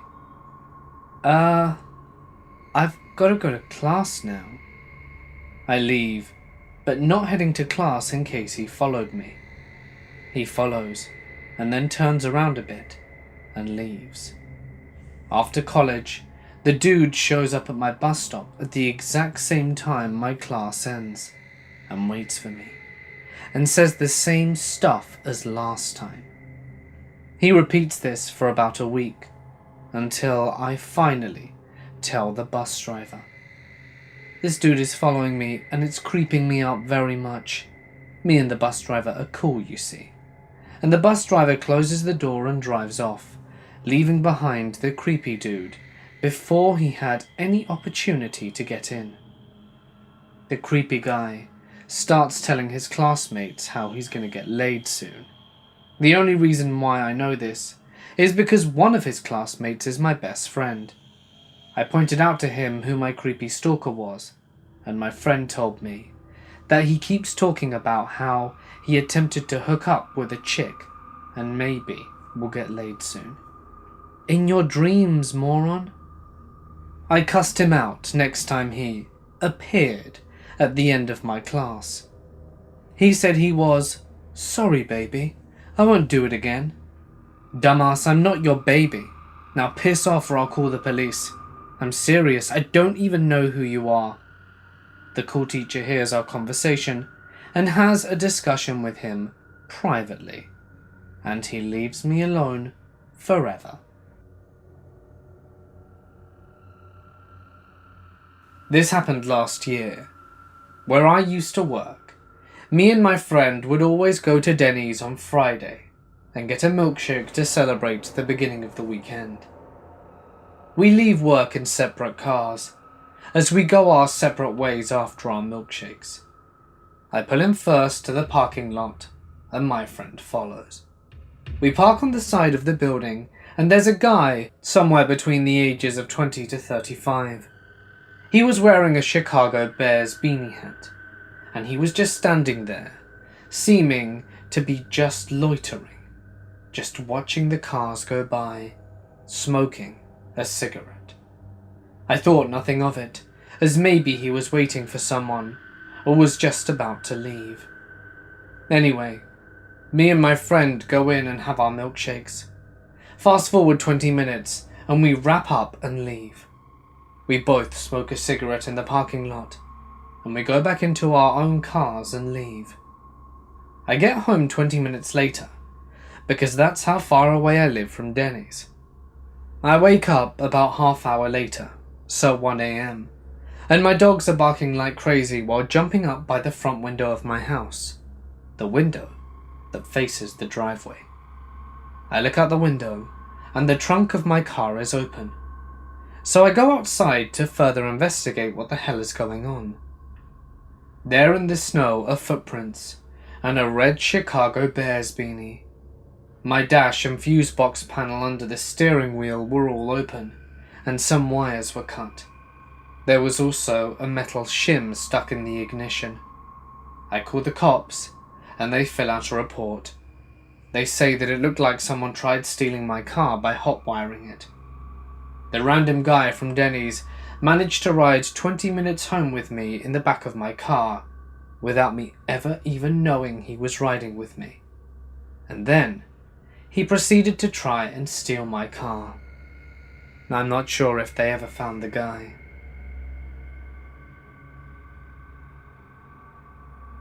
It was at one of the more western sides of the Orange Line, maybe East Falls Church. One of the metro exits puts you right up into the parking lot, whereas they put a long guardrail and bushes to keep you from the very nearest corner of the parking lot. I had parked in that area, I think, and I'd been close to the metro station entrance. When I came back out of the station and had to walk out of the thick bush line, the corner of the lot looked pretty remote and barely lit. I decided to walk perpendicular to those bushes, deeper out into the lot, and then J-turn towards my car. I had spotted two guys hanging around in my travel line that I moved away from and walked on by. They forgot about me and moved towards my car in that dark corner. My car, in fact, a flashy black 300ZX. When I turned the curve position of the J, I saw them. They saw me, and they realized I had spotted them. So they milled around a second time to make an excuse to go back to the center of the lot. I hopped into my car and fired it up.